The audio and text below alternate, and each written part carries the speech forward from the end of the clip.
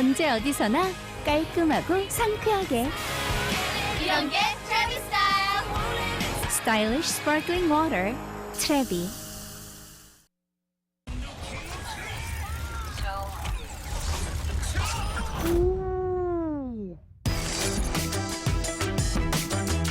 Game, record, and stream without compromise.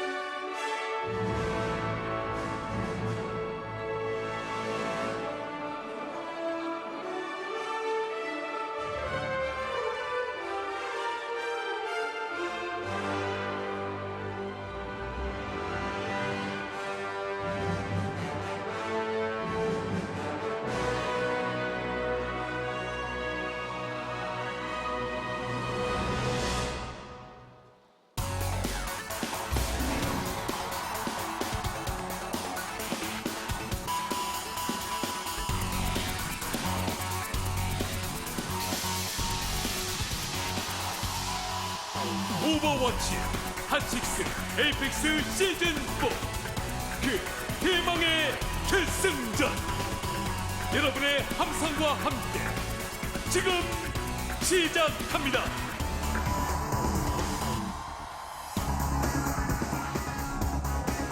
에이펙스의 얼굴들을 소개합니다.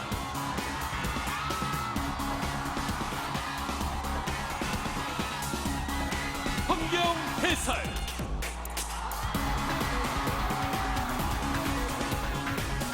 정소림 캐스터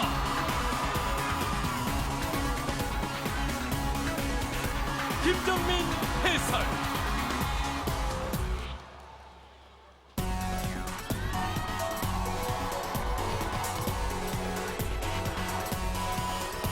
글로벌 중계를 책임지는 프록시 울프 아킬리오스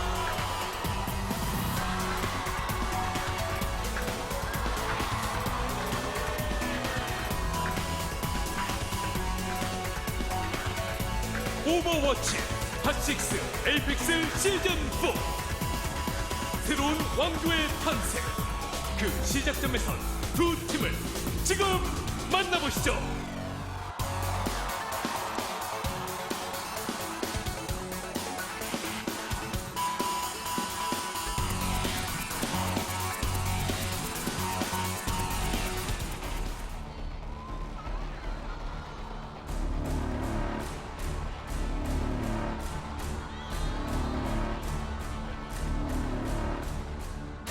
아무도 예상하지 못했었습니다. 한 시즌에 올라오자마자 로얄로도 그 길을 걷고 있고 GC의 부산이 보여주는 파괴력 겁없는 신예들이다.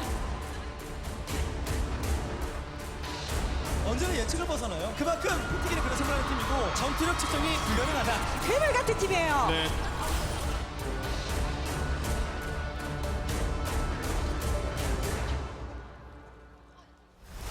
GC의 부산과 러너웨이 에이펙스의 역사를 새로 만들었습니다. 본인들의 가치를 증명을 해낸 거예요. 정말 이제 빛날 일만 남았습니다.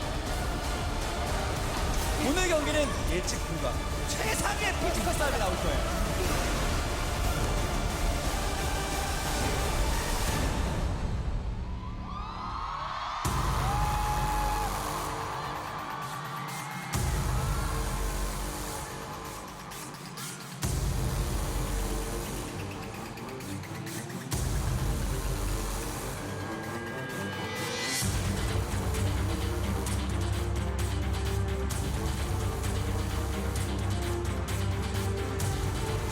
기적 이미 시작됐다. 언더독에서 이제는 최정상으로 새로운 신화의 주인공이 된 두 팀을 소개합니다. 세대 교체 시작.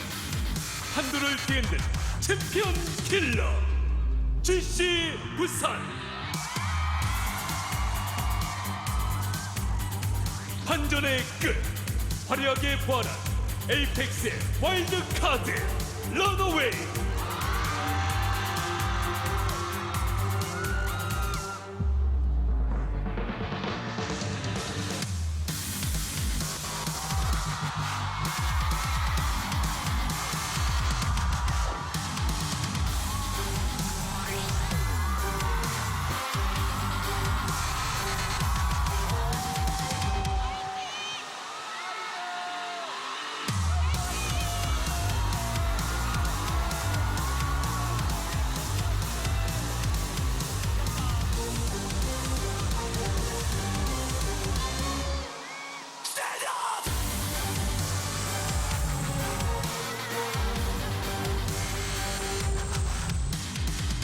모든 운명을 거스르고 이 자리에 선 두 팀의 마지막 대결.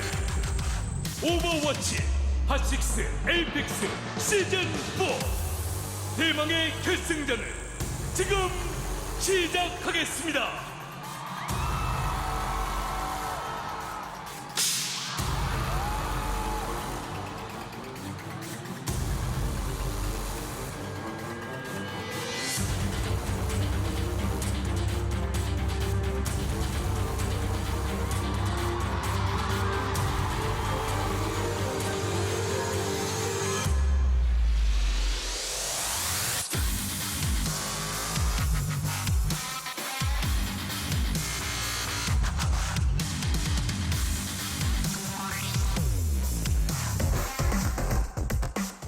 GC 부산이 결승에 갑니다.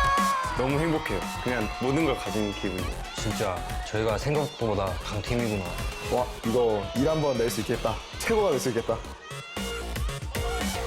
자, 이번에도 역시 짝수 시즌 러너웨이가 결승의 한 자리를 차지했습니다. 시즌2 때 결승전에서 지고 한 2주인가 3주인가 그때 동안 잠을 잘 못 잤던 것 같아요. 너무 많이 울었었어요, 그때. 다 극복해서 결국엔 지금 여기까지 온 걸 생각하니까 참 말도 안 되는 이야기인 것 같아요.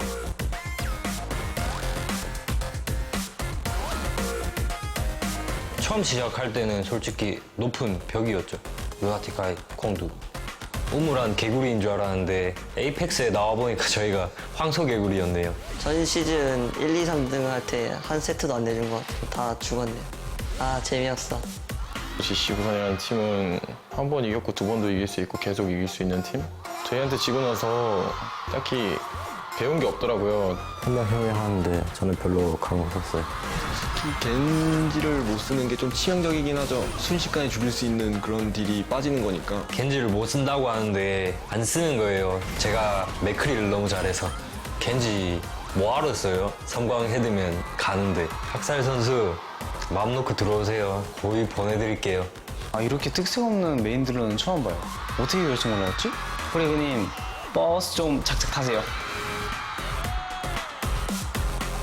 러너웨이 솔직히 되게 화끈해요. 저희 생각에 벗어나는 플레이를 좀 해가지고 알 수가 없어요. 내가 게임을 왜 지고 있는지, 저 화물이 왜 밀리고 있는지. 근데 걔네도 지들이 왜 이기는지 모를 것 같은데? 뭐 그런 거랑 비슷한 거죠. 뭐 바다에서 6딜을 했는데 게임을 이긴다? 전략이라는 게 안 보였거든요. 네, 절대 없죠. 매 순간 만드는데. 상황에 따라 즉흥적인 오더가 좀 달라져요. 보는 눈이 없기 때문에 왜 진지 모르는 거죠. 러너웨이 팀의 겐트는 다르거든요. 후착은 프로핏이죠. 찌찌 선수 저랑 스타일이 비슷하긴 한데 제 위에는 없는 것 같아요. 진짜요? 약간 망상 같은데. 모르겠다. 프로필 선수는 저를 쳐다도 못 봤어요. 많이 죽어서. 자꾸 까불더라고요. 트레이서가 굉장히 잘한다고 사람들은 칭찬을 하는데 거기 윈선이 진짜거든요. 제스처 솔직히 잘하는 윈스턴 중 하나인데 그 제스처 선수를 뛰어넘는 게 저라고 생각해요. 인정을 해줄 수가 없어요. 저는 그냥 피셔님까지만 딱 쳐줘요. 짜노 선수가 애초에 디바를 해본 적이 없던 것 같은 선수인데 저나 우야 형이 뭐 랜덤으로 나가도 그냥 이길 수 있을 것 같아요. 지능적으로 게임을 해야 되지 않을까. 지능이 뭐가 필요한가? 때리면 되지. 저희는 생각하고 움직이는 게 아니라 움직이고 나서 생각합니다. 학살이 보세요. 학살! 힐러 싸움으로 가면 무조건 이기지 않을까. 근거요? 제 제냐타요. 저희 힐러 듀오가 세계에서 제일 잘해요.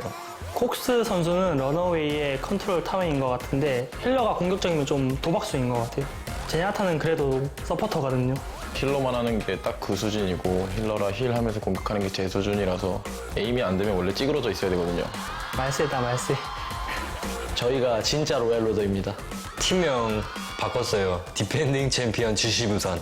부산 시민 여러분, 여러분의 세금이 이렇게 올바르게 쓰이고 있습니다. 1세대 팀 저희 손으로 다 정리해드릴게요. 언제적 겐트예요. 세대 차이 나게. 너는 겐트도 안 되는 바보. 솔직히 게임은 재능이에요. 제 책엔 누구? 학살! 이거 한번 해보려고요. 무조건 우승하겠습니다. 우승 트로피를 내 마음속에 저장!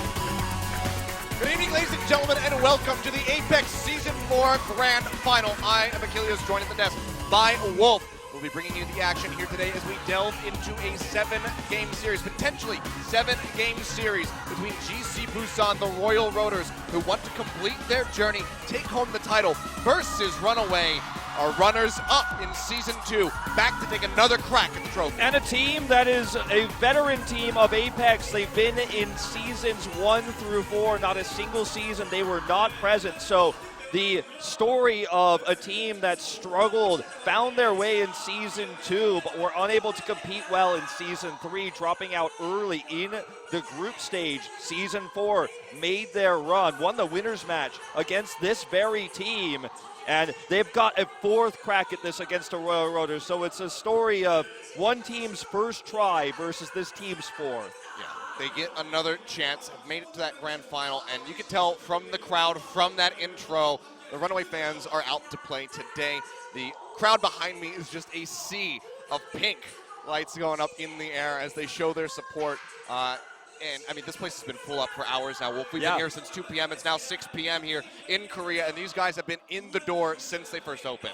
There's a lot of GC Busan fans here tonight as well, more than I expected.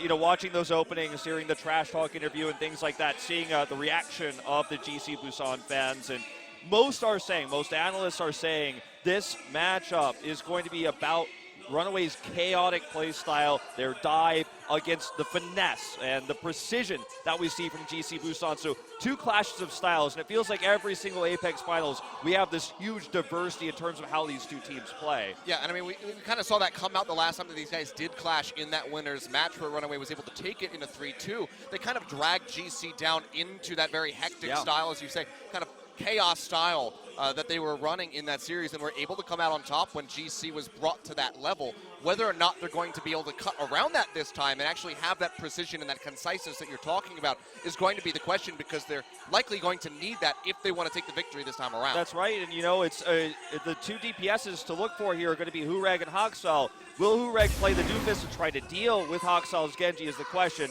We are going to have a graphic in just a moment, I think, to show you guys the fan votes here. Which I think is up on our screen behind us. It's up behind us. You can see it's mostly Runaway favorite. Looks to be about 90-95%. It's up there. I think it's about 89% almost. So, yeah, it's nearly fully fan vote is all for Runaway. But going back to the point I was going to make about the DPS players. Oh, here we go. 89-11. You've got Haksal's Genji versus Hureg. Will he try to deal with the Genji by a hit scan, or will it be going to the Doomfist? You know, that's one answer many Koreans have used to try to deal with Genji's dive.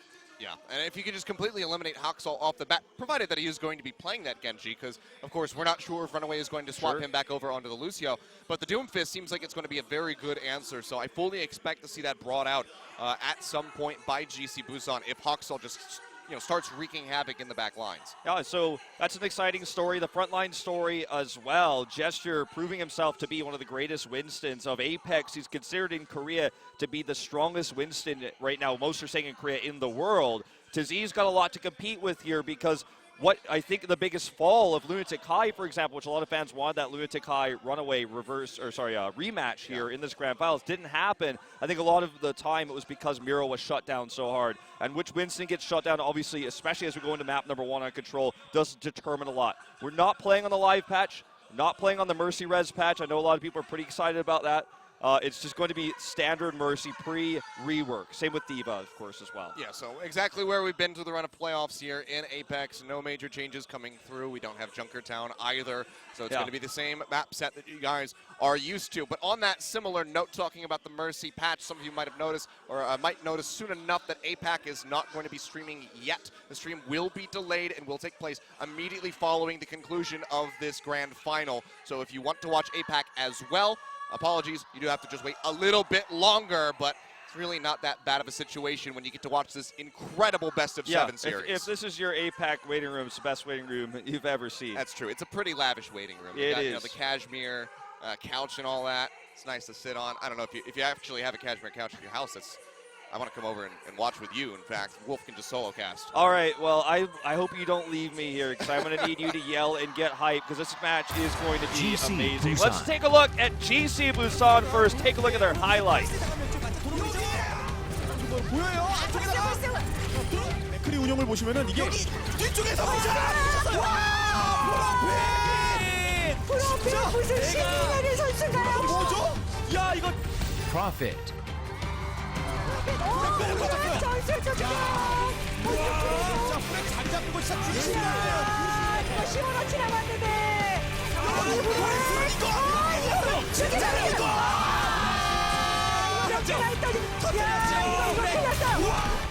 Hureg. 아니면 무섭죠? 겨울 재워놨고 끌리면 오히려 지금보다 위험해집니다. 잘 재웠죠? 보완하고 보완. Hagopen. 어쨌든 지시부산도 버텨주고 있었던 상황. 못 도망갔고요. 1분 Audio. 교정 살렸고. 자, 근데 그래도 장기적인 생긴다.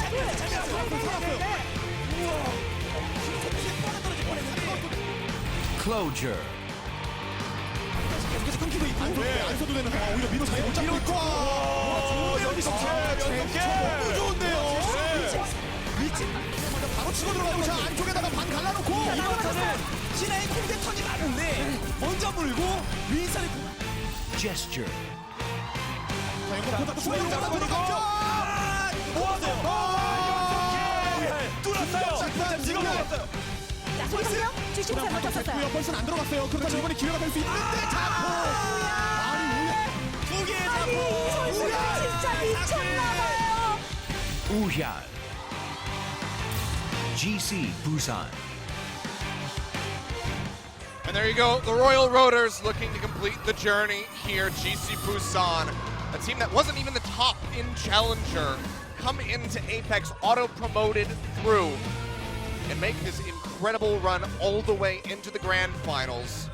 That's right. They started with a loss against LW Red. Most people looked at this team and said, it still feels like a challenger team. That's no longer the case. After defeating Lunatic High twice with 3-0 scores, back-to-back, then defeating Cloud9 Kongdu, formerly known as Kongdu Panthera, with a 4-0 score. The runners-up and the finalists, or sorry, the champions of last season, GC Busan, defeated both on their path here, and it just seems to be an upward spiral. Now, here is the starting lineup. As usual, Ariel will be available as a substitute, but your normal lineup here will be the one that you get, and it is going to be Prophet, who's sitting currently at the #1 kill-death ratio score in this tournament. So you've got this really strong Tracer player who's been able to make these huge plays happen, but it's not just about Prophet. We've got to focus on Gesture, one of the strongest Winsons in Korea, and Ulial, who on the Diva will be able to give that protection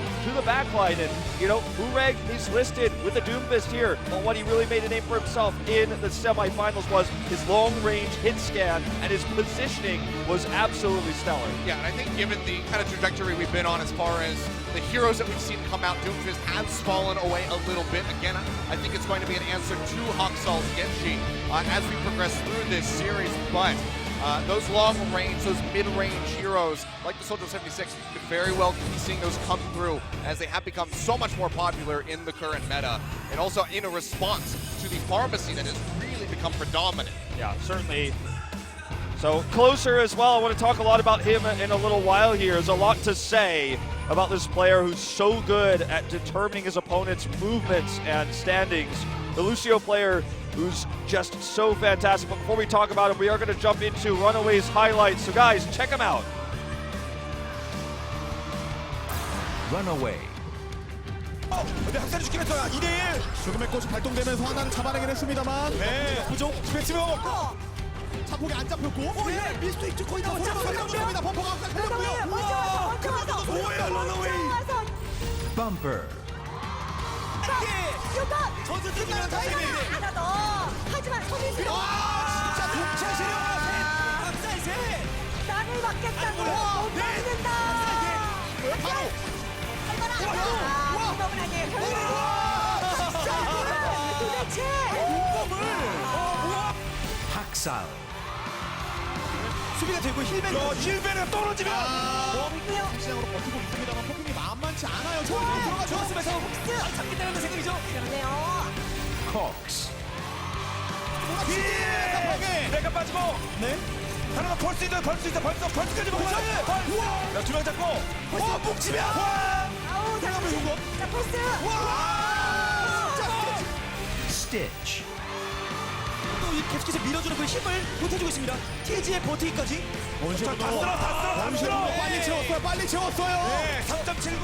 하면서 치약이 잡으려는 그런 모습 좋고요. TG 하나 더. TG가 오늘 여기서. TZ. 올라올 수도 있죠. 오, 이거는 저기서 비비기가 지금 유지되고. 저기. Janu. Kaiser. Runner. Runaway. And there you go, back for the second crack at it, Runaway. They want to take home the trophy this time around. Saw Runner on the stage during the intro ceremony, having a bit of a feeling of nostalgia that he is back here 2 seasons later. This time, not as a player, at least not as a starting player here on this roster. Yeah. But as the coach, as the foundation for this squad. Absolutely, and you know, one of the players I want to focus on for this storyline is Cox. He was criticized heavily by Korean analysts and the Korean community after their fall in the Season 2 finals because they felt he underperformed, maybe choked a little bit in that best of 7 where Louis Takai was able to take the win. Here's the entry, also missing from this starting lineup will be Kaiser, who's another player people point fingers at as to going back to why they lost that final, because he had to, as the maps progress, switch to Winston, who's just not as proficient as. Now he's been replaced by Tizzy here, who is very great on the Winston, but he has a lot to live up to. He's considered worse in terms of the Winston matchup against Gesture. And Janu, this player who's suddenly come in and been able to play such a good diva that allows this flexibility with Coxall and Cox. Janu, most people don't know this, tried out for the team 4 times, was rejected 4 times in Runaway tryouts, but the 5th time the team said, let's give this guy a go. And now here he is in the grand finals. Yeah, and Tizzy, one of those ones that really kind of does have to step up to the plate, not because he's been underperforming, but because of the challenge on the side of GC Busan from Gesture. Tizzy saying, you know, I think that Gesture, I think you're very good. I think that we are at a similar level, but I think I'm a little bit higher than you. And Gesture firing back saying like, no, my only equal is Fisher. You don't come close. So this is the opportunity for Tizzy to kind of put that, silence that little bit right there and put Gesture in his place. This is just going to be such a great matchup. I mean, we talk about the chaotic style of Runaway here. Runner's in the booth. He's the one who tries to manage the chaos, tries to put a strat, put a mentality into these players who do go off the rails in terms of dive here, switching positions throughout the season. The positions we're going to see tonight, though, you have to expect are the ones we saw that when they crushed in the semifinals against NC Foxes. Right into our first map of Control. This is a best of 7. Assault and Escort will be repeated here in this best of 7, just like the semifinals. You can see right there, the Control win rate definitely in the hands of GC Busan, 86% to the 50-50 that Runaway are going to be bringing to the table. We'll have to see what the map selection is going to be to see if there's any added bonus for either side. Between the 4, let's go ahead and narrow it down. What is going to be our first map? We're going to find out as we jump into this one. Control, the setting stage. Looks like we're going to Nepal. All right. So a map both teams have picked once. This is random selection. Loser will pick from now on, but as the chips fall here, Nepal will be the first map. Not a huge advantage either way, but this is a map where you can see long-range hits can dominate if played correctly. So I think it plays into the strengths of Burek's McCree and his Soldier. However, we can see Hoxall bring out the Doomfist. He's not only good on that Genji, his Doomfist on this map has looked very powerful. Harkening back to Who Are You, switching from the Genji to Doomfist this season as well. So that's something to look out for going into this first match. We'll see who is going to be able to take it. Double best of 1s to figure out who settles Control, who will be taking Nepal and gain the intro momentum into this series. So far, haven't seen anybody who's kind of run away with it, not since Season 1 with the 4-0 from Envy. It's always been back and forth since then. Will we have a change in the story? Will it be another shutout, or will this be neck and neck like we saw in Season 2, in Season 3? Let's go ahead, kick off this grand final for Season 4, GC Busan versus Runaway.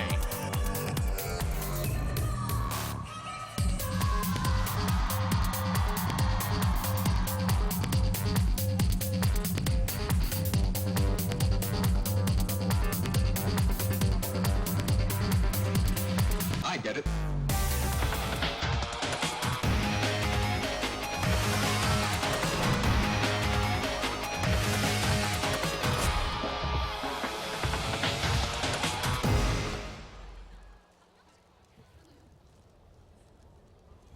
Welcome to Nepal. Now to hear from the other side.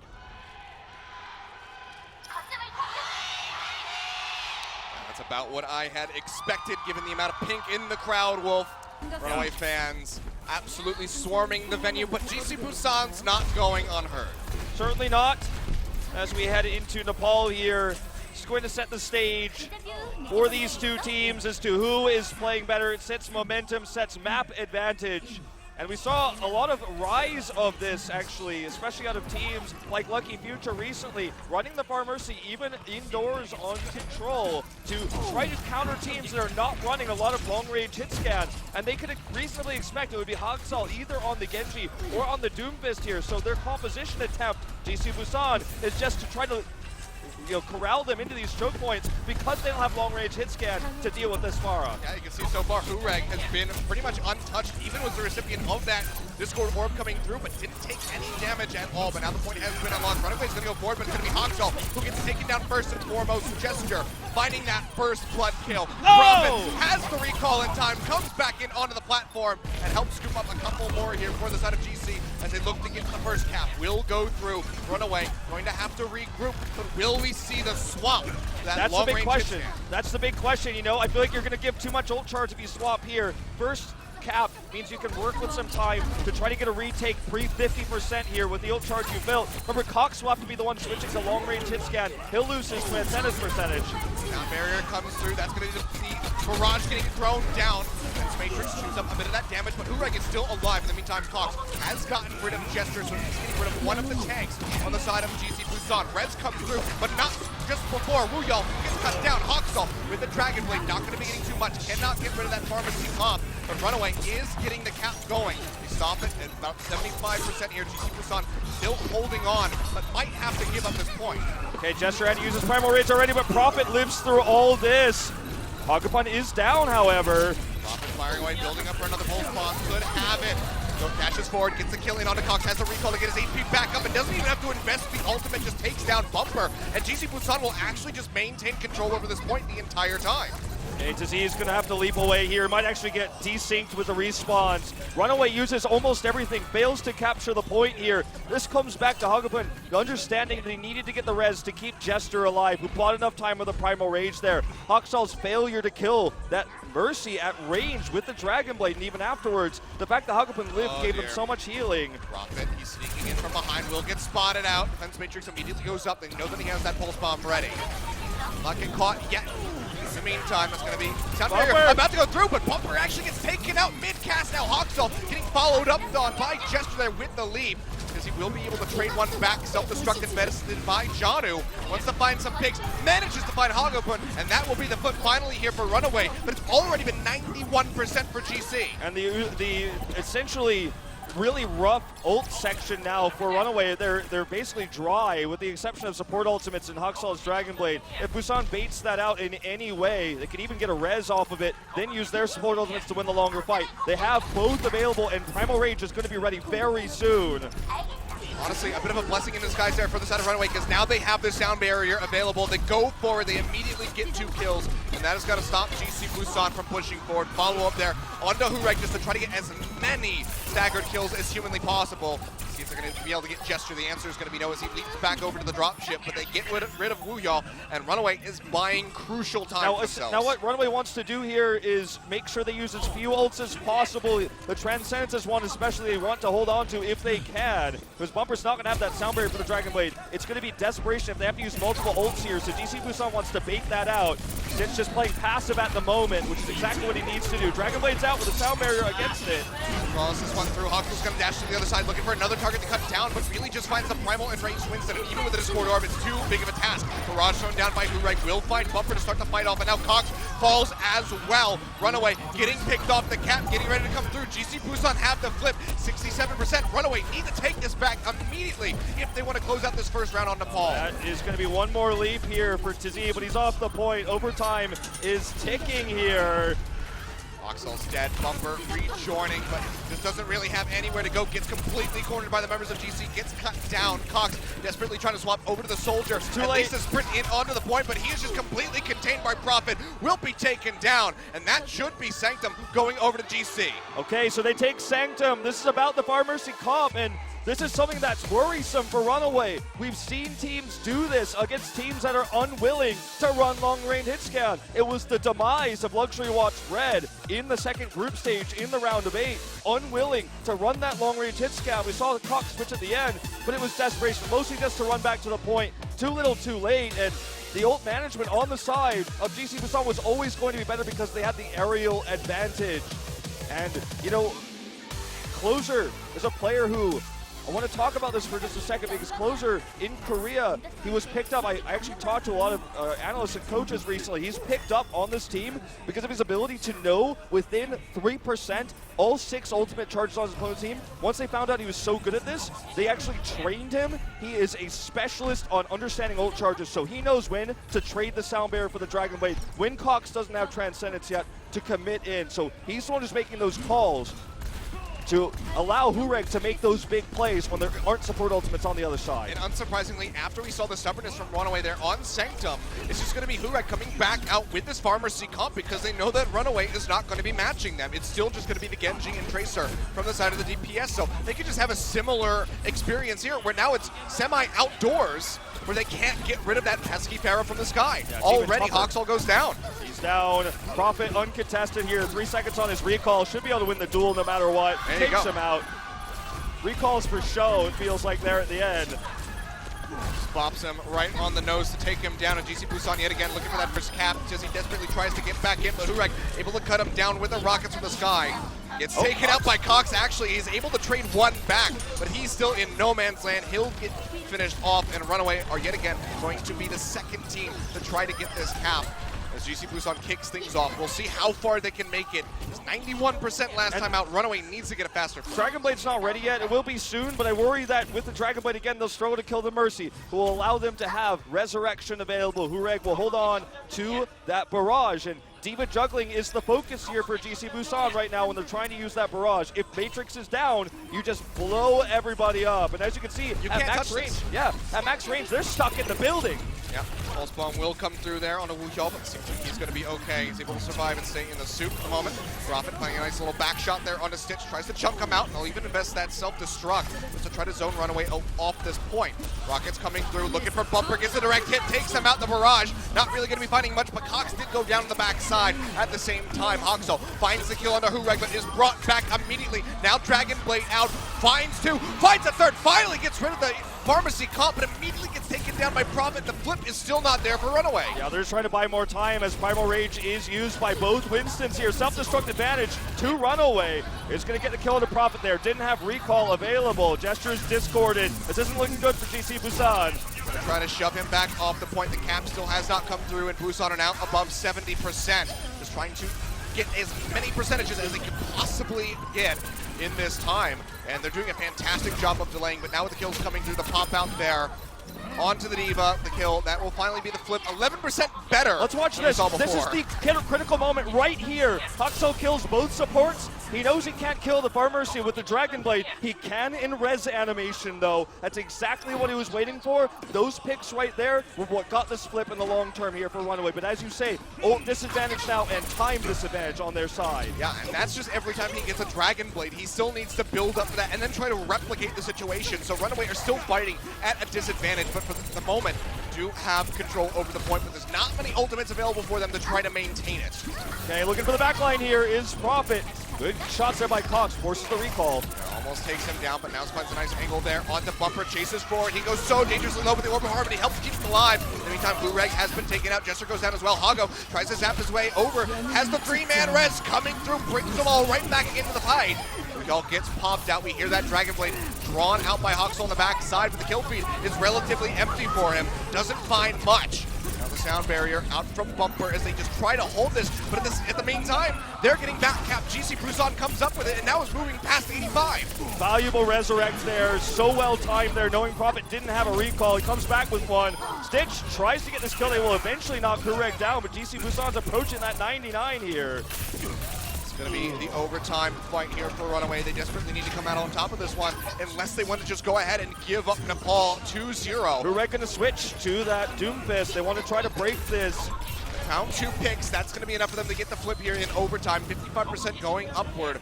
Runaway. They desperately need to build up for these ultimates. No support available. Just a self-destruct for Janu is really on the horizon. Okay, looks like they want to try to, with this switch back to the Zenyatta, burst through because we're not running the Mercy anymore, so you don't, or sorry, the Pharah anymore, so you don't need that Mercy. You want to try to burst through to Z, win the longer fight with Hureg and Prophet. That's the goal here for DC Busan. Already Stitch is down. This could be it, although they're going to trade this. Yeah, they managed to get Hago taken out of the fight now. It's just going to be all on closer. You can see the self-destruct is going to go through, but already a couple kills there for the side of Runaway. 3 members dead. Hago just now respawning. That was an Runaway will unfortunate. be holding on for now. That was an unfortunate self-destruct. The angle seemed good, but on this map, you can easily hide behind the pillars there, especially when you're the only one who's initiating. If there's several things going on, perhaps that self-destruct gets a triple, but in this case, when it was so broadcasted, so telegraphed, they're easily able to get it away. This is going to be the last chance for GC Busan. No support ultimates available. Oxel's going to have the Dragon Blade, and there's no Transcendence to stop it. Pulse Bomb comes through, gets rid of Tizzy off the bat. Prophet, could that be the opening that they need? The Transcendence will be thrown down. Oxel now going for it, finds one in onto Jester, dashes into the pillar, might still be able to get Hureg with the help of Stitch. They will do so. He gets booped away, but Stitch is just picking up the pieces, finds the kill onto closer, now hunting down Hago, almost has it, there we go, takes him out. Can he get Prophet as well? Answer is going to be no, but that is going to be the meter plummeting, and that's going to be Runaway, tying up Nepal 1-1. That moment where Haksal Dragon Bladed during the res animation, so he knew that those targets were going to be unable to flee. He timed it perfectly to get those kills, which is what got them that initial flip in the first place there. That moment alone, their coordination to deal with those res timings leads me to believe, rather than try to practice the switch with Cox on hit scan to deal with this type of composition, they feel confident against running it with just this, with Cox able to hit those shots on the Zenyatta to do the extra damage. They've got Haksal working those Dragon Blades into perfect position with the Resurrects coming through. I don't think Runaway is realistically planning on doing that long-range hit scan against this, so practicing a different style, a different answer. Worked out for them there on the second map. We'll see if it continues to do so, as it looks like we are going to have that Far Mercy to start things off yet again. Yeah, this is going to be the same thing, riding all the way through Runaway, tying things up, desperately wanting to win this first map. Still the hope in the fans and gain that momentum advantage. Hureg yet again firing away from the skies, trying to poke out as best as possible. He's been building up these barrages rather swiftly. And when it can find space such as Village, it could really make or break the point. Already finds one pick off there on Oxbox. Cox is the one who fires back and gets rid of Hureg, taking him right out of the sky. Cox has been doing so well with this. Looks like they are just barely not going to get this capture either. Could have sworn I even heard the sound. It was so close. Well, they get it in the end. Bomb coming through. They're taking out a couple members of Runaway there, but they're going to fire back. It's a just all-out brawl at the entrance to this point. Booyah knocked out of the map. It seems like Runaway is happy to just leave him to his devices as they try to get this cap coming through. Still up into the air. Might have to come down to low ground to try to contest this, but it seems like Runaway will just go ahead and peel back. But actually, no, they're going to recommit. The sound barrier comes through from Bumper. Maybe some miscommunication, or maybe they really think that they can make the fight work. But for now, the kills haven't been in their favor. Tizzy goes down, Bumper getting chucked out. Jester didn't have Primal. It was so close. One back. Closer has fallen. Cox gets taken out, and the res is just going to undo everything there by Runaway. Pulse Bomb invested as well to get the pop out onto Janu. He'll be demech. Now looking for Bumper if they can just stay on top of him, but he's being quite elusive. They used only 2 ultimates in order to do this, where Runaway committed so much early in the fight. They still have this control meter advantage now. 1 res. Jester was so ready to hit the Q button to get that Primal off. Didn't need it. The res is gonna come up faster anyways, and now Runaway in such a terrible position. They have the Dragon Blade, they have Transcendence to pair with it, but how are they gonna get the kills again on this high ground Pharah? Oh, Bumper, there it is. Yep, went right into that last rocket. Hureg comes up the kill, and that's gonna delay them so much further. Tizzy as well getting taken out by this Pharah, who outside of the 1 kill from Cox is just completely uncontested here on Village. Yeah, you could kill him in res animation, but killing him with the Zenyatta is always a risk. Janu has to pocket the Zenyatta, which means defense matrix is down, which means you're not gaining any ground here, as they're just going to hold ultimates. Hugapin will have a res here again soon. Well, this is going to be a risky fight for Runaway, but the one they have to take. Finally make their way in. That's going to be the Transcendence invested by Cox, matched by the sound barrier from closer. they try to keep the team in the fight. Haksal has not yet invested that Dragon Blade. Barrage coming through from Hureg. He's going to go low. He's going to get taken out, and the Pharmacy Comp is completely negated as the self-destruct gets rid of Hagapun. He had the res in the pocket, and now Runaway off the back of the Dragon Blade as Haksal just goes on cleanup duty. Will finally be able to get this first cap as they take the profit, but this time it's 99-0, and Wolf. a lot of damage that came in to kill Hureg actually came from Haksal's deflection there. It was Janu who showed up in the kill feed, but Haksal's deflected the most of that damage. The reason why he was able to be killed was because he was so low there. He was so low, he was in the building. That's not where Pharmacy is going to have its advantage. Runaway was able to sneak around, force the fight on the point where that air advantage, that advantage of altitude isn't very useful. Pulse Bomb coming out there from Prophet, not going to be getting a whole lot done, and Gesture actually falls first and foremost on the side of GC Busan. Hago still does have that res available, but there we go. Seems like he will be willing to invest that straight up onto the Winston alone. Will not have it for a massive turnaround res, so as long as Runaway can maintain control, this could work to their advantage. Hey, D-Matrix really protecting the backline here. They're staying indoors where the Pharmacy just can't do that much damage. As you can see, they're just protected by the walls. Strongest position Runaway could have ever asked for on Village. Gets that recall, is trying to hound down closer, just dashing around the walls with the investment of Tizzy jumping forward. Seems like they might be able to finish him off.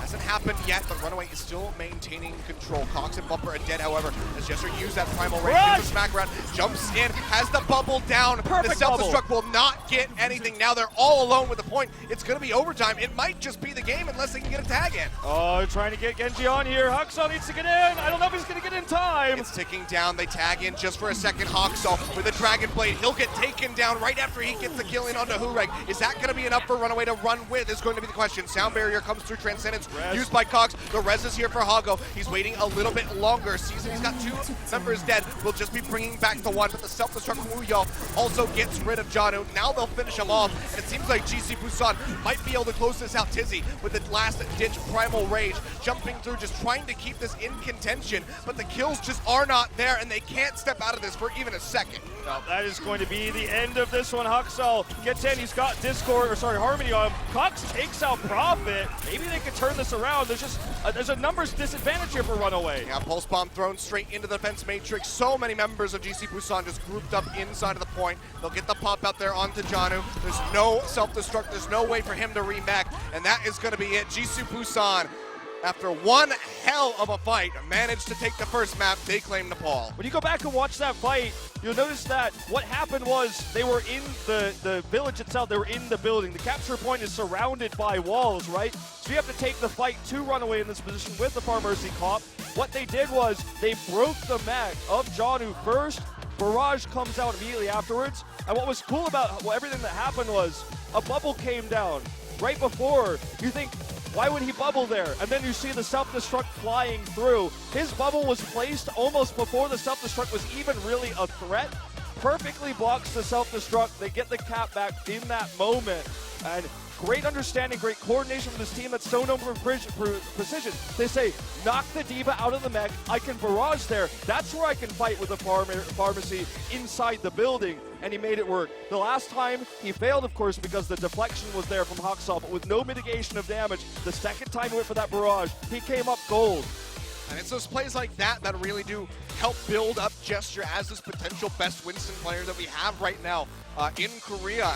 If he can keep demonstrating these types of plays, really could overtake or start to really compete with the legacy that was Miro from a couple seasons ago. Yeah, certainly. It's early nowadays, of course, to say things like that, but if he can deny Runaway that second championship, I think people are going to certainly start talking about it. Now, we're going into, at this point, hybrid for game number 2, and the question is, where do we go? And we're going to find out the answer in a moment. Yeah, we do have a commercial break, guys, after the long intro ceremony, so we're going to give the players a second to breathe. Runaway going to have to take that time to try to collect themselves and get ready for game number 2, so don't go anywhere. We'll be back in just a few minutes.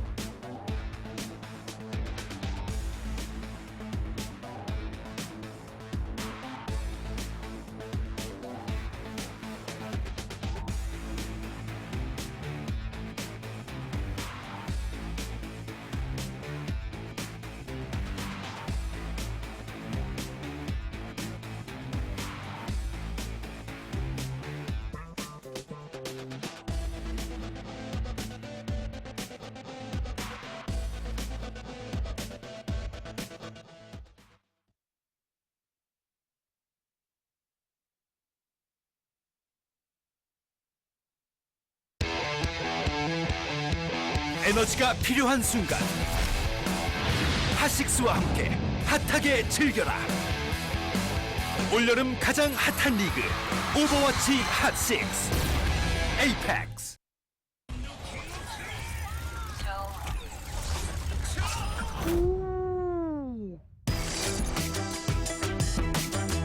Game, record, and stream without compromise.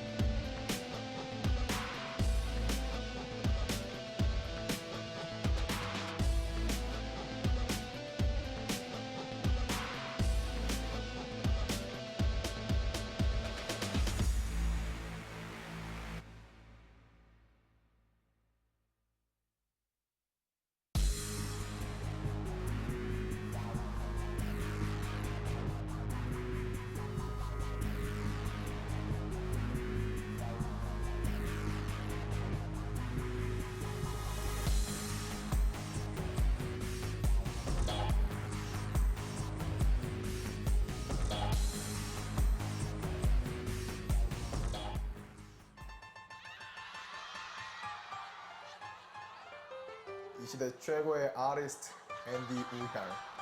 나도 나의 재능이 너무 두렵다. 4대0 완벽한 퍼펙트 승리 그 자체. 70부산이 결승에 갑니다. 이 밋밋한 친구들은 뭐야? 명색의 에이펙스 결승팀이 이 정도 매력밖에 없다? 안 돼. 나 앤디 우얄이 나의 이름을 걸고서 이 팀의 매력을 꼭 찾아주고야 말겠어. 아니 선생님, 아니 만남에서 영광입니다. 저는 누군가? 저는 GC 부산 메인 탱커 제스처입니다. 처음부터 남자가 돼야 되겠네. 어디 자기소개 좀 더 해봐. 잘하는 건 성대모사랑 뭐 저는 성대모사 한번 해봐. 정크레 다 해보겠습니다. 정크레 준비 끝. 정크레 준비 끝. 어떤가요? 내가 봤을 땐 너는 이름부터가 문제가 있는 것 같아. 무슨 생각으로 이런 닉네임을 지었어? 닉네임을 지을 때 이제 친구가 그냥 추천을 해줘가지고 그냥 이렇게 의미 없을 줄 알았어 내가. 이 팀장의 에이스라는 사람부터 이름에 임팩트가 없으니까 팀이 눈에 안 띄는 거야. 내가 새 이름을 지어줄게. 제프 카플란 어때? GC 부산의 메인 탱커 제프 카플란. 아주 아름다워. 이제 너는 패치 때마다 엄청난 유명세를 타게 될 거야. 제프 카플란이요? 그러면은 메이크오버를 시작하지. 제프 카플란은 어떻게 생겼냐? 살짝 펴있지? 딱 감게 해줄게 내가. 저 이마가 너무 넓어서 스타일 바꿔야지. 성공하고 싶잖아. 믿어. 일로 와.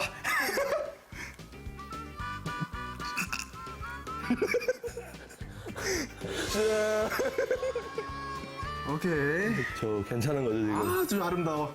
자, 완성. 짜잔.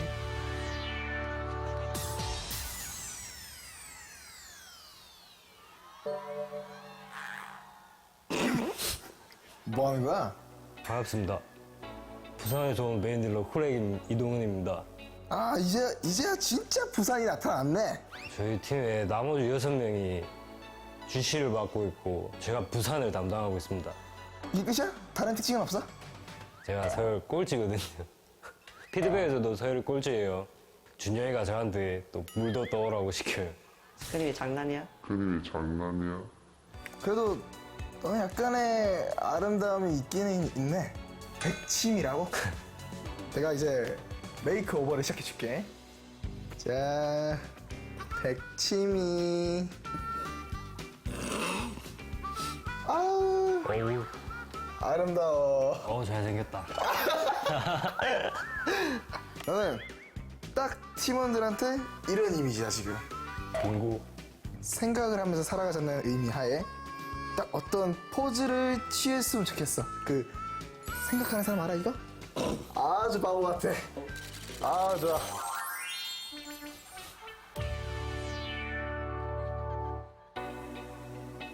자기소개. 주시부산의 서브탱커 디바를 맡고 있는 아리엘입니다. 디바. 뭔가 마음에 들지 않아. 그냥 기분이 멜랑꼴리해. 디바 말고 또 잘하는 거 있어? 예언? 인터스텔라 한 편 찍은 적 있거든요. 느낌 오는 거 있어 그럼 다음에? 러너웨이가 이번에 콩두 할 거라는 거? 베리 나이스. 거의 모세급이구나. 뭐 또 다른 장점은 또 잘하는 거 있어? 여장 대회 나가서 1등 한 적이 있어요. 바로 그거야. 네 매력을 200% 살려줄 완벽한 패션이 떠올랐어. 자 그러면은 헤어부터 쫙 하고. 아이고 공주님 같네. 오. 왜 이렇게 입술이 떨리니?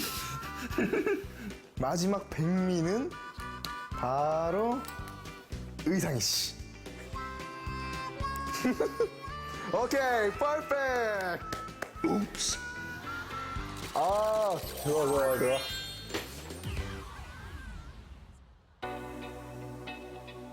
너 마침 잘 왔다. 하나 내가 너무 궁금한 게 있거든? 왜 닉네임이 하고프냐? 뭐가 그렇게 하고 싶은 거야? 닉네임 다른 게임에서 다른 직업을 하고 싶다. 직업 하고픈에서 하고픈에 오셨어요. 아마 사람들이 하고픈에 대해 모르는 게 많을 거야. 더 자기 어필을 해봐. 사실 제 손으로 떨어뜨리고 온 많은 팀들한테 많이 미안해요. 얼마나 안타까울까요? 감수성이 풍부하구나. 너의 슬픈 삶을 보니까 아주 좋은 영감이 떠올랐어 하나. 아주 감수성 풍부한 진심 어린 눈물이 느껴져. 이 슬픈 얼굴을 내 카메라에 담도록 하겠어. 아우 슬퍼.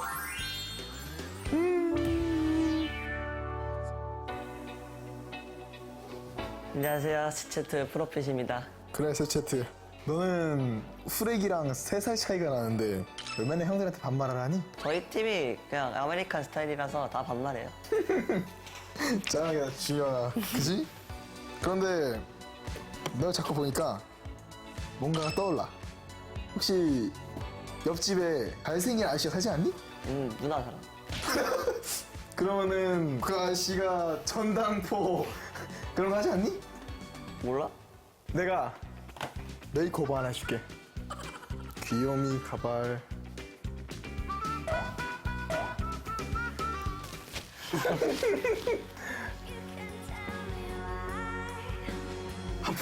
한 번만 알아보자. 아저씨, 저 그런 거 맞죠?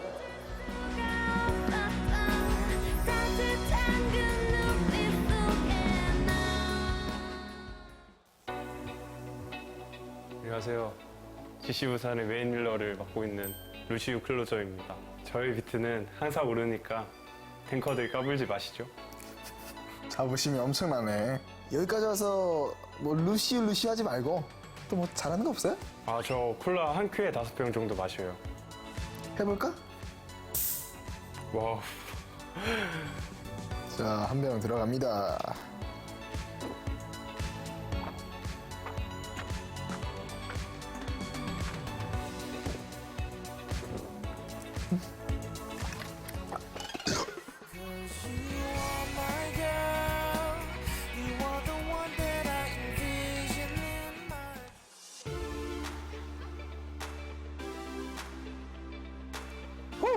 뷰티풀. 아주 아름다워. 이렇게 매력 덩어리 들였다니. 이러면은 결승전도 문제 없겠는걸? 이제 우승만 하면은 세상 사람들은 너희의 매력에 퐁덩 빠질 거야.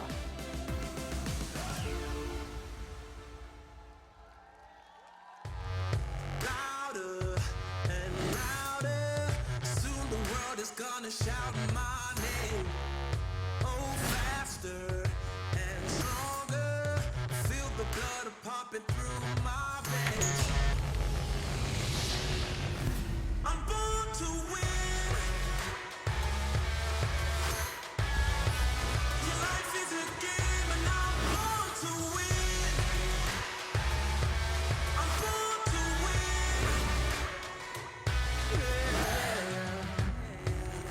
I'm born to win. I told you that life is a game and I'm born to win.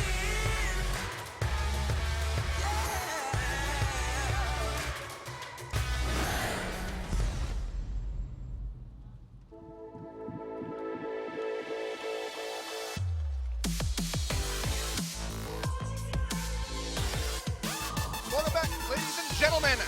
If you're just joining us now, GC Busan currently lead this best of 7 series 1-0 after taking a victory on Nepal. Runaway kept things relatively close but ultimately fell flat, but now could be their chance to fire back.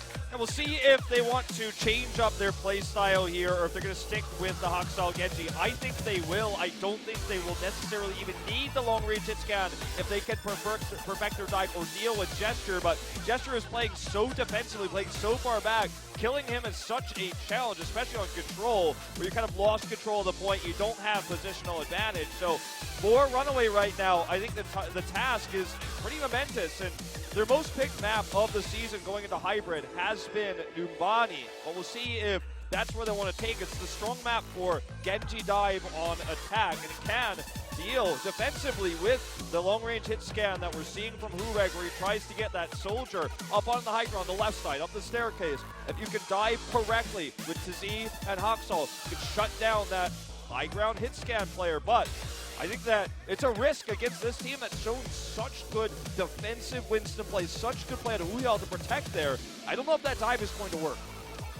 Yeah, I'm not sure. And also, you have to always keep that pharmacy comp in the back of your mind. You want to go for something like Numbani with a very high altitude open streets that Terra can just float around in the sky with, as they've already shown that they really do struggle to take it out. You can see here, though, relatively closer here, not the 50-50 anymore for Runaway. 75% win rate on the Hybrid, 88% for GC Busan. So still an upper hand, but the map pick could upset all of that. All right, let's see where they take us here. Numbani's the expected result. Eichenwald, another strong map for the Genji here. Hollywood, it will be the second time they pick it this season, and for similar reasons, you can use the Genji here very well on attack, but with the rise of Pharmacy on this attack, especially from point A, I do think Hureg will run it, and I wonder if Runaway has a different plan here. Cox has been the longest, hit scan, I guess if you will, if you want to call Zenyatta that. He's been the best way of dealing with Hureg's Pharah so far. He's gotten quite a few kills, but I think a few Zenyatta kills here and there with some overextensions from Hureg is not going to be enough to win a grand finals. All right, well, 2-0 on the map so far. Runaway still feeling confident in it, and you know that they have it in the back of their mind, or probably at this point in the forefront of their mind, that the Pharmacy will still be selected by GC Busan, so maybe they have a different plan going into Hybrid, going into Hollywood that they want to execute on. You can see the smiles still coming out for the players there in the booth, so not going to be down in spirit, and a lot of it you have to expect goes back to Runner, who constantly is in that booth every time there's a break, making sure that they stay motivated, that they stay focused. But is it going to be enough is the question, or will GC Busan get halfway to closing out this series? Need 4 wins, they've already got 1. Let's see if they can add another, or if Runaway will tie the score as we load in for Hollywood.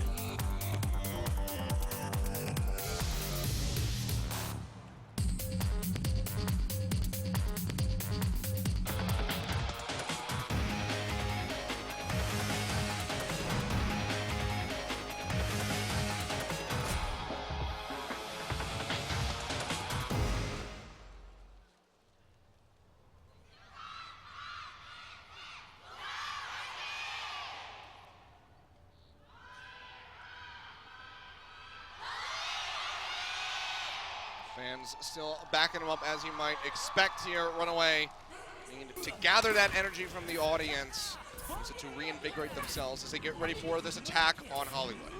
Prophet showing the May here, but we all know it's not going to be real, just teasing the audience a little bit. An old strategy seen on Hollywood to try to cut members off at the doorway and then shut them in with the Winston and everything else, the Reinhardt that was used back then. You could size, if you timed it correctly, wall someone into a Reinhardt charge, for example. But it is going to be the switch. Of course, the comp is tracerless in this meta, but they are going to run Hureg on the soldier here on defense. Very common to see. It's very obvious this was going to be the defensive setup for Busan. Runaway though. Let's see what they decide to put Ox on. Currently he's locked into the Tracer. I think we're going to see the swap here at the last second, but I could be proven wrong. Stitch, yep, there we go. Okay, all right. Sitting outside. There we have it. Because we knew that this is the reason why they picked the map, right? It's a strong map for dive for Genji. Easier to get kills than it is on Nubani against Hureg's long-range hit scan. Let's see if they can make it happen here.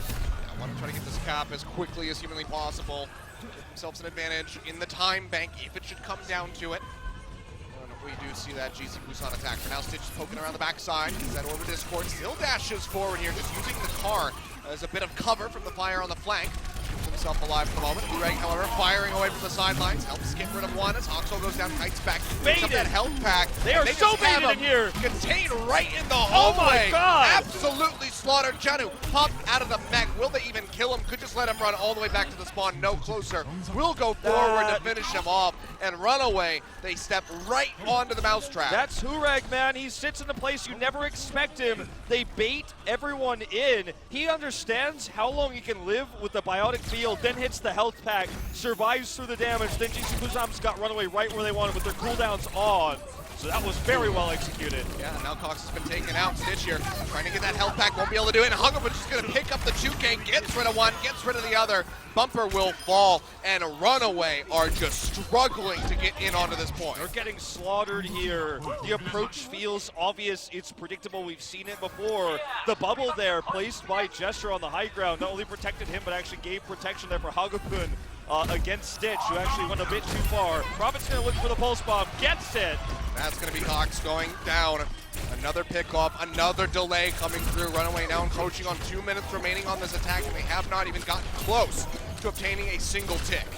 Hey, they're just going to have to look for a big 6 ultimate push, I think, at this point. 2 minutes on the clock. Janu is trying to get them an angle. Hoxall looking for that left side here with Stitch, but again, they've spotted him every time. It's always Closure who's spotting this to call for the Discords. You're going to see Transcend to lead this off. Seems like he might have slipped his way into the back this time around Hago, trying to take him out, gets the one orb in, but Stitch is able to fire back, gets the kill in, and Hureg has also been taken down. Sound barrier invested from GC Busan as they try to get the fight back under control, but it's just not working out for them. The pulse bomb gets rid of Gesture. Stitch takes Wuyal out of the mech. They take him down. I think Runaway might have finally been able to do it. A war of attrition. They finally make their way in onto this point. The second tick coming through. Will we see a last second time grab here by GC Busan? Looks like the answer is going to be no. That will be point 8 to Runaway with 4 minutes on the clock. Hagapun dying before Transcendence. Would have sworn he would have used it there. He held it. Perhaps hoping for a little bit of a longer fight, a little bit more greed coming out of this Zenyatta player. But he goes down, and that was kind of the starting point here. So not only does Runaway get the cap and a decent time bank, but they have that ult advantage as well here. So you're seeing Hoxall very aggressive, trying to push into Gesture, force the bubble out at least.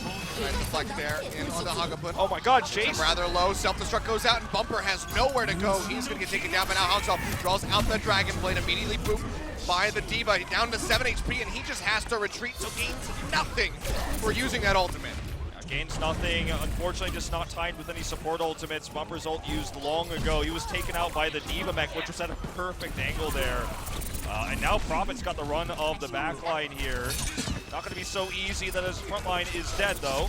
Heal himself out. Oxo going very aggressively far forward. Shoves all of GC Busan back as a unit. They will retreat inside the studio. And this opens up a lot of space for the cart to move forward. We all coming out here. Hoxall frustrated with his result in the last blades. Third of the way there right now. They're trying to control this high ground. We all scouts it out, which means he's not there to protect Hureg, but Stitch low on health, not willing to waste his recall. Oh, that's going to be the pulse bomb coming down. Finds the stick onto Hureg. Only gets the one, but Haksal is able to finish off that Zenyatta at the same time. Dashes through, now follows up on the closer off screen. In the meantime, Jano just trying to do damage control here with that defense matrix and keep everybody else alive and in the fight. Jester pops the primal rage, goes for it. Everybody contained inside the saloon, but he's not finding the kills. And in fact, he will be losing his tank line as Wuyao dies around him. Okay, so Haksal, not only did he just wipe that tank line, as you say there, and got all the kills, he builds up this Dragon Blade again here so quickly. He's going to go ahead and toss it down here. As you see Cox preemptively switching. Finds one, finds two as Hongo gets taken down. The dash through onto Hureg, gets him taken out. Sound barrier not going to do a damn thing there. As Prophet will get taken down at the end. Cox here with the soldier is able to pick up a couple kills coming through. And Haksal is on fire. Absolutely melts his way right through them as they push into the station. So triple DPS now. Let's see if he switches to Lucio. I don't think he will right now with the situation they've got here. So triple DPS, they're trying to build the momentum here. Forces out the self-destruct so he can try to get this remag. Does get that done. So that's one ult down on the side of Runaway, but momentum is on their side. Let's see if Hureg versus Cox end up working. Actually, he's going to switch back to the Zen, so not so much. Was wondering how that was really going to play out. But it's going to be so frustrating, really, to think about as we see that pulse bomb not going to get the stick, but still actually finds Closer, who just jumps on top of it. Does Grenade get down, sacrifices himself, but for nothing at the same time. Hureg also taken out as Stitch follows up for that original target. Gets Chester as well, 3 kills over to him, and Stitch is starting to pop off. Hey, I mean, this is a lot of damage given to Haxal's next Dragon Blade as well.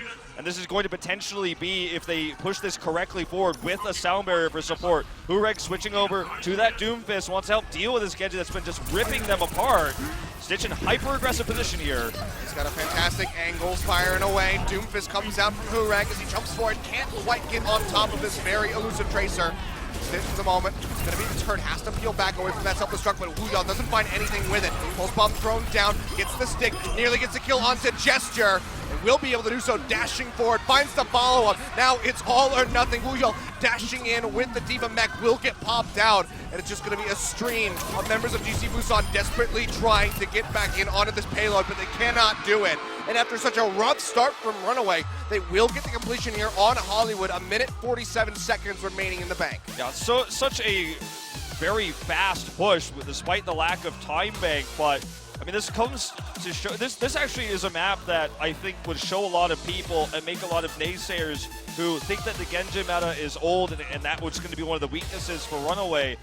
It might shut them up a little bit because you watch how coordinated their attacks are, how quickly Haksal builds those Dragon Blades. That's what he's more famous for in Korea, more than the Dragon Blades themselves. Builds it quickly, shuts us down, and this was not against the Farmers. See, this was just simply a standard Genji dive pop.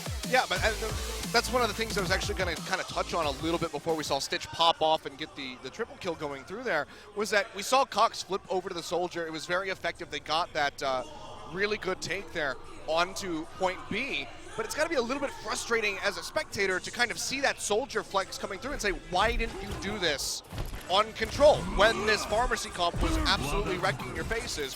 Why didn't we see the Soldier then? Well, that answer, may come to us as this best of 7 develops, but this is what I was more excited about, is how they defend against GC Busan's attack here. The attack style we saw from GC Busan on Numbani was simply to just control the high ground with Hureg there, get up, defend him with your Diva and your Winston, then just control the high ground, take pot shots, win the fight. You can't really do that on this map. There's no area you can really easily walk up to, especially against Dive. On the side of Runaway is what you're going to get, right? So they want to run Hureg on the Sombra. So it's still just going to be a 2-2-2 comp, but Sombra is going to be their way to try to shut down the Genji. They're going to try to either kill Haksal or TZ in the longer fights. In the shorter fights, Cox is the target. So let's see if Hureg can make a name for himself now on another hero here in the Sombra.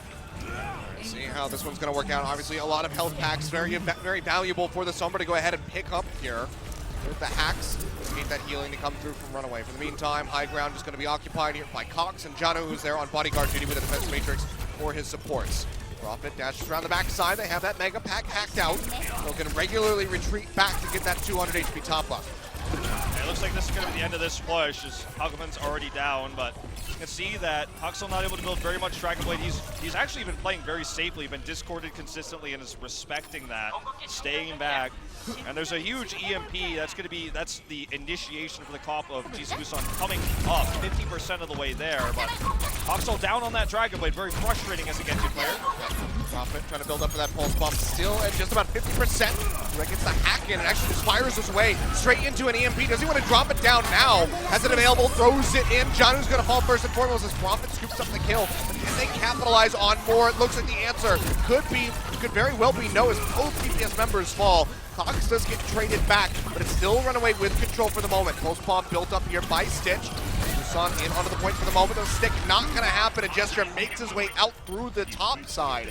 Now control over the point. First kick comes through. Runaway are going to have to try to retake. Hakuman gets the kill onto Haksal, and I think that is going to be at least the second tick coming through. Wicked Gesture as well. Prophet throwing in the pulse bomb. Not going to be finding anything. We see that sound barrier is invested by Bumper, but Tizzy, he was just so low. They chew right through the shield, and he gets taken out just a few percent before that Primal Rage becomes available. Janu dead as well, and GC Busan might just be able to finish off the cap, but the picks coming through. Cox, Bumper, both going down. They will have it. About 2 minutes, 10 seconds on the clock as they get this completion. 40 seconds more than we saw from Runaway. But such a systematic usage of Sombra here. Hureg comes into the backline, harasses, and Prophet just plays it safe. Instead of dying, always, even when above 100 health, not even willing to use recalls, just helped Hureg build those EMPs. Or I say EMPs, he only needed one. Builds that ult meter and gets everyone both on the high ground and the low ground there, especially Cox there. And that was how they were able to get that first fight and snowball the capture. Streets phase. This is going to be the big stall point here that Runaway is going to try to pull off. They're going to start things off with a Dragon Blade. Draws it out, finds closer, but gets taken down on the wall by Prophet. So a one-for-one investment there with the kills. See, Hagapun has been taken out by Tizzy. Payload right now, still going to be inching forward slowly as GC Busan keeps things moving. Self-destruct tossed up, comes down, not going to be finding a pick. They get Janu at the same time as GC Busan. Janu just using this to remake, it looks like. Not really looking for those kills. Yeah, didn't throw it out, actually. No. Oh, that's a nice pick. Yet again comes up with another pick off there onto Prophet. Reg's just firing away from the high ground. They invest the sound barrier. He's going to drop down, has the EMP ready to go. Will we see it? The answer is going to be yes. Tosses it out. The kills aren't spilling forward yet. Runaway are still in this fight for the moment at least. Cox going low, dashes back around the corner, keeps himself alive, but Tizzy falls.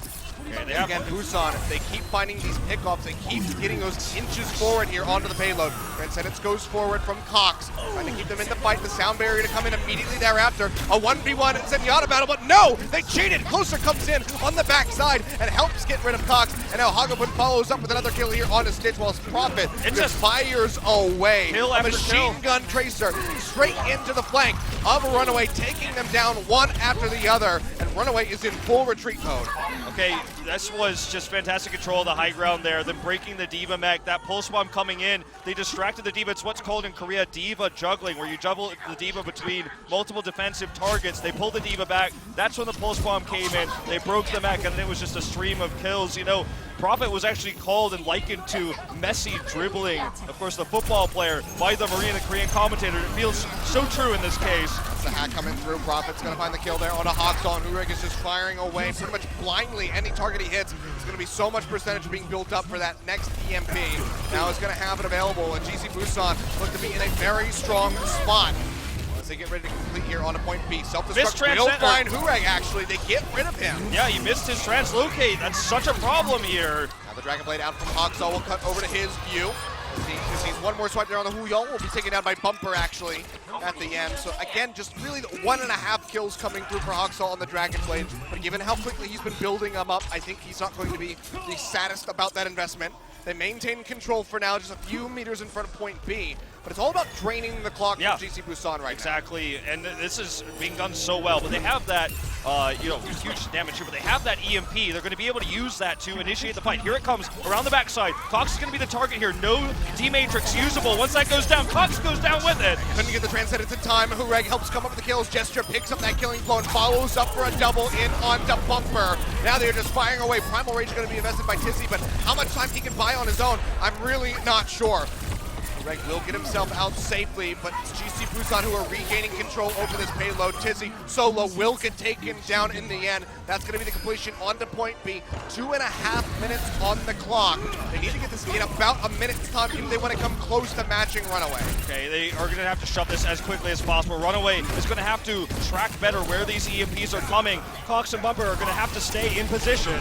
Pulse bomb coming through, not going to find a kill on the Tizzy, but he's dangerously low and has to peel back. You can see how far forward GC Busan was playing, just to keep Runaway contained by the spawn rooms to just allow for this cart to move forward into the next phase. Yeah, this is so important that they keep these support ultimates and they keep their supports out of range of the EMP. Top tier Korean teams always know this is what their job is here, but Cox is not out of range. Ready to go yet again, and Cox just can't get the Transcendence off in time. He goes down, self-destruct by Toxel. It gets the pop out onto Janu. They get one trade back in onto Prophet, but that's about it. Otherwise, it's a damn near wipe on the side of Runaway, and GC Busan are going to gain so much distance. Okay, but Runaway still has the advantage already in time. They have both support ultimates available. There's a lot of things they can do to buy time here. But now Bumper's dead. He had the sound barrier available.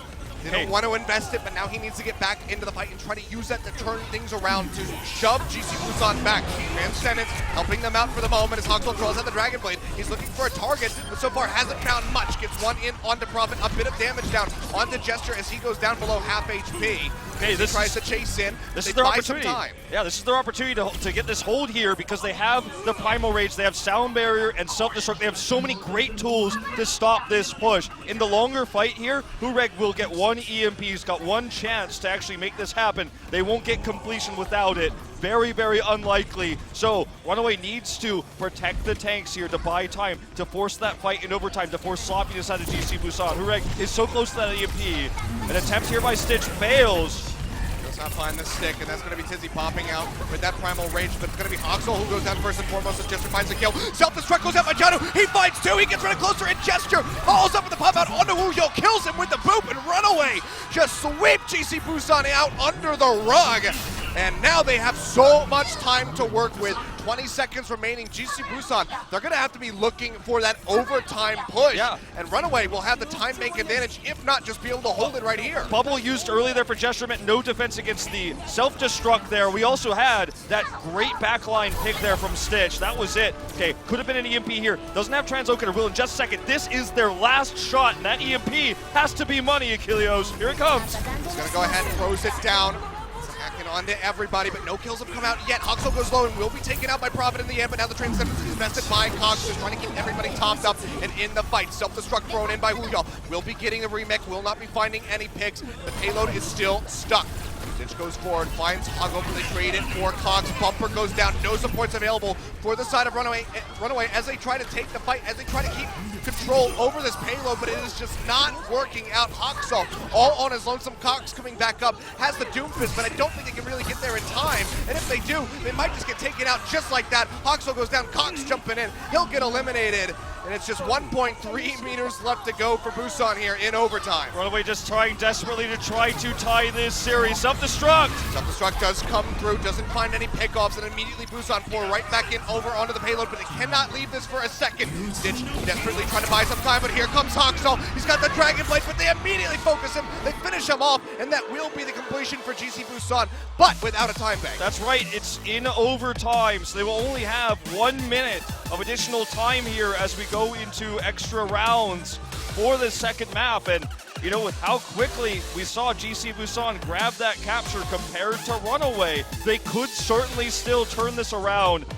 Runaway played that fantastically, by the way. Stitch going in the back line there, disrupting, forcing the Winston bubble out early was what their plan was, and they knew it wasn't available. That's why Janu tossed out that self-destruct. Could have been a maybe 1 minute, possibly 45-second timer here for GC Busan, but they had to, of course, defend this, or sorry, had to use that bubble earlier. Now they don't have a time bank. Runaway, they have to get a good run here. It's going to have to be like about as good as the last one, just a little bit better. So GC Busan, they need to full hold this first tick.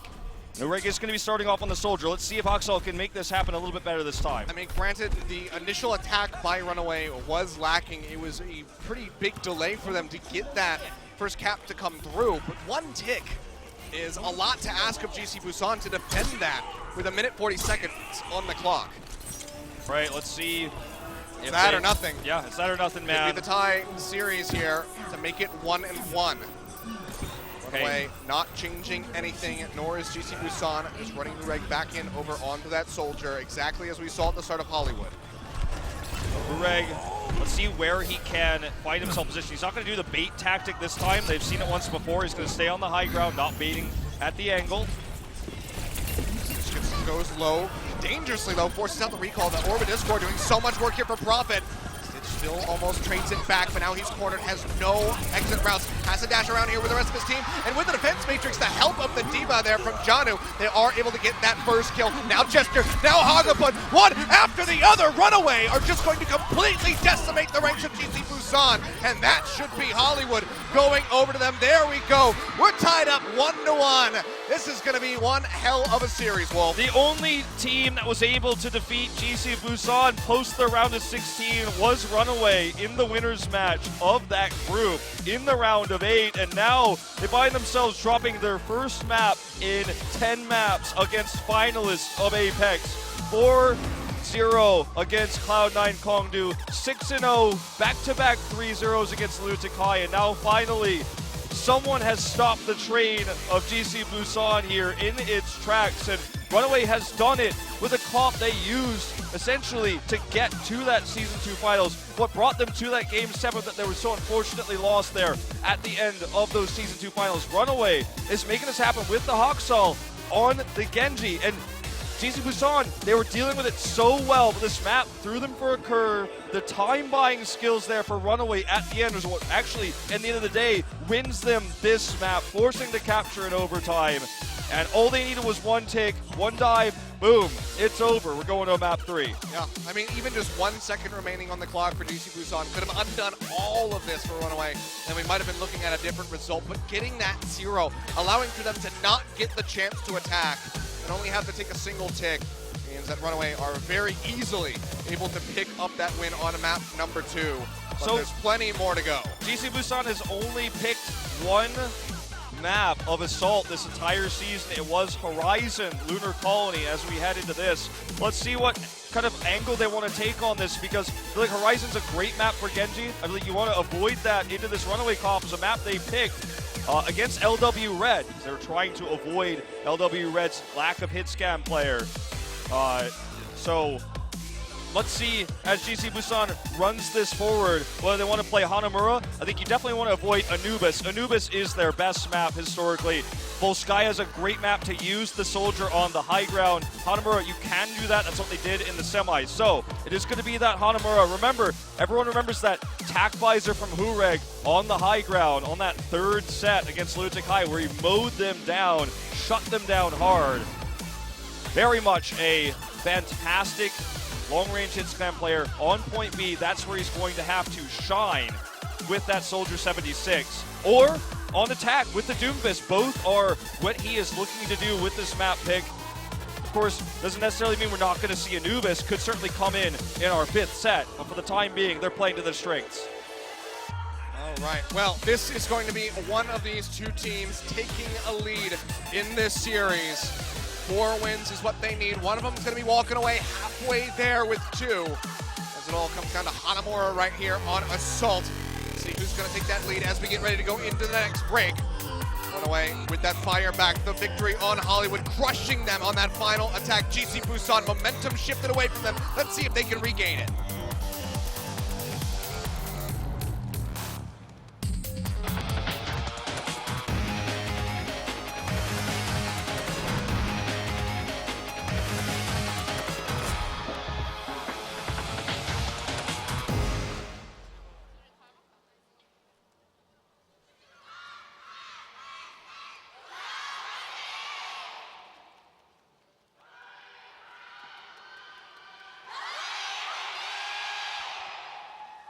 Runaway fans feeling pretty jazzed up after that victory. Indeed, for good reason. That was a really great defense, as Janu will continue to tease this Roadhog, but it's definitely not going to be his hero pick going forward here. Runaway will be on attack Urek sets up the soldier here already for defensive point A. So, thought we might see the Doomfist, but the problem with the Doomfist is that Widowmaker is so popular on this map right now, and you know, Widow is going to be one great way to shut down a Doomfist who's trying to poke in and prevent the Genji from going forward. So let's see if this soldier works out for him. Remember, it's going to be mostly a pick that's stronger for the point B defense. That's where we've seen him have so much success with it on Hanamura. Prophet right there. Very young player going up against Stitch to try to claim the title of best tracer here in this match. Try to go towards best in the world, perhaps. Winning an Apex championship is a good way to make an argument for yourself as far as that title is concerned. So but for now, we're going to have Stitch on the tracer, and we're going to have Hawksall, that best Genji in the world, running that as expected. So they're just going to be sticking with, again, what has been working for them. It struggled to get that finish on control, but it looked good there too once they can shut down the Far Mercy and break those tanks. Taking the right side approach right now, trying to find out where Urek is positioned. They see him now. He's going to be one of their big targets here, but protective stance already from Gesture. Dipping into the side, yeah, can't get the shot there onto Gesture as he jumps out. Tizzy chases in and comes up with the kill. With the help of Cox, so good big salvo from the side of Runaway as they try to get in onto the point. Already have it ticked up a little bit here, but want to at least get that first tick to start things off quite nicely. Get a little bit closer, and GC Busan right now are the ones that have to try to poke their way back in.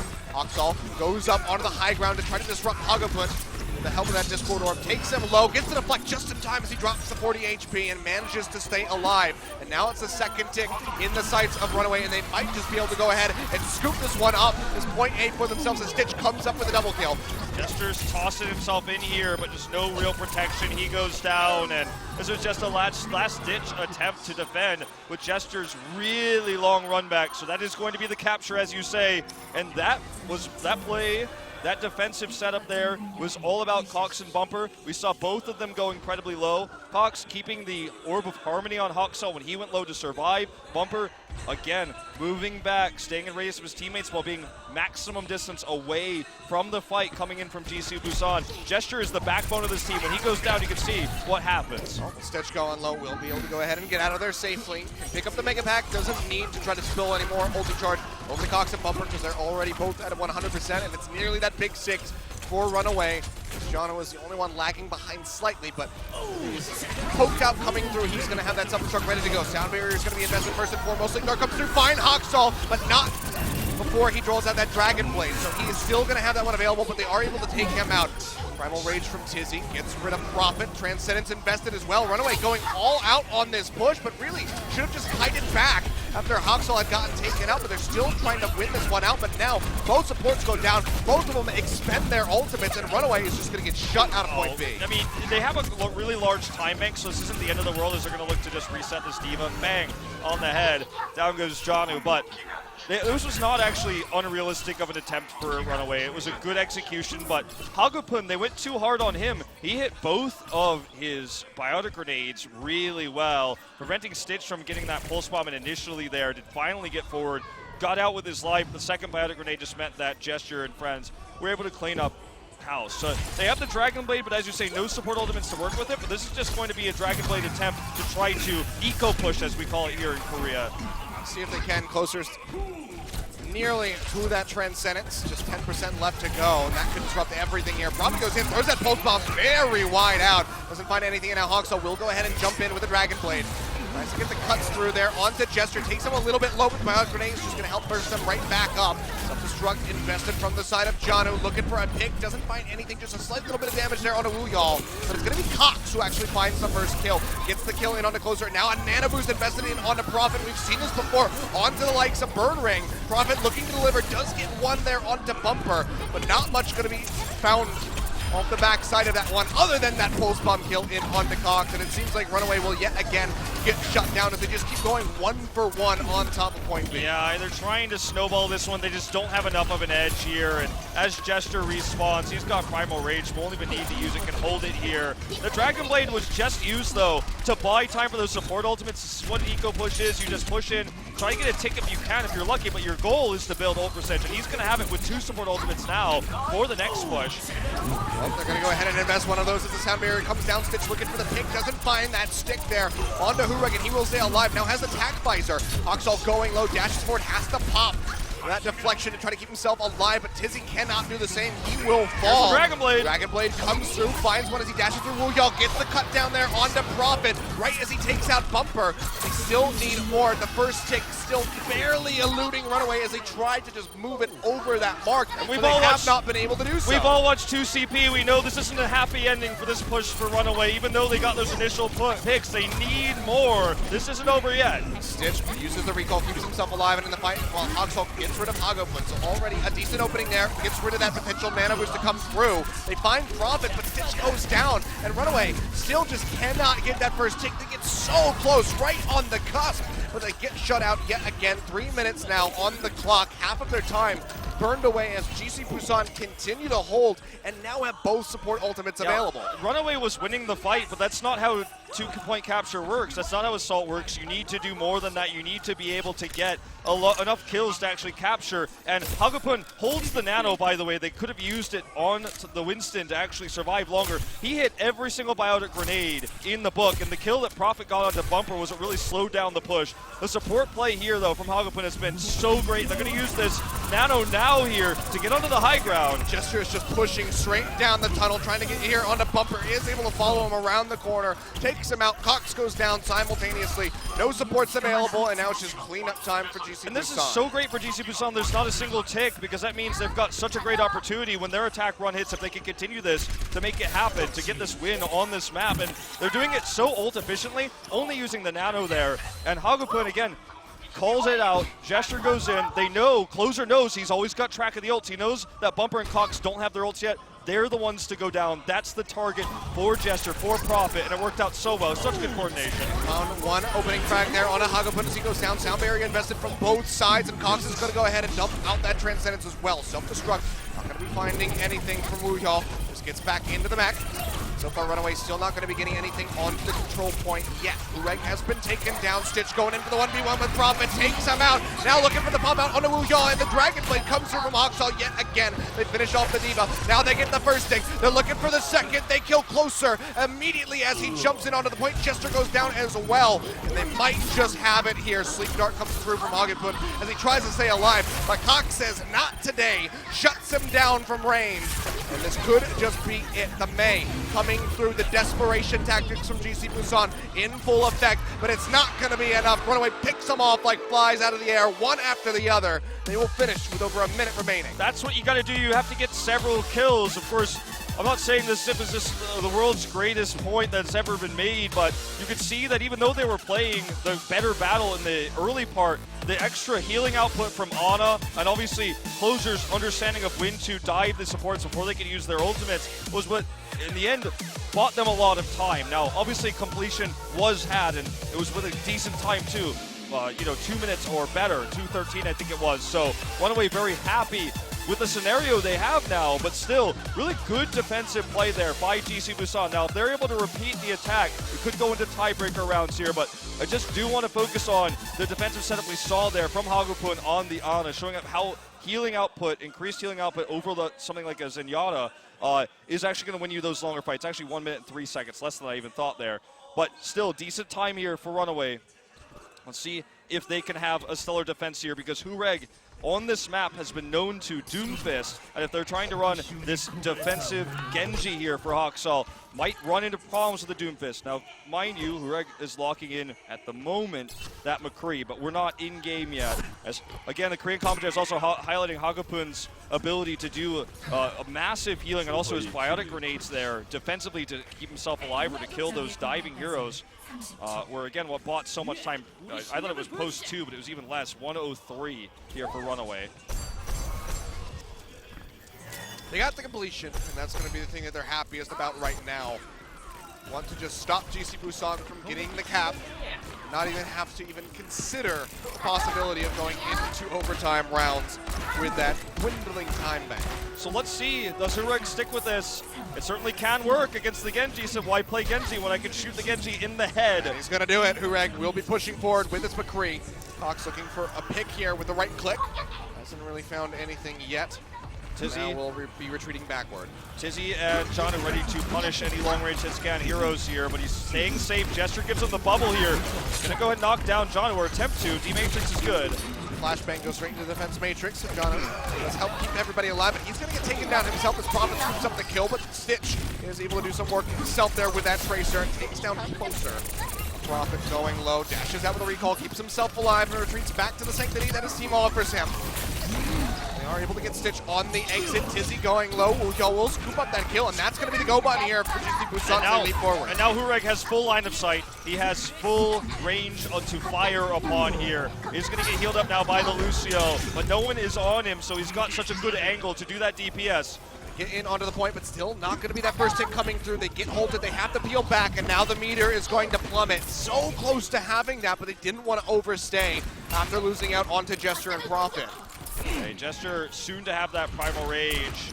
Time of the essence here for this, though, as Haksal is now going to have that Dragon Blade with both supports available, and this is both support ultimates available, I should say, and this means that Hureg is going to have a really hard time getting back into that line of sight.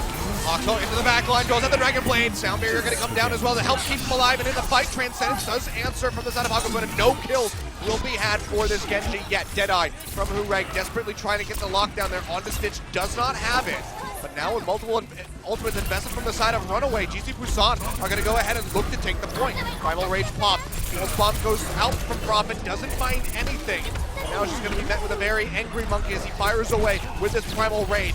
Sound Barrier coming through by Closer, helping keep Hureg alive and in the fight. And they will just even be able to top him back up. He's down to 7 HP. Dash forward into the melee hit. Prophet comes up with a kill. Self-destruct invested from the side of John, who doesn't find anything and gets taken down before he can get the remix. And this could be the massive opening for GC Busan. Second tick nearly there for them. They need to get this soon so they can try to get point B as quickly as Runaway did, if not faster. It's crazy the supports of Runaway lived this long. We're talking about Lucio and a Zenyatta are the ones keeping this point at bay.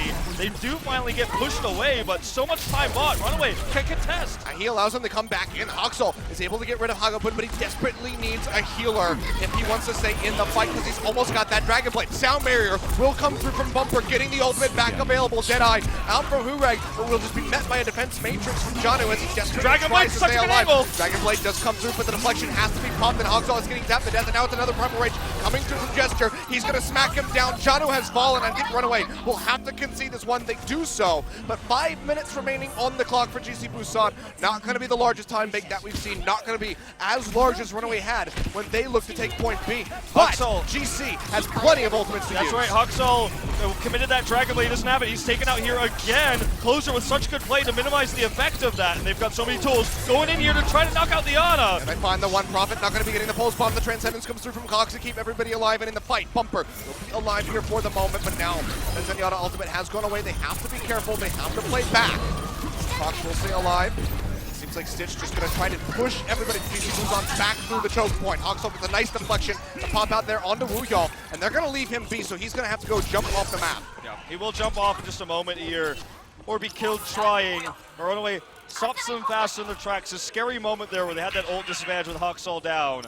But survival of Bumper, who's actually playing the Ana in this case, Lucio this comp, is important. Now they're running this comp because they want to burst down Gesture. They respect him as a Winston. They want to kill him. That's why they're not willing to give up the extra healing output, or they're willing to give up the extra healing output for extra damage on those tanks on the front line with Discord Orbs. Bumper going low, has to be careful of those snipes coming through. Pops a biotic grenade, stays in the fight, now has that nano boost available.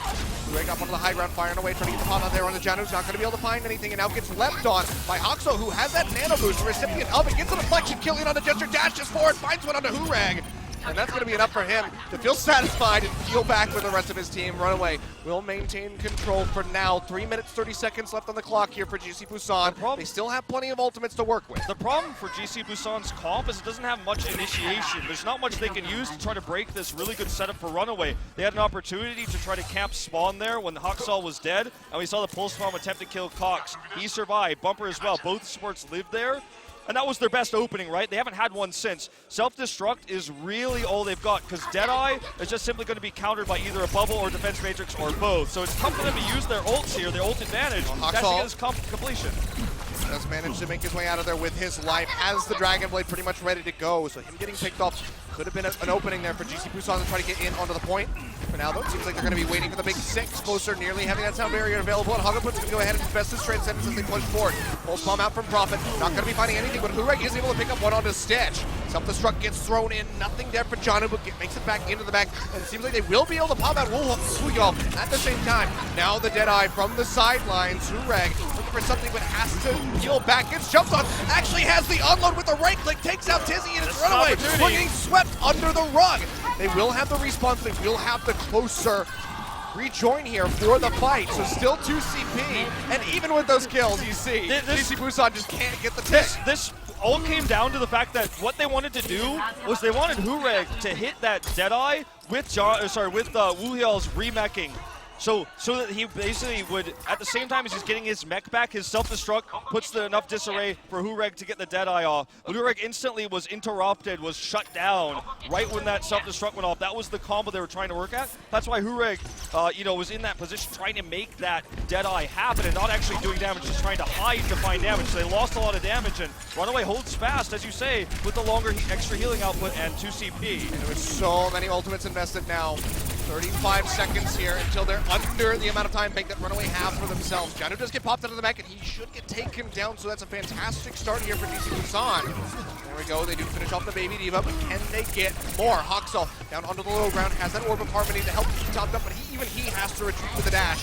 Takes himself back out to safety, but Tizzy cannot do the same. He goes low. Transcendence forced out there by Cox to stay alive. Hagapun's holding on to his. He dove in very aggressively. He's in position to get a really nice one done. This is shut down. This damage coming out from Hurek, but this is their chance because they have that Transcendence. It goes off here, but it's blocked by the heal band there. They invest it, but they also have that sound barrier ready to go, and they even get the pop out on the Janu right as he rejoins the fight. Hoxel with the Dragon Blade might have to be the turnaround here for GC Busan, but for Runaway. But getting through that sound barrier is going to prove rather difficult. All the same, though, he will be drawing out the Dragon Blade and looking for a couple targets.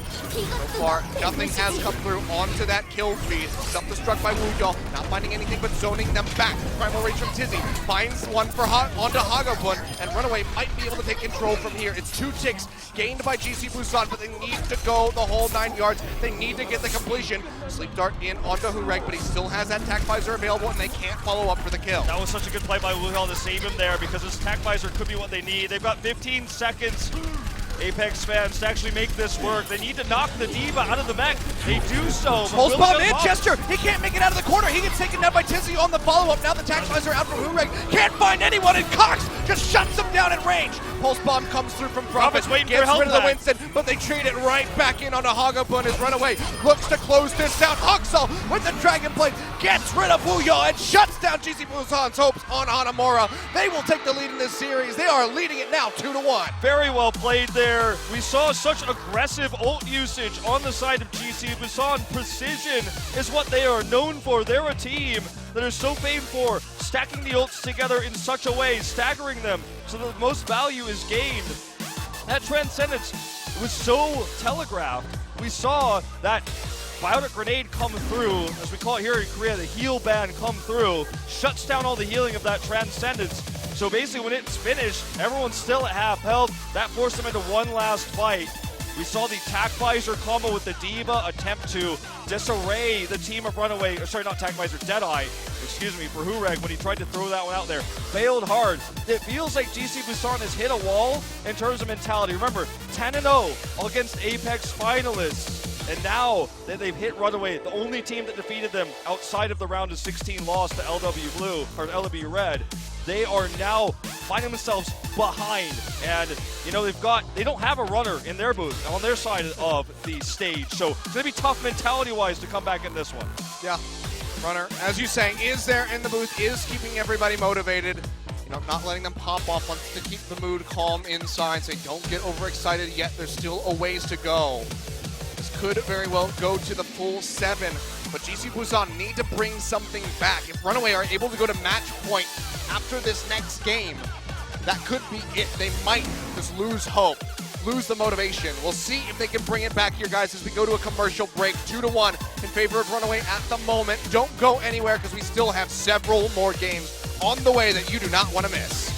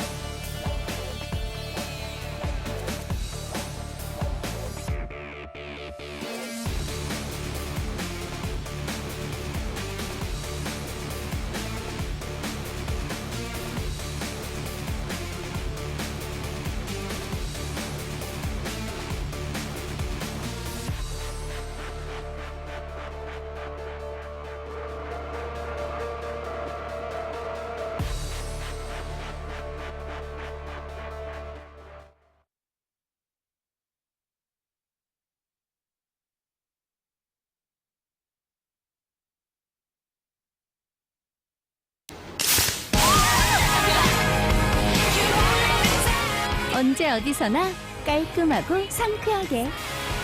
이런 게 트래비 스타일. Stylish sparkling water. 트레비.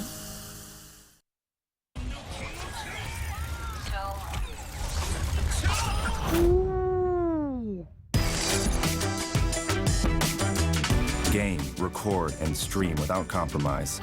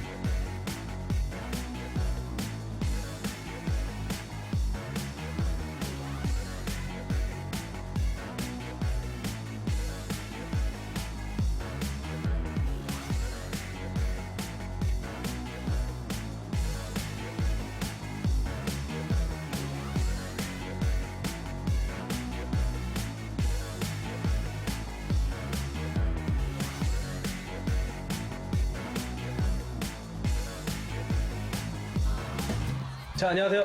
안녕하세요. 안녕하세요. 네, 저희 결승전에 그님티가 필러로 나가게 돼서. 근데 좀 다른데요? 원래 뭐 여기에 그 칭찬 카드인가? 그거 있지 않나? 아, 그럼 직접 세워요, 선수를? 팀원을? 그래서 우리 둘을 뽑았구나. 제일 나이가 많은 우리 둘을 뽑았구나. 오케이, 그럼 시작하죠. 첫 번째 선수가 얘네. 자, 첫 번째 선수 한번 모셔보도록 하겠습니다. 오케이. 이렇게 하자. 발언권을 한 번 주는 거야. 그 대신 그 한 번을 너가 쓰는 타이밍에 손을 들어. 자, 일단 뭐 보죠. 일단 본명 황장현, 나이 21살 같지 않은 21살. 별명이 티또죽이랑 티또물인 것 같은데. 티또물. 네. 물 먹는 하마가 어울리는 진짜. 하루에 한 3다수 3병? 세 통. 네, 3통. 얘 때문에 정수기 달았는데 정수기 물, 그거 알죠? 물 계속 따르면 물 안 나오는 거. 알아? 네. 그 정수기 물을 따르면 물이 나와야 되는데 물이 저장된 게 얼마 없으니까 맨날 누가 다 빼먹으니까 얼음도 안 나와, 이제. 찡찡찡 이러고 나와. 얼음도 같이 안 나와가지고. 그래서 얘 때문에 정수기 2개 달게 생겼잖아 지금. 아 진짜 좀 짜증나는 게 있는 게 팀복 맞출 때마다 미쳐버릴 것 같아. 팀복 이렇게 사이즈 말해가지고 맞춰놓으면은 한 치수 작게 온 거 아닌가. 아니 근데 막상 이게 큰 사이즈가 맞아. 네. 그래서 이제 이것도 지금 사이즈가 좀 사실 안 맞아가지고 저희 결승전에 특수 제작해야 돼요. N시전 때도 혼자만 다른 거 입었잖아요. 그지? 반박할 게 없습니다.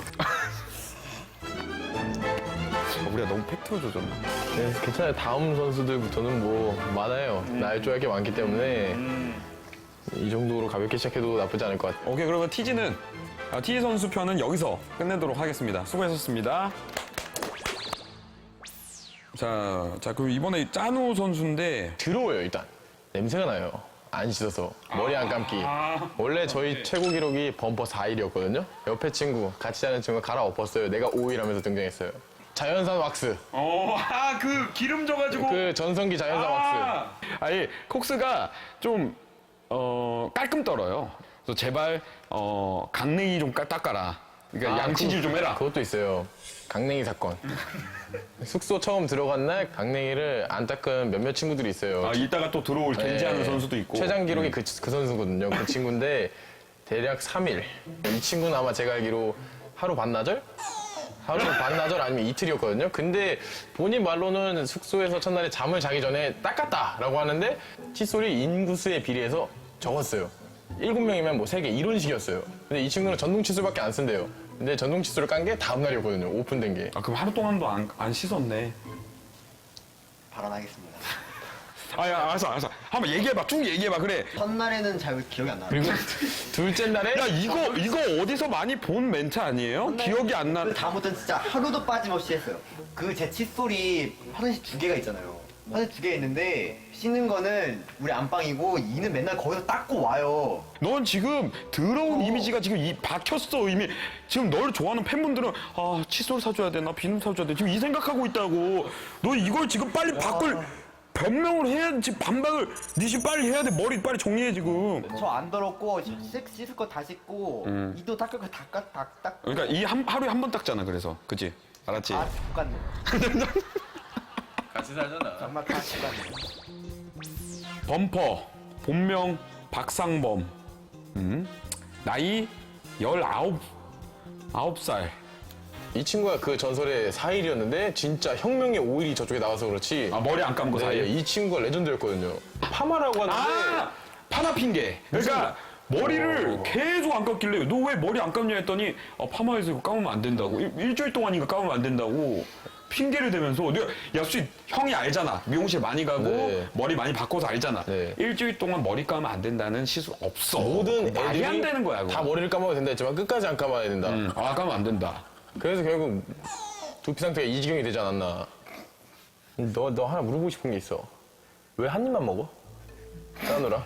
한 입 중이야 얘? 얘 그러니까 정상적으로 먹는 애가 저랑 티지랑 카이저 이렇게 셋이에요. 범퍼 원래 자기가 치킨 한 마리 먹는다 해서 그때도 한 마리 시켰죠. 다 먹었어 그때? 못 먹었어요. 반마리도 못 먹어요. 아니 한 3조각째 먹을 땐가 지쳐가는 게 살짝 눈에 보이더라고요. 이 친구가 한 6조각이 남았는데 거의 죽을 듯한 표정으로 이러면서 먹는 거예요. 이 친구가 이제 마지막에 그 한 조각 먹더니 다 먹었다. 근데 더 소름 돋는 게 뭐냐면은 옆에서 지 치킨도 겨우겨우 다 먹고 시나타임 왔다가 짜눠보더니 그것도 못 먹어 이러는 거예요. 오케이. 발언권 줄게. 이거 왜 위에 누가 있어? 누가 있어? 답이 없어요. 얘는 사실 우리가 병 주고 약 주려고 그랬는데 얘는 답이 없어. 마무리하죠. 자 이번에는 스티치입니다. 자 스티치 본명 이충희 나이 21살 취미가 독서? 100%야. 100% 관종이야. 100% 그것도 다 컨셉이야. 얘가 딱 경기할 때도 보면 카메라 이게 앞에 있으면 뭔지 알지? 그 거울 보는. 뭔지 알아요. 그래 잘 안 보이는 척. 잘 안 보이는 척. 그래서 야 너 그때 뭐 한 거야? 그러니까 아니 그 비친 내 모습 본 거예요. 거울 본 거예요. 야 경기하다 누가 거울 이렇게 보냐? 아 그러면 이 취미가 독서가 아니고 컨셉이 독서네. 네, 아니, 취미가 컨셉. 아 취미가 컨셉. 취미가 컨셉. 얘는 강냉이 몇 번 닦아? 잘 닦아요. 하루에? 잘 닦아요. 제가 제일 많이 본 친구예요. 이 닦으면서 돌아다니더라고요. 아 이 일부러? 친구. 아 컨셉. 네, 살짝 그렇지 않나. 야 충이 뭐 할 말 있어? 솔직히 시집은 한 번 봤는데 솔직히 보기 싫었는데 한 번 봤어요. 봤는데 너무 재밌더라고. 근데 재밌어요. 그래서 범퍼가 있는 걸 제가 뺏어서 읽었어요. 그래서 그걸 읽은 거고 친구이 독서 이제 시작할 거예요. 자 이번에는 선수는 카이저. 본명 류상훈 나이 97년생 21살. 이거 제가 봤을 때 짝대기 빠졌어요. 31살. 아니 표정 봐 진짜로. 아니 아까 스태프분이 카이저를 데리고 오는데 너 못 들었니? 방금 못 들었어. 못 들었어. 스태프분이 아버님 우리 아버지 데리고 오는 줄 알았어요. 야 주먹 치지 말고 그 앞에 계신데. 그리고 이 친구는 좀 단점이 이게 귀에 점이 하나 있는데 털이 나. 너 이거 알아? 이 카이저의 특징이야. 이거 봐봐. 이게 옛날부터 있었어요. 여기도 점 있는데? 똑같은 자리에 점 있어요. 여기 털, 여기 전에 이상하게 여기 털 머리카락이잖아. 여기 있어. 여기도 한번 보세요. 여기 점에 이렇게 털이 나네. 이렇게 길쭉하게. 이제 좀 특이해. 별명 황제, 취미. 이 전 선수 스티치 선수와 같은 독서. 아니 취미가 독서라고? 네 말도 안 돼. 알았어. 야 벌써 쓰겠다고? 한 번밖에 없어요? 딱 한 거야. 한 번밖에 없어. 좀 이따가 써야 할 상황이 분명히 올 수도 있어. 안 할게요. 오케이. 그러고 보니까 카이저가 충이랑 같은 방을 쓰는구나. 거기 좀 이상한 냄새나. 둘이 다른 건 이불을 쓴 자와 이불을 안 쓴 자. 아 여기는 이불을 안 쓰고 이충이는 이불을 좀 쓰고 이렇게 덮고 있고. 근데 저희가 가끔 새벽에 연습 끝나고 뭘 먹으러 가잖아요. 혼자 있잖아요. 카이저가 특징이 있어요. 항상 밤에 연습 한 12시에 끝나고 이제 밥 먹으러 가려면 얘는 새벽에 안 먹어서 엄마와 저는 밤에 안 먹기로 약속했습니다. 이러면서 맨날 혼자 있거든요, 숙소에. 근데 혼자 있는데 뭘 하는지 모르겠어. 일단 혼자 있어요. 방 안에. 약간 혼자 있고 가끔 컴퓨터를 하고 있는데 가끔 우리가 오면 좀 놀라는 그런. 그리고 자리가 참 좋아요. 저희가 오는 걸 볼 수 있어요. 아, 딱 그 자리가 바로 이렇게 하면 복도가 이게 딱 그 문이 보이는구나. 아, 충분히 황제도 그럴 수 있어. 남자니까. 남자지. 본명 김효종, 나이 00년생, 취미가 독설이야. 진짜 얘는 왜 이래? 대답은 이거 봐 이거. 대답은 이거 봐 이거. 범퍼. 학살인 약간 스폰지예요. 스폰지인데 안 좋은 걸만 받아들여.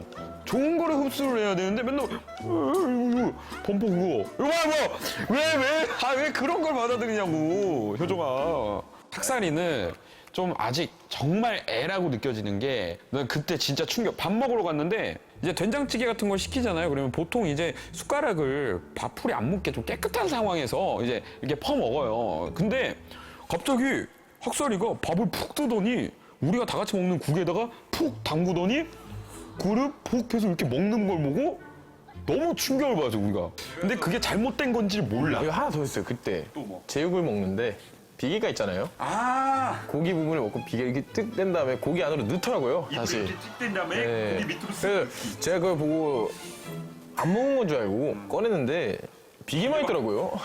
측이한테 이거 봐 이랬는데 계속 그러더라고요. 맨 처음에는 비계만 퍼서 비계를 다시 넣은 줄 알았는데 계속 그러더라고요. 왠지 고기에 비계밖에 없어가지고 다 줬죠.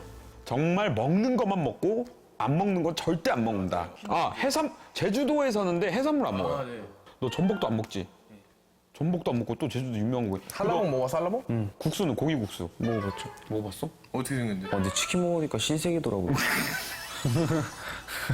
그리고 이 친구들은 평소 땐 더럽게 안 씻다가, 아 맞아 그것도 얘기해. 정말 안 씻어요. 아 근데 의외로 요즘 깨끗한 올라오는, 네, 올라오는 친구. 얘기해 뭐. 저 진짜 잘 씻거든요. 한 달 동안 지금 잘 씻고 있어요. 이 친구 그 전설의 오일 강냉이. 그거 빼면 5일 동안 강냉이를 안 씻어서 그걸 누랬잖아. 네. 그거 빼면 깨끗한 걸로 부상하고 있는 친구예요. 지금. 그 옛날에 그 있잖아요. 세탁 몽둥이로 빨았잖아요. 이렇게. 아 이게 이게 두들겼지. 두들겼잖아요. 그래서 그걸 세탁을 빨더라고 표현했잖아요.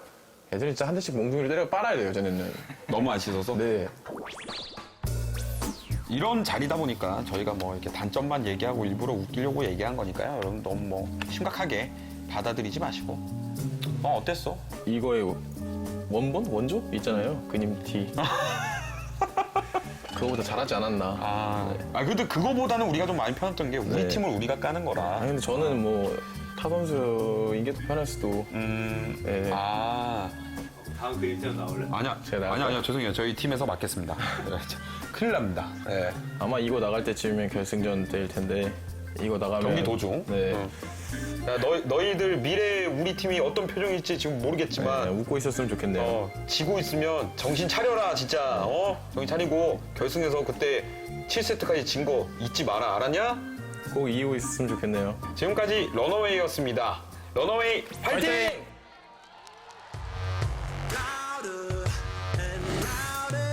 Soon the world is gonna shout my name. Oh, faster and stronger. Feel the blood pumping through my veins. I'm born to win. Your life is a game and I'm born to win. I'm born to win.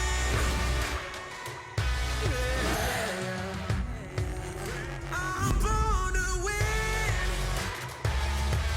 I told you that life is a game and I'm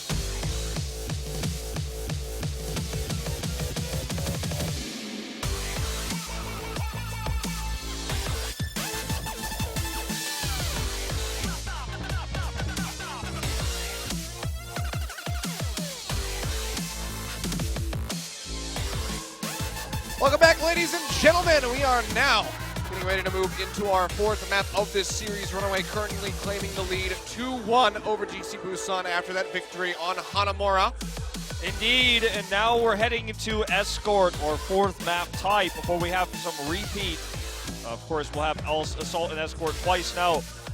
A bit of a catch-22 here for GC Busan because their best map for Escort, their most picked, of course, is Dorado. It's the map that'll allow Hureg to play that fantastic high ground McCree. It will also allow him to play at the end of the map Doomfist, the hero he's most famous for, and will allow them to play Far Mercy against the Genji. But if they pick it now, if they want to win this best of 7, there will be another Escort map. So they're only going to get to use this trump card of Dorado once. And I think they need to do it now, obviously, to keep momentum alive, because momentum is something sorely lost for this team at the moment, as they just got totally crushed back-to-back on Hollywood and, of course, Hanamura. Yeah, I mean, they pick the Dorado here, say they pick up the win. Runaway then goes back over to Assault. They pick Temple of Anubis, very likely to find a victory there, and then it's match point. So GC Busan have to approach this very carefully. You can see right here, 3 wins, 1 loss on each side. One of those numbers is going to go up, the other is going to go down right here, right now, as we figure out what the map selection is going to be. And it's going to be what point Gibraltar, so not going for that trump card, as you put it, Wolf. Well, this could be a card that's up the sleeve here, which is really interesting because it means that if they are able to take this map, even if they do struggle, going into Anubis, as you mentioned, will very likely be, it's Runaway's best map, very likely be the map selection. This could be a way to throw a wrench into the gears of Runaway. No one practices Gibraltar as much as Route 66 and Dorado. I believe it's the second time this season it's been played. It is almost never seen play in Korea. It's the least picked map, and we're getting some Jibby tonight. Let's see if the strategy GC Busan has prepared here is going to work. We know Hureg can play the Widow, and usually in Korea this map is, especially on attack, Widowmaker dominated. Stop trying to make Jibby happen, Wolf. Jibby's never going to happen, but let's go ahead and dive into Gibraltar, the proper name, as we have our fourth map here. Runaway looking to go to match point. GC Busan looking to tie the score yet again. Let's see if they can pull it off with this wild card selection.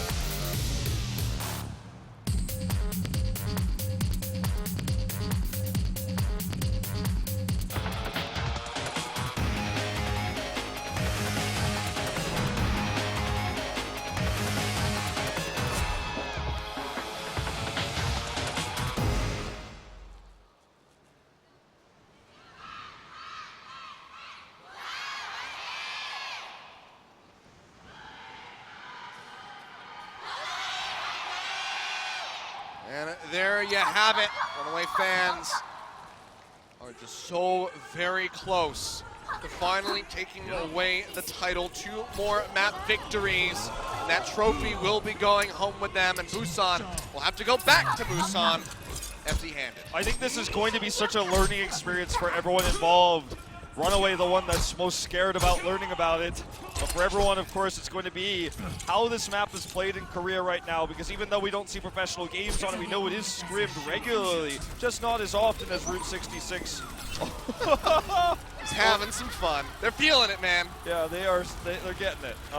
Even though we aren't, they are. They are. So this is going to be, you know, an unusual pick right now, and it seems to be real. We are going to see Prophet, who has played Genji before, switching it up here with Hureg on the Tracer. So it's going to be a Tracer Genji comp on defense here. So they want to Genji versus Genji. Cox is going to pull out the Widowmaker here, long-range hit scan player, so triple DPS in a sense. But this is obviously a style that's only popular on this map in terms of Escort. Yeah, he's going to be looking for some opening pickoffs here with the headshots, but so far hasn't found anything. Got the spot out there on the Hureg, but couldn't come up with the connection there with the bullets. Stitch operating around this high ground over onto the left side flank, just trying to force GC Busan down off this position so they can safely get that payload moving into the underpass. He just finds Hagapun. The headshots come through. Stitch just absolutely assassinates Liana. Now is looking for Prophet. Deflection comes through. Gets one shot in. Is just looking for a hair there of that Genji, but can't quite find it. So Prophet will be able to exit with his life, but barely so. That was really well played. Stitch is definitely getting the better end of the Tracer. Knight gets another pick here onto Gesture. As everything fell apart there after Prophet went down. Oh man, this is just the Stitch show right now. One after the other, Stitch picking up the kills for his team, and they are almost already to point A. Ready to move into the station. Shot looking there for Cox. Can't quite find the headshot. Looks for another one. Can't get him. But Prophet still will make it out yet again. Yeah, it gets, probably gets away, but he's not doing damage. Good deflection there, but let's see if they can turn this fight. They're so outnumbered. I think this is just simply going to be the first point captured. What's really scary about this for GC Busan is, remember, this was their map pick, and they're trying to out Genji, one of the best Genjis in the world, best Genji in Apex, and they're trying to out Tracer Stitch with Hureg on the Tracer, who's not normally playing the Tracer, so it feels counterintuitive what GC Busan is building into here. I mean, I feel like they just triggered Runaway's trap card because they're like, aha, maybe you didn't see Gibraltar coming, and Runaway's just like, well, thank you so much. We are just going to steamroll you all the way through, straight to point A. 4 minutes, 40 seconds to make it through the hangar phase here. That is so much time to work with. The GC Busan, they need to come up with something quickly. Okay, looks like the answer here is going to be to dive Cox. They're committing the Primal Rage to this as well. Prophet has that Nano, pops out the Dragon Blade as well. This is what they needed. All right, they do get rid of Janu. They get Huxtall at the end of that with the Primal Rage. It still manages to trade one back there onto Gesture, but they're off the payload for now, and that rollback can start to come through in favor of GC Busan. This is where Widowmaker is always going to be at her weakest, right? Indoors with all these hallways and buildings that are going to obscure her view. That's why she's very strong at the beginning of attack on the earlier Streets phase, because there's so much open space. You always have a clear line of sight. That's why we're going to see the switch now for Cox back to the Zenyatta to deal with Gesture's dive. Bomb comes down, not going to be finding the stick, not going to be finding the pick. Meantime, that will be the sound barrier out from the side of Runaway. Hawks over the Dragon Blade looking for a target. Doesn't want to push forward. Sees that they have the sound barrier. Knows that he would just be a lamb to the slaughter. Jumps down, looks for Woo-Yal, finishes him off right before he can get back into the back, and Woo-Yal didn't find a damn thing with that self-destruct. Huxtall meleeing his way into a second kill, getting rid of Hagapun. They find the kill onto Prophet. Says there can be only one Genji in this match, and it's going to be me. Comes up with that kill, and just like that, I believe 1 minute and 20 seconds, Runaway make it all the way to point B. Now have so much time to work with for the home stretch. Oxal has just been given so much room to work with. The supports on the side of Runaway have really stepped it up tonight. Cox especially, I think he's making a case for himself if they win this series to be MVP with how many times he's killed the DPSs on the side of GC Busan, how well he's kept Hoxal alive, be it with Transcendence or Orbs of Harmony. And this could be one of the best timings we've ever seen on Gibraltar if this continues. And again, Tracer versus Tracer, Genji versus Genji. You got to bet on Runaway here. Yeah, Hoxtall comes in the back line, gets rid of Hago, and Closer gets taken down by Tissy with the leap, so no supports available for GC Busan, which means the payload will just keep going forward here for Runaway, making record time on Watch Point Gibraltar. The map pick of GC Busan backfiring, blowing up in their face, and Runaway are looking to make this match point. Stitch holding on to this pulse bomb here. The Discord Orb is down, just waiting for that D-Matrix to be down with it. Tosses it in. Was hoping there was somebody in behind that D.Va, but will not be so lucky. Nano boost in here on a Prophet, but the Transcendence is out from Cox to help keep him alive in the fight. The blade's going to expire, has to resheath the blade, but so many kills have come through for Busan. It seems like they might just be able to hold on here for the moment. Janu going to pop himself off the map. Drives around the backhand side, keeps himself alive. I feel like this is an opportunity for GC Busan, especially given where their ult charges here with the kills. They use the Dragon Blade, they use a Nano to switch Hureg back to the Soldier, but they're unwilling to do it. They still want to run dive versus dive here. It works when they had the ult advantage, but now that they don't, that's what I'm worried about here. Runaway just wants to seal the deal with those support ultimates paired with Hoxtall's Dragon Blade. Coaster, he knows the ult charges. He's got that barrier. A nice start there to go ahead and finish off Bumper right before he got that sound barrier available. That would have been the full commitment coming in from Runaway, and they get the boot kill there onto Stitch as well. Janu's still investing that self-destruct, comes up with one there onto Closer, but are they going to invest? The answer is going to be yes. Hoxtall draws out the Dragon Blade, cuts down Hagapun to start things off, and Gesture also falls off the screen. Now the barrier comes through, as you say. Cox has fallen, nearly has the Transcendence, but still could rejoin if Runaway can stay in the fight. Hoxtall goes slow, will be taken out by Hureg at the end. The self-destruct comes through from Wuyao just to get himself back into the mech, and it seems like Busan will still maintain control for the moment. Janu yet again doing his same exact escape path. A bit of a haphazard Dragon Blade coming out from Hoxall, even though Bumper respawned with the sound barrier there. Closer called it out and set sound barriers up. Let's focus this guy. He was the target. Remember, Closer famed for his ability to know ult charges within 3%. And that's what he's, been honed as a Lucio player, sure, but more of a shot caller along with Gesture to try to give that information. He's the guy who kind of tries to let everyone know who should be the target, who's got ults. They shut Bumper down. He came with that haphazard Dragon Blade. Remember, we've got long, runbacks here from Respawn for Runaway, so need to be a little bit more concise with their ultimates, need to be a little bit more efficient. Right now, have to be worried about Hurek here. So he's working his way into the back line, has that wolf up ready to go now. Dragon Blade out from Prophet with a nano boost. Gets one, gets three. As Stitch and Hoxall both go down in one fell swoop. Runaway yet again are going to be halted. I believe that was also a sleep onto Stitch as well to make sure that he was stuck there, couldn't recall when that Dragon Blade came through. Hagapun is again just making a name for himself on this Ana. The healing output he's been showing, his biotic grenades, and now the sleeps as well on top of it all. And it's just making this so difficult for Runaway to close out, and every time they get wiped, even if it's just a few members, the run back is so far. And they're so far away from their support ultimates here, Kilios. Right, yet again, looking for the pickoff here. Onyx, he goes slow. Pulse Pump comes out, not going to find the kill, but Gesture will with the Primal Rage. Now Hoxall drawing out his own Dragon Blade, down to almost no HP, has to peel back, but it's still going to be a decent trade for Runaway, who come up with multiple kills. Hoxall goes back in, gets rid of Closer, is rejoining the fight, now topped up at full HP as they try to get this payload moving back forward towards Point C. They were so dangerously close the first time around, have been halted. They have to make up for that extra lost distance. This is such a rough time here now. Hogman has the nano, he's going to toss it out here. This is Gesture's chance to buy time. He's nowhere near a Primal though, and he's focused down. He is zapping away, trying to get the kill there on the Bumper. Cannot find it. He's actually going to get taken out by Janu in the end, but they're able to trade back a Diva onto the Winston on both sides. Runaway need to get back into the fight. 33 seconds remaining. Just a few more meters to go to get the completion, but it's been eluding them thus far. Self-destruct will be tossed out there by Wujong to get back into the back. Doesn't find any picks for it, but he's going to be happy that now he can rejoin in onto the front lines, and the cleanup is coming through from the DPS members of GC Busan, cutting down Runaway. Hagapun hit another biotic grenade there, helping to shut everyone's heals down, which allowed those kills to come through. He missed the one to keep Gesture alive, but the next one was good. This is Runaway's last chance. They're only 50% to the Dragon Blade. 5 seconds left. Cox is at the Transcendence, and he's likely going to have to use it. There we go. There's a little bit of damage coming through. Feels the pressure and has to force that one out. Pulse Pump comes through. It gets rid of Bumper. A huge pick up there for Hurek to start things off, and now Prophet with the Dragon Blade goes for it. Chops his way through multiple members of Runaway, helping to pick up these kills over and over again, and it's only been 2 for Runaway. Stitch, the last one left alive, will not be in onto the payload, cannot make it, and Runaway, they get so dangerously close, but they cannot complete on Gibraltar. So the key here, I think, is they played around Gesture and Hagapun's strengths on the Winston Ana, where they're just non-stop firing those heals into the Winston. He lives a long time, you have the sustained healing. Your kills are more valuable than Runaway's kills at the end. It looks like the entire map choice here, just based on what we've seen on this one map, on this one defense, was all around making sure they don't get completion. It wasn't to try to get a full hold on point A or to throw some sort of tricky composition in here with Prophet on the Genji. They understood better how to fight at the end there with the Ana comp, and Hagapun played fantastic. Prophet, he played as good of a Genji, as you would have wanted in this case. Did he outplay Hoxall? Did he show us Genji like the likes of which we've never seen before? No. But he played a passable Genji, and he used the nanos well. He used his Dragon Blades well, and used the tools that the supports gave him. And Runaway, when they lost members, if it was just 1 or 2 in those trades, because GC Busan is so good at trading, as we saw even on Hanamura going back to Assault, that's when you win the longer battle, and the run back is so difficult. So even with a fantastic time bank, couldn't get that completion.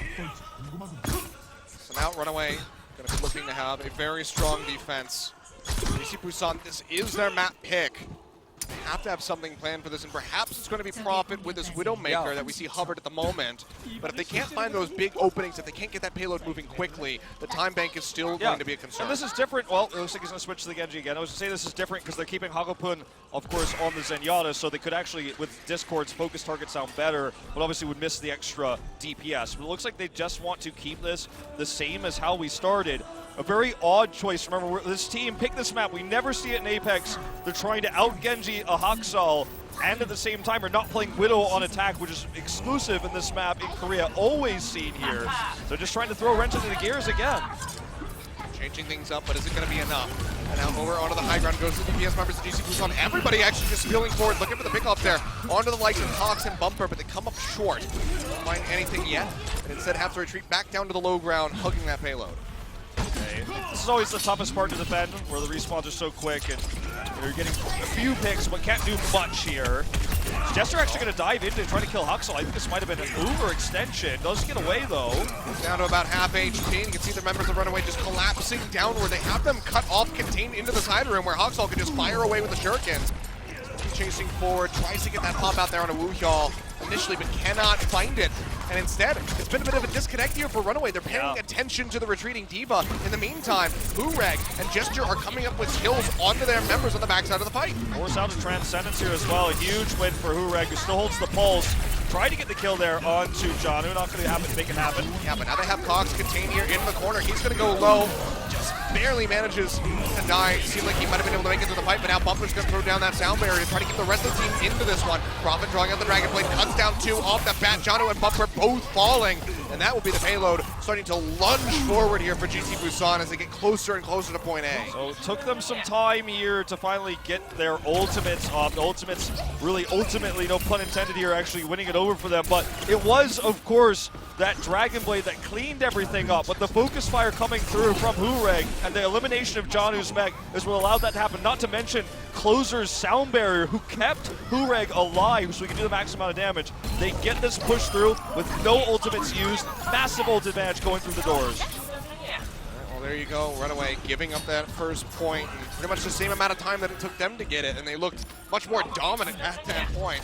You see Busan come into the hangar phase with already 4 ultimates in the bank, and Prophet is building up that Dragon Blade rapidly. So yet again, we might just see this very rapid push through to point B, where it all comes down to that defense at C. Yeah, let's see. Okay, target here is going to again be Tazee, who went in early. Transcendence very early used here as well for Busan. It's going to be Haksal getting taken out first and foremost there as Wujal comes up with the boot. Is he leaping back with a Primal Rage, keeps himself alive, comes back to try to defend the remaining members of his squad. The supports who go very low, and Jester with his own Primal Rage comes up with one on the Bumper. Dragon Blade out from Prophet, finds 2, Cox ult goes down, he's looking for another one, but has to peel back because of the self-destruct, but it doesn't even matter. GC Busan have pretty much already won the fight. A few more exiting kills, a pop out on the mech there for Janu. That's what they want. That'll just seal the deal. But for now, the payload is still just moving forward. It's just a couple meters in front of point B. GC Busan matching the time. They're actually going to go ahead and pop out this Transcendence here with the Dragon Blade. Huxel has a lot of healing. They're outnumbered at the moment. They just really want to shut this down. He finds one, can't quite get the follow-up there. Has the deflection, but has to kite back to keep himself alive. Still just going to be that 1-for-1 exchange. Prophet off the last Dragon Blade, having more success, but this does at least secure the payload for Runaway for the moment. How long they can hold on to it is going to be the question. Yeah, indeed, and you know, this moment here where we see these divas focus down a lot, empowering the tracers is often what will determine the team fight. You don't have a D-Matrix means you're in rough shape. We saw Gesture commit his Primal Rage earlier, so didn't have that to contest. He used it to knock the diva out of line of sight there so that he could do massive damage. That's why Hurek was able to get that pulse bomb off, but now Runaway does hold strong here. Again, it's going to be about the divas oftentimes. Tossing it in now, doesn't get the kill onto that mech. Hunt does not have it. The sound barrier there to help true up that damage. Now they take the fight. Shield's going to expire on both sides. Janu knocked out to the mech, and Cox has gone down as Jester finds the kill. So Busan still moving forward. They get Haksal as well. Stitch tries to trade one back. He gets out of one, but his team is just dying around him. Now Tizzy rejoining into the fray. Will just get cut down immediately. And Runaway seems like they're going to have to give this up. 3.62 meters remaining for GC Busan. Runaway just want to try to buy as much time as they possibly can, but it's not going to be enough. They're actually recommitting, but it's too late. It's too late. They waste the Transcendence here. This is so great for GC Busan. You can now win the longer fight. Dragon Blade held onto here for Prophet. Wants to use that for completion. Tizzy does barely escape here, but this is also now where GC Busan is going to prove my theory from earlier. Is this why they picked this map for the Flex the pulse bomb. Not going to be finding any kills there though for Prophet, but could have been a deadly situation for the members of Runaway. They still managed to get the kill there on the Cox, and the payload is inching forward. 50 more meters left to go, and they will tie us up 2-2. So such an ult advantage, and they have the ability to counter the Dragon Blade as well here with Sound Barrier. And also the self-destruct, which can be very useful here. Okay, already Stitch gets the Hagapun down, which means no Transcendence being built. Yeah, that's going to be the sound barrier out from both sides. But Prophet with the Dragon Blade does manage to find Cox, and Cox, he's just looking for something, but everybody converges onto him immediately and takes him down. Bumper has also fallen. There's no supports available.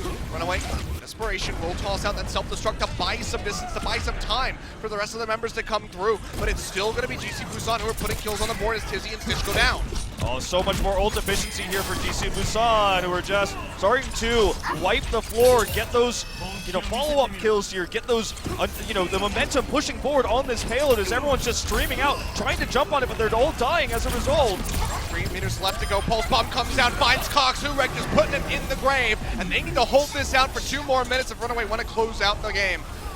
Transcendence invested from Hagapun, trying to keep everybody topped up, and another Dragon Blade here for Prophet, who is building these up in record time. Will get Chenu out of the mech, will take him down to the Baby Diva form. He manages to keep himself alive.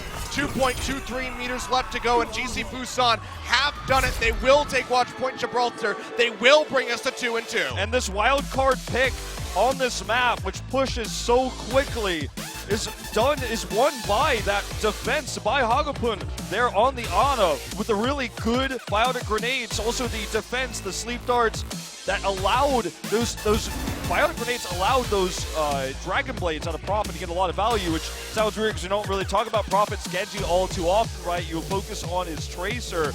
And on the attack there, it just felt like Runaway just wasn't as experienced as to where Winston should be or where the Divas should be to protect the backline. And Janu got D-mech'd so many times. That aggressive self-destruct he used at the beginning of that point C capture was so wasted. We saw Transcendence wasted there on point B. Just ult usage really off on the side of Runaway, and I feel like the momentum is actually now shifted back to GC Busan's court with this situation. Might even be wise to call a tactical pause here, because you could talk about, this new comp that we haven't seen from GC Busan. Okay, it's tactical pause. So this is where you can send Runner in, and you start to talk about, all right, let's talk about this. We're going Genji versus Genji, Tracer versus Tracer. Hurek's not the main Tracer for the team. Let's talk about what they've done and what we could do to deal with that. Or do we switch up the comp, which they haven't shown us anything but this so far.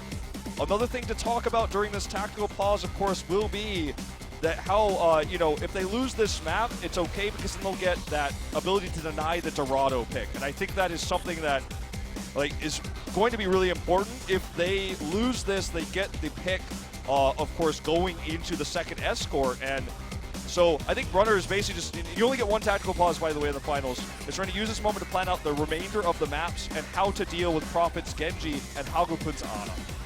Yeah, I mean, personally though, however, I do really hope that we see Runaway go for this Temple of Anubis, pick up that victory so that we can have that Dorado come through, see a victory from the side of GC Busan so we can go the distance, get those 7 games in, Wolf. Yeah. I am pumped up for that right now. I know, I mean, this just keeps going back and forth. The only boring finals was the envious one, it seems, at this point. So, the Temple of Anubis pick, just talking about that for a moment as to why it's the best map pick for Runaway. It's their most picked assault map. First of all, it's a map where Hawksall played his opening game against Rhinos in Season 1, and again, had highlight clip after highlight clip of Dragon Blades. His understanding, especially on the point B defense, of how to use the health pack that's underneath the little walkway, little catwalk there on point B to get maximum value out of his dashes, to, get resets there, grab the health pack, come back into the fight is really, really good. So that's kind of one of the strong points of the map for them. And on top of that, on Temple of Anubis, Hurek's Soldier, his McCree, just isn't going to be very effective. It's not a good map for that. And so, as we've already seen from Cox, his Widowmaker is quite strong. That's an extra facet of the map, Temple of Anubis. If they don't pick it, I will be shocked. I mean, sure, they could try to run some sort of Reaper play on Horizon, for example. Widow's still strong there, too, but we're seeing Hagapun getting praise here in the booth. It looks like, his play tonight on the Ana specifically has been really, really good. His bio grenades You know, both offensively and defensively, especially going back to Hanamura. I mean, it bought them so much time. So my picks are, you know, you go to Anubis here as Runaway, and you have to go into Anubis knowing that if you win it, you're going to Dorado. So we're talking about both maps here in the booth, and we're also talking about, you know, should we switch it up? Should we put Hakusho on the Doomfist? Because Prophet's Genji is not so bad. And when you've got two great supports, especially Hagapun tonight, in my opinion, that's some good closer sound barriers. You know, you might want to think about trying to counter his Genji yourself, even though you're like the king of Genji in the booth. Yeah. Well, that's the tactic was taken care of. Runaway, was it enough time for Runner to reinstill confidence into this squad? Hard to tell based on their faces there that we're seeing. Not going to be full of smiles, not going to be full of laughter, as we saw just a couple maps ago, but it's not going to be that way either in the booth of GC Busan. These guys are remaining razor sharp with their focus. They do not want to get ahead of themselves. They know that they still have to force this match point. They still have to go forward. And this is a moment, too, I feel like, where Runaway needs to not lose sight of how important Diva is, not get out Diva juggled. Diva juggling in Korea is a term that describes pulling a Diva between your DPSs and your supports back and forth with your Tracer player so that he eventually just can't be in either place or loses his mag. And that's what we saw them do so well there on Gibraltar, knocking Janu out of the mag. That allowed Prophet to build record time Dragon Blades like you were talking about with his left clicks with the shurikens, and allowed Hureg to get those pulse bomb kills. You've got a Diva, you're probably not going to see crazy pulse bomb highlights. So that's the thing that Runaway needs to make sure is Janu's survivability on the mech is of utmost importance. So here we go. This is going to be the moment of truth. See what Runaway selects for this map. We're able to pick up that win there on Hanamura. Temple of Anubis going to be the expected assault map for them, but do they throw us a curveball like we saw with that Gibraltar pick by GC Busan? I think you go anywhere but Volskaya here. Okay, this is going to be Temple of Anubis. This is their most picked map this season.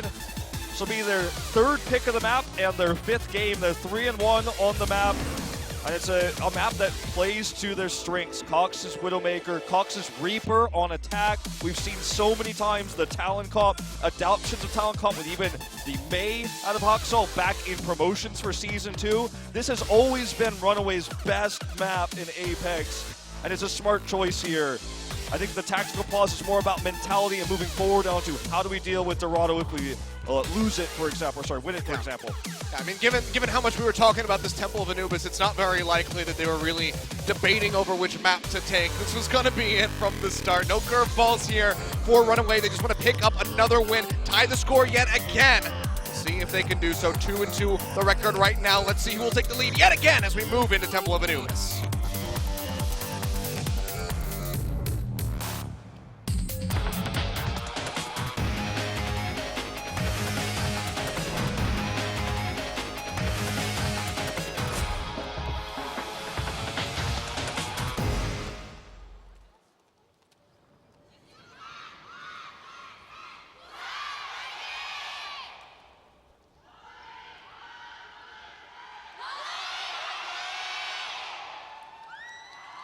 Welcome to Temple of Anubis, 2-2 the record at the moment. GC Busan, the most recent victory, now having to go against Runaway on their map Supreme with Temple of Anubis. This is going to be an opportunity for GC Busan to really steal the momentum away if they can take this map. You know, when you pick a map like this, it's like you were saying, you know, they weren't probably spending that much time in the booth talking about it. It was probably an afterthought, probably discussed way, way before. And for Runaway here, the goal on defense is to just prevent completion on B as best as you can. Obviously, that sounds obvious, right? But for them, their attacks are so good on this map, whether it's Hakusho on the Genji, on the Mei, as we've seen, you know, basically last year. I don't want to talk about that too much nowadays. And then, of course, Cox being able to flex to the Widow on attack, flex to the Reaper. So Runaway did not pick this map for defense. They're just going to run standard dive here with the Ana. Attack is their goal. So that's why they want to just have a decent defense here, knowing their attack should theoretically be a very great time. Well, here we go. Who are going to be moving forward with the Widowmaker, trying to find some opening picks. So they can get in onto point A very quickly and get that snowball cap moving through. So far, he's playing over onto the low ground, hasn't moved up to the top side of that archway quite yet. And honestly, doesn't really have much of a reason to. Maybe now to get a better position. As these members are hiding back behind the staircase. Made out the bubble here, so Hureg's going to have more aim, more opportunities now. He's going to just try to demag Jano yet again, forcing him into that choke point. This is an opportunity for Prophet to run wild. Cox going down as Jester goes forward, finds the first kill. They follow up in on the bumper, and now with no supports available, no tank as Tizzy dies. It's all on Janu, but he's already popped out of the mech, and GC Busan are just going to make this one hell of a fast cap. You can see the swaps already coming through. Cox going over onto that Sombra. They want to get set up for B, and it is going to be a long haul hold for them. Oh, it certainly will be. It's going to be a long one, so bring over the Sombra early. Going to go ahead and set up health packs here, especially that mega pack we were talking about that Huxel loves on the Genji. So we're looking at just under 7 minutes of time. Hureg will also make the switch now to McCree, knowing that his biggest threats are going to be those mobile heroes, the triple DPS. And for GC Busan, this is a great time to work with. They can take this slow and safe approach to this. As again, the target is always going to be Janu. Cox just building for this. He's just kind of harassing for that meter. He's trying to get the hack out, but just couldn't do it. They kept bending in around the corners. See that Transcendence does get invested by Hagapun. Everybody topped up as they push in now in onto the point. Hoxel's already been taken care of with that pulse bomb, and Janu, he's out of the mech. He's already dead. Self-destruct going to be thrown out there by Wuchal. Doesn't find anything, but Bumper goes down. And Runaway, they are just scrambling and trying to get back in. Cox zipping his way through.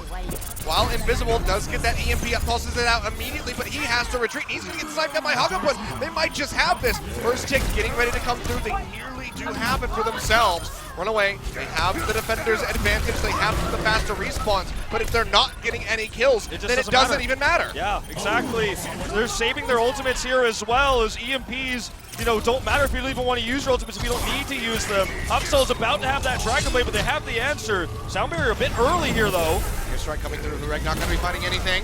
Didn't use that sound barrier. They're just about halfway there. Haven't quite gotten that second tick yet, but they're still the ones coming up with all of the kills. It's just simply the delay from Runaway that is stopping the meter from going up. Oh, they're just so patient. They're so coordinated in stopping these delays here. About to get to that second tick. Zurek's just holding it. Dragon Blade here attempted by Huxel. Finds one. He gets rid of Wuchal, but he needs so much more than that, but he can't enter safely. He's so very low.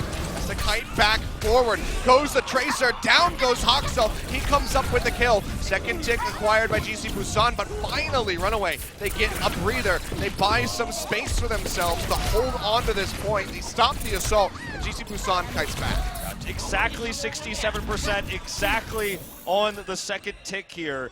But you could see, you know, Prophet frustrated there by the hack on the health pack, unable to get those heals off there. GC Busan played safe, and then they tried to use their support ultimates to continue that chain of kills. All it takes is one, basically, and Huxel made it happen. You get the first kill, you can retake.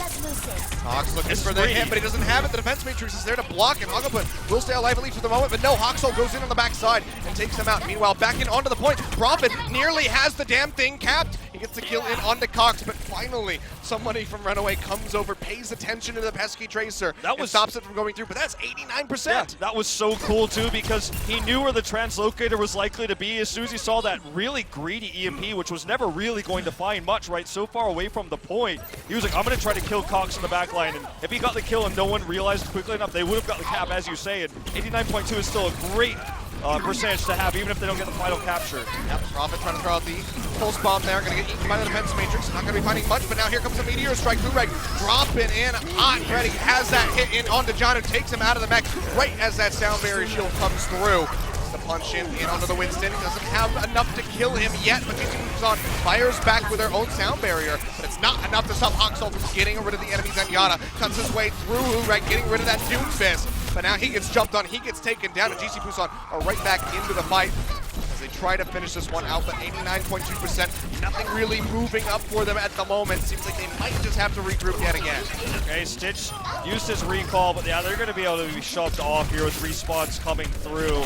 again, Haksal with the Dragon Blades on this map, and with the Mega Pack actually having, it's been hacked, right? He has more access to that healing down there that's just constantly rehacked, as you can see from Cox. So Haksal can just keep giving EMP charge while also keeping himself alive to build quick Dragon Blades. You can play greedier when you have this tool. Now, we're going to do another greedy EMP here.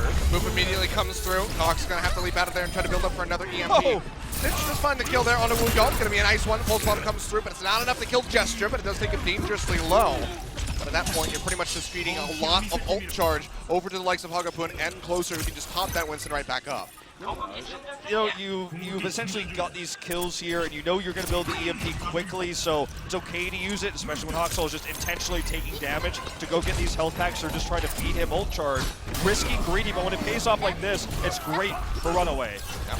Bumper goes down, not a great start for them, but they do fire back and get rid of Gesture, so it's an exchange on their part, but GC Busan still have a ton of ultimates so they can invest into the fight if they want to end things right here, and it seems like the answer is going to be yes. Haksal, Janu, both taken out, no tanks available for Runaway at the moment. Bumper throws down that sound barrier to try to stay in the fight, but again, he is the lone support right now. Cox playing the Sombra, goes through with the EMP, tosses it down, but no kills are there to scoop up for Runaway. They do not have anything to pick up off the backside of that EMP, and GC Busan, they're in it to win it. 94.7%. Haksal with the Dragon Blade goes in. He's looking for a pick, but he just can't find anything. Now jumped on, gets the health pack to stay alive, but he's got an angry monkey on top of him.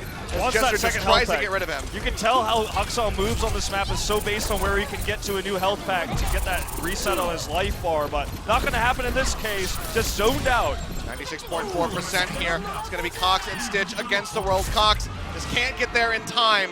GC Busan will be able to close it out to get that second cap. Very well played, you know, by both sides. I feel like the EMP usage was often very unnecessarily risky, but I feel like if you're a Runaway fan, you're not too worried here, because remember, this map pick is an attack map pick. Haksal did so well in the Genji there on defense alone, was able to, with those hacked health packs, build the EMPs and get those backline picks. Failed to do so at the end, and that's when the capture finally came through. But for Runaway, this is an attack map pick. They want to steamroll this, get a fantastic time, and then win the overtime round. So not going to be too unhappy about this. It is going to be the Cox Reaper here, it looks like, based on, you know, we're still in the spawn room, what they want to play. So they'll run Stitch on the Widow for now for attack. Very high chance we do see a switch to Sombra. And we've all seen triple DPS, by the way, Genji, Reaper, and the Tracer out of Runaway on this map. But this is the style that Kongdu Panthera played in the finals against Liu Takai. Liu Takai eventually adapted on this map. And it's very powerful at busting up the tanks and stopping the delay factor. That's why you get such great times with this comp. If you can have a few good Dragon Blades, or if you have that really good Death Blossom, you break through those tanks. The two biggest time buyers for GC Busan will be Wuhyal and Gesture, and that's what Reaper excels against. Still need to be looking for a very fast cap. Nearly 7 minutes on the time bank while going in towards point B for GC Busan. So beating that, we're coming close to it. It's still going to be a little bit of a challenge there. They need for Cox to pop off right off the bat with his Reaper to just knock down those tankier members of GC Busan to open up that point, and then maybe even get a snowball. If he can build up for that Death Blossom on this first assault and then have that take point B with, that could be game-breaking here in favor of Runaway. Absolutely. 121, not the greatest timing of all time. This is Runaway's trademark map. Stitch is going to show the Widow. And Cox, his biggest struggle will be getting onto the point. Obviously, he's a very slow-moving hero with little range. However, the Widow does buy him some space here. They're going to make a Hail Mary run for it. He goes low. Just have that Wraith form to keep himself topped up here in the meantime. He's going to be dealing with anyone who tries to push into that side room. Seems like GC Busan is still going to be playing at a little bit of distance. Runaway in onto the point, goes up for about half a tick, gets a couple shots in there, and Ureg will be taken down by Haksal, who finishes off the kill. Now, that's going to be Wuhyal popped out of the mech, and you can see the Reaper. This is why this was selected, coming to fruition, just ripping apart the tankier members of GC Busan, takes them down, and Runaway are looking for that fast cap. Ureg making the mistake, blinking backwards into the wall there, thought he was in the doorway, and yes, this will be another fast cap here for Runaway.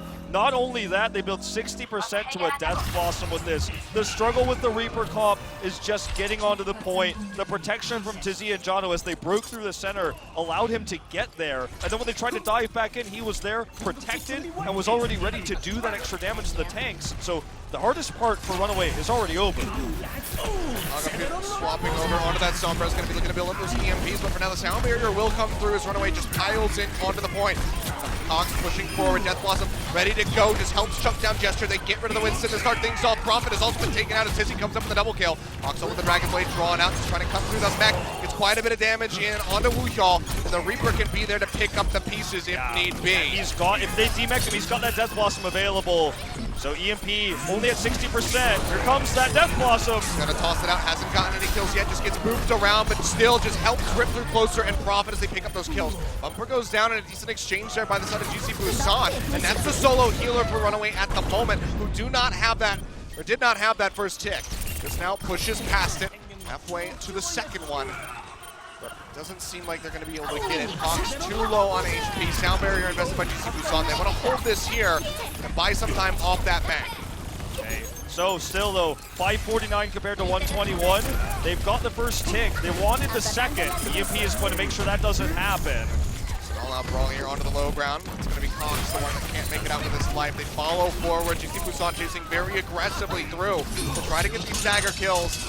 And they just managed to get the one there onto Tizzy as he tries to leap back to safety as they get onto Janu as well. So really great staggerings coming through from GC Busan as they try to chew up as much time Yeah, away from it's Runaway. so critical Runaway didn't get that second tick, but still, they have a large amount of time bank. Cox is already, even if it was a 0, I'd be like, well, you definitely could get another Death Blossom this game. He certainly will with 60% unless he switches off. And they're nearly at the big 6. They're missing some healing. This comp relies on the combo, relies on all that damage coming through the tanks to get busted. You just keep busting them as they delay. Ooh, unfortunate for Rurek's Pulse Bomb. Could have been a devastating one had he landed it, but the defense matrix was there by Janu to just go ahead and keep him safe. But first, Cox has gone down, so Hago coming up with that kill.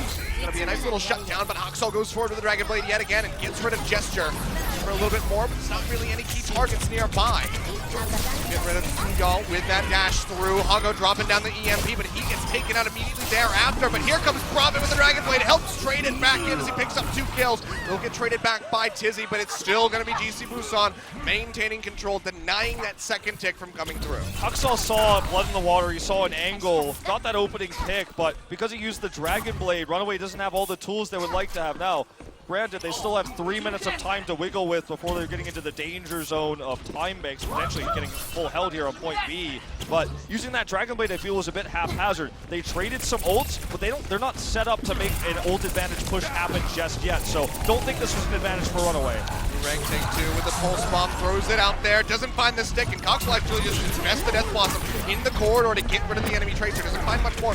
Outside of that, GC Busan will feel the pressure, will invest that Sound Barrier from closer. That's going to be Bumper that goes down first. Now Prophet falling to Tizzy, but Hoxall, the Gesture, the Winston's just cleaning up the enemy's Genjis as we go back and forth. But Runaway are still going to be the ones getting stomped out. They nearly got the second tick to come through, but now they're down to 3.5 minutes that they want to close out this game with to have a greater advantage over GC Busan with the time bank, but they keep getting stomped. Exactly, and GC Busan has taken this forward defense that they showed us, you know, so many times in the past to full effect here, just trying to force the fight away from the point where Cox is going to fight in these choke points, get that extra damage done, force a Death Blossom away.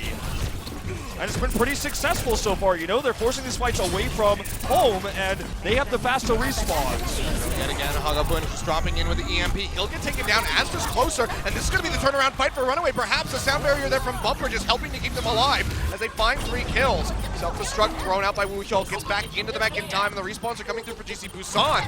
But they need to get in onto the point and stop this cap from coming through. Hoxall's got the Dragon Blade out.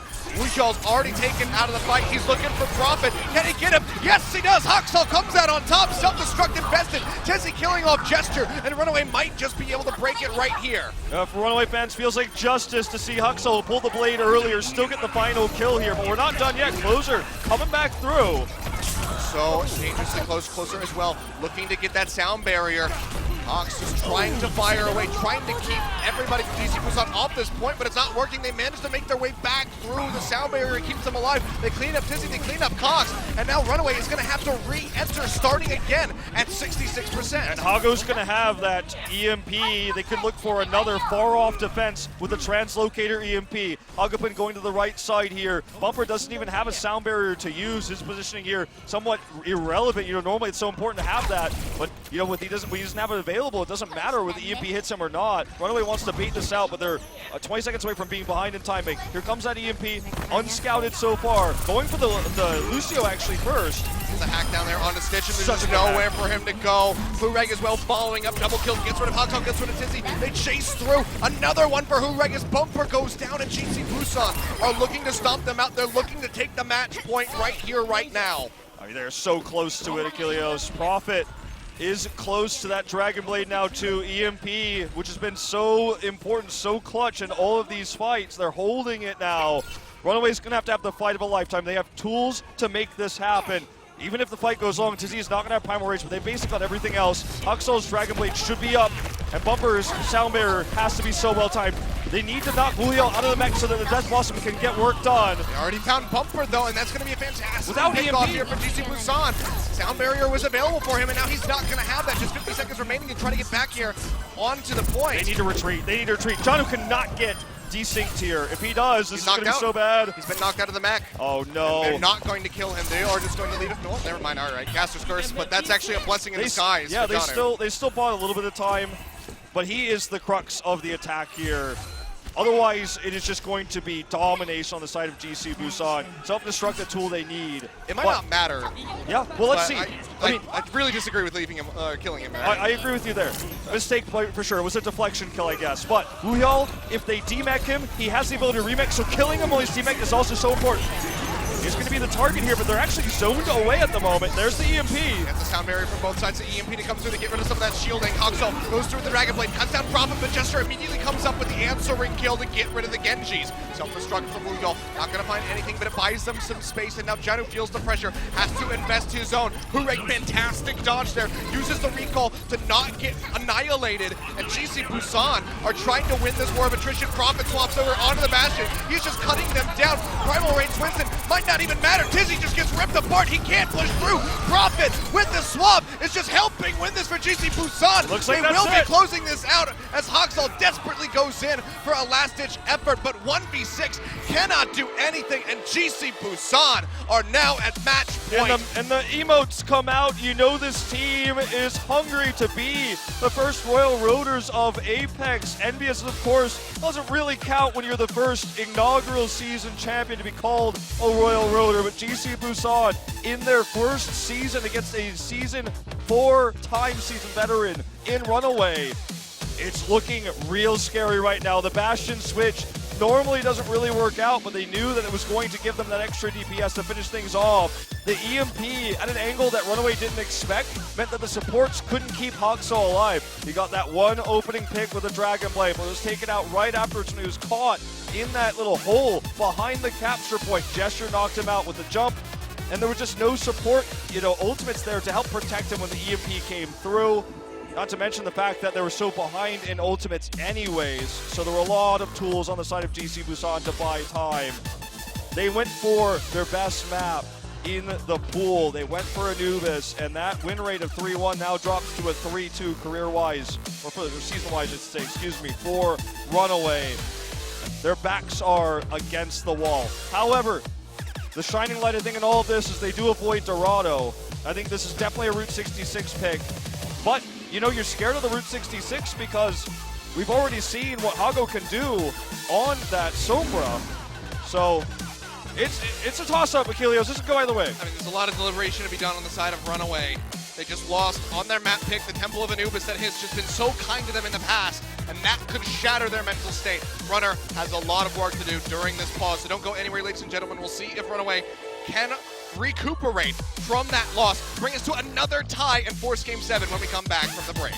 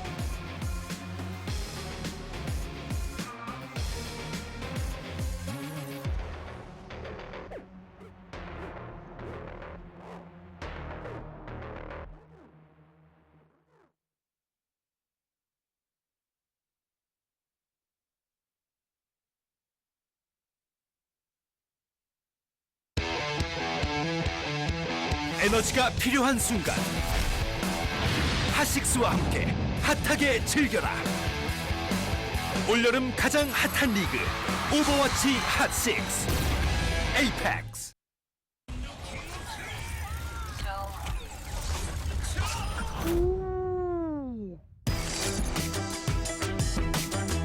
Game, record, and stream without compromise.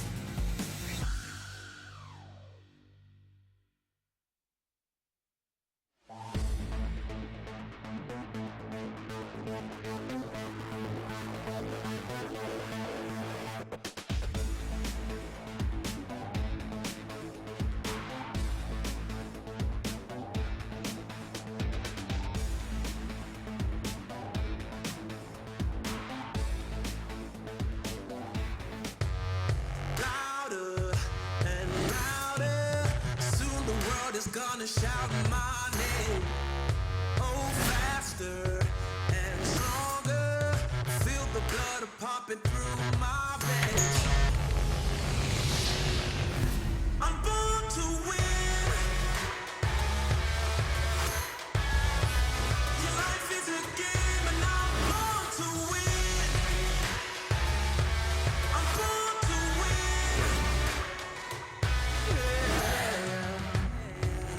I'm born to win.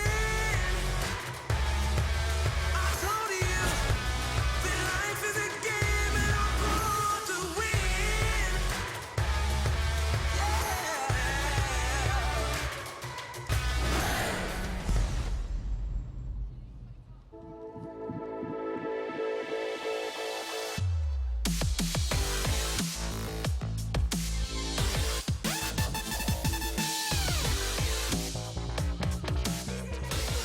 Welcome back, ladies and gentlemen. GC Busan are just one win away from becoming the Apex Season 4 champions. Match point now against Runaway, who struggled to close out their own map pick of Temple of Anubis.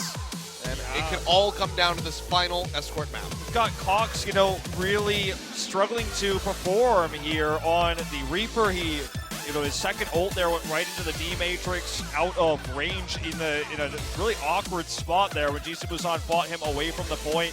And I feel like he just has not been performing as a secondary support as well as Hagakun has. Sure, at the beginning of the series, he got a lot of kills with his Zenyatta against the DPSs, was dealing with the farmers a little bit as well, but I'm worried for Runaway because when Cox and Kaiser started to slip in the Season 2 finals towards the end of it, that's how their finals ended, and it feels like we're not quite in the same line of stories this time tonight, but it feels reminiscent in a little bit of ways to that Season 2 finals where they kind of just lost that momentum, and Lutakai nearly got the reverse sweep. So where are we going for Escort is a question on everyone's mind right now.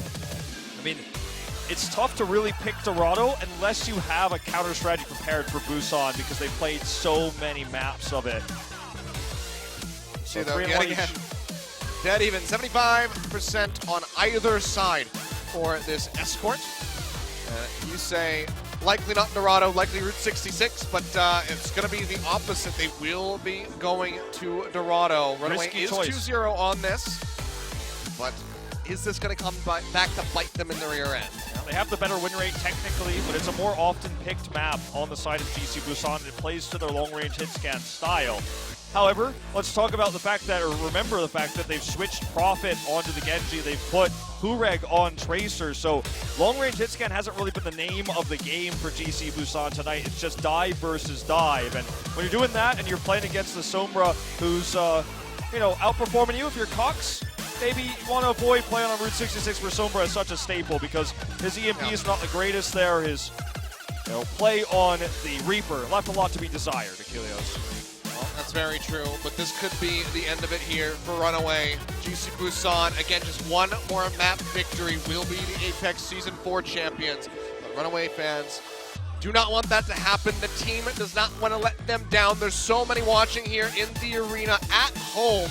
So if you are cheering for Runaway, put your hands to the sky, ladies and gentlemen, and give them your energy because they could desperately need it after that crushing defeat on Temple of Anubis. It all very well come down to Dorado, or they will come up with a victory and force us to game number 7. They are still not out of this yet. Let's see if they can pull it off as we jump on to our 6th map.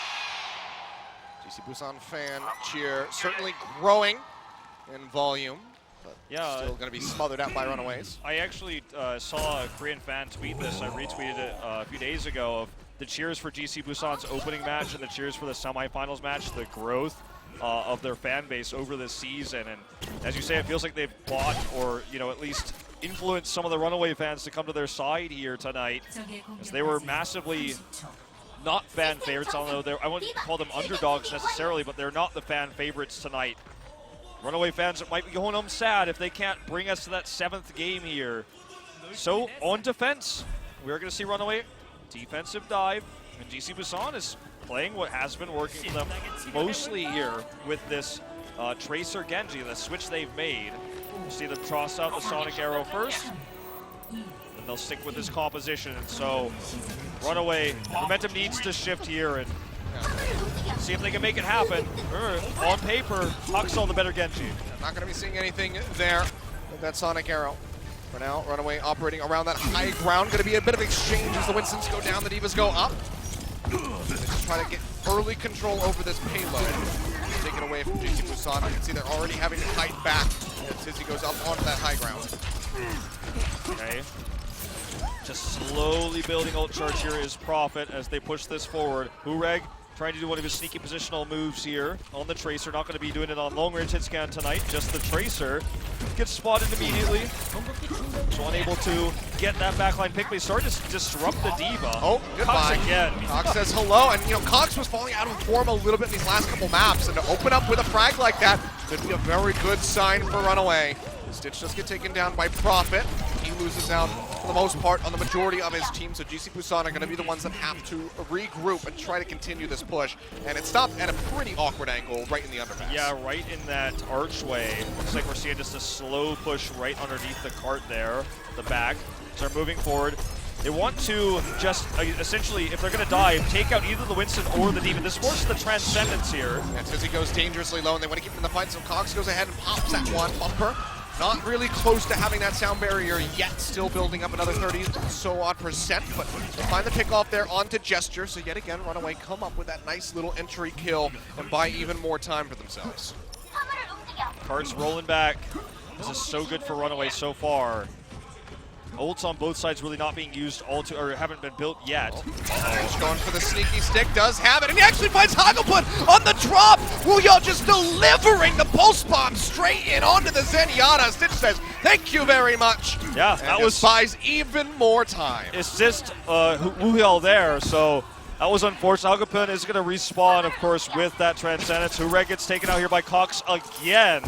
So Cox has been really great, at least in terms of dealing with DPS as they're trying to slide in and get that quick kill. But, I mean, this is pretty rough for GC Busan. They have a lot of ults, but Runaway has built their own. Huxall's Dragon Blade versus Profits might actually be the deciding factor. We were talking about trying to pick off the D, but to demech it, but they've just been unsuccessful. Well, here we go, GC Busan investing the Transcendence as they push forward, trying to get this payload moving.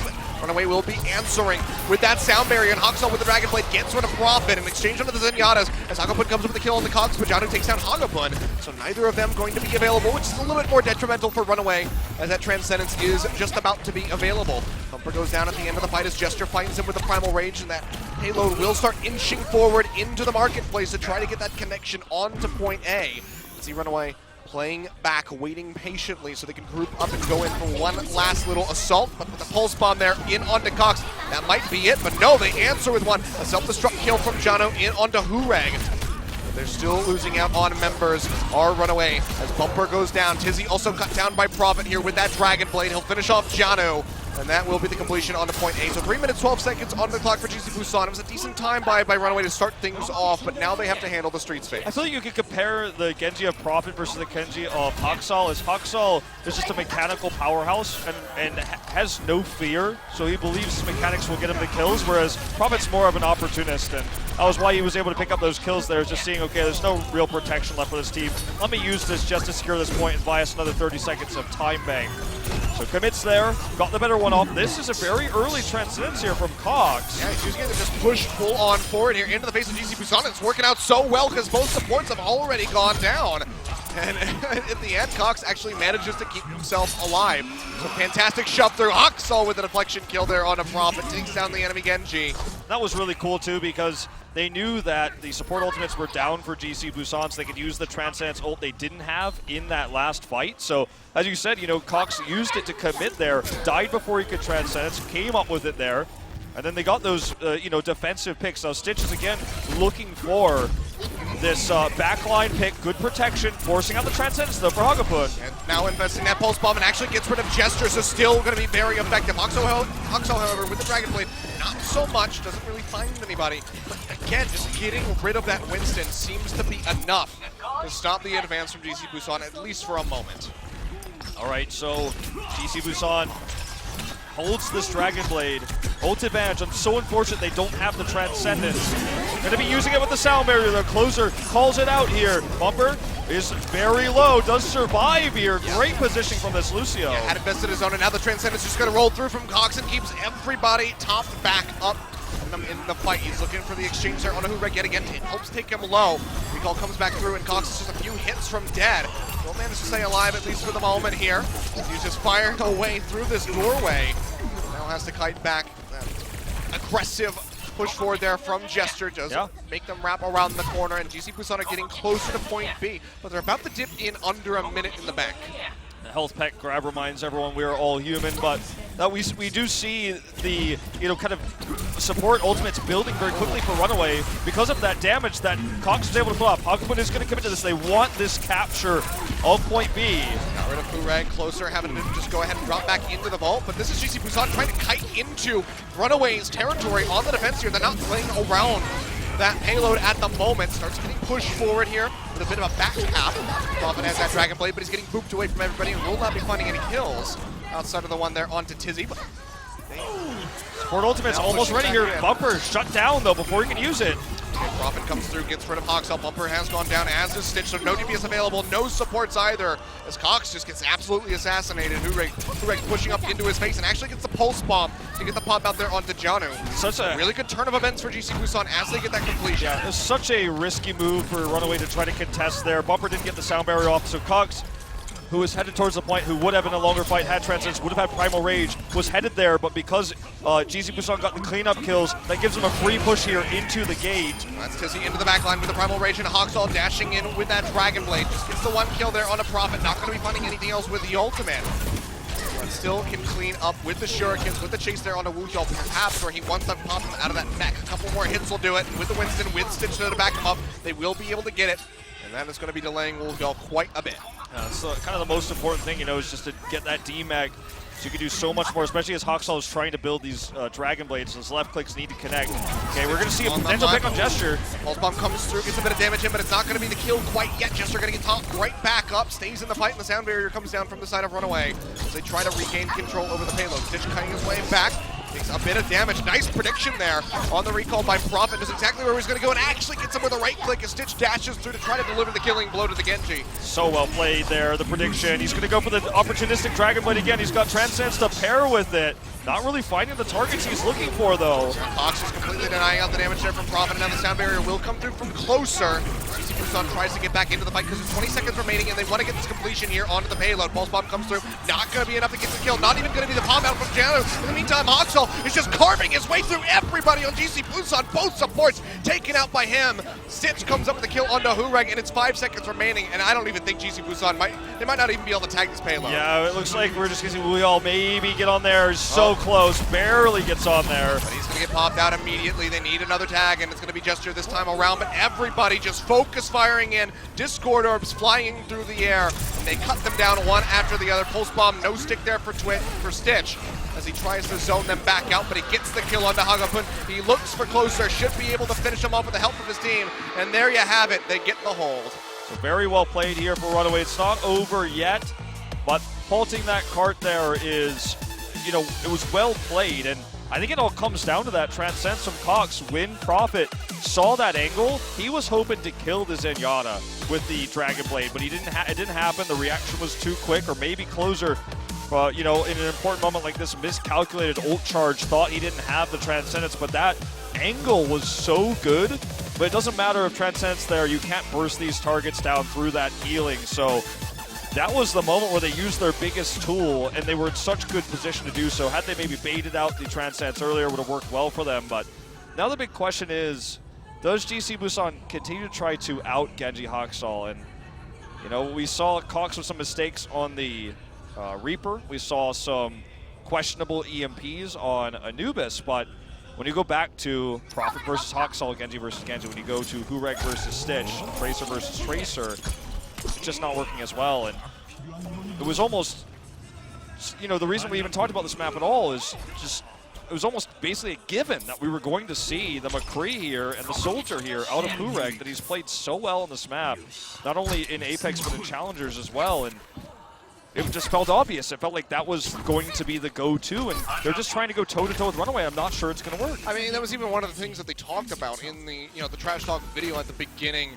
of the day here was, okay, you play Genji, I play McCree, flash, bang, bang, Genji's dead.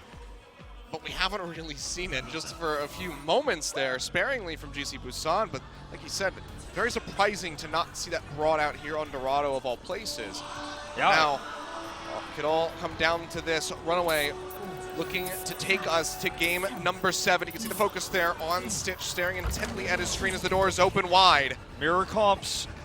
It's going to be who can dive better, defense versus offense. We already see the aggressive dive on the Hawksall here. All hell is breaking loose. Hawksall dashing his way through there, has a nice deflection to help keep himself alive, at least for the moment.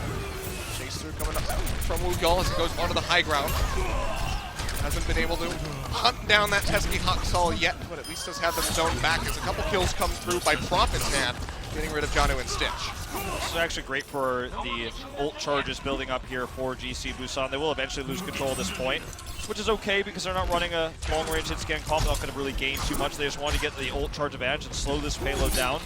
Prophet's actually nearly to that Dragon Blade, 10% ahead of Hawksall at the moment.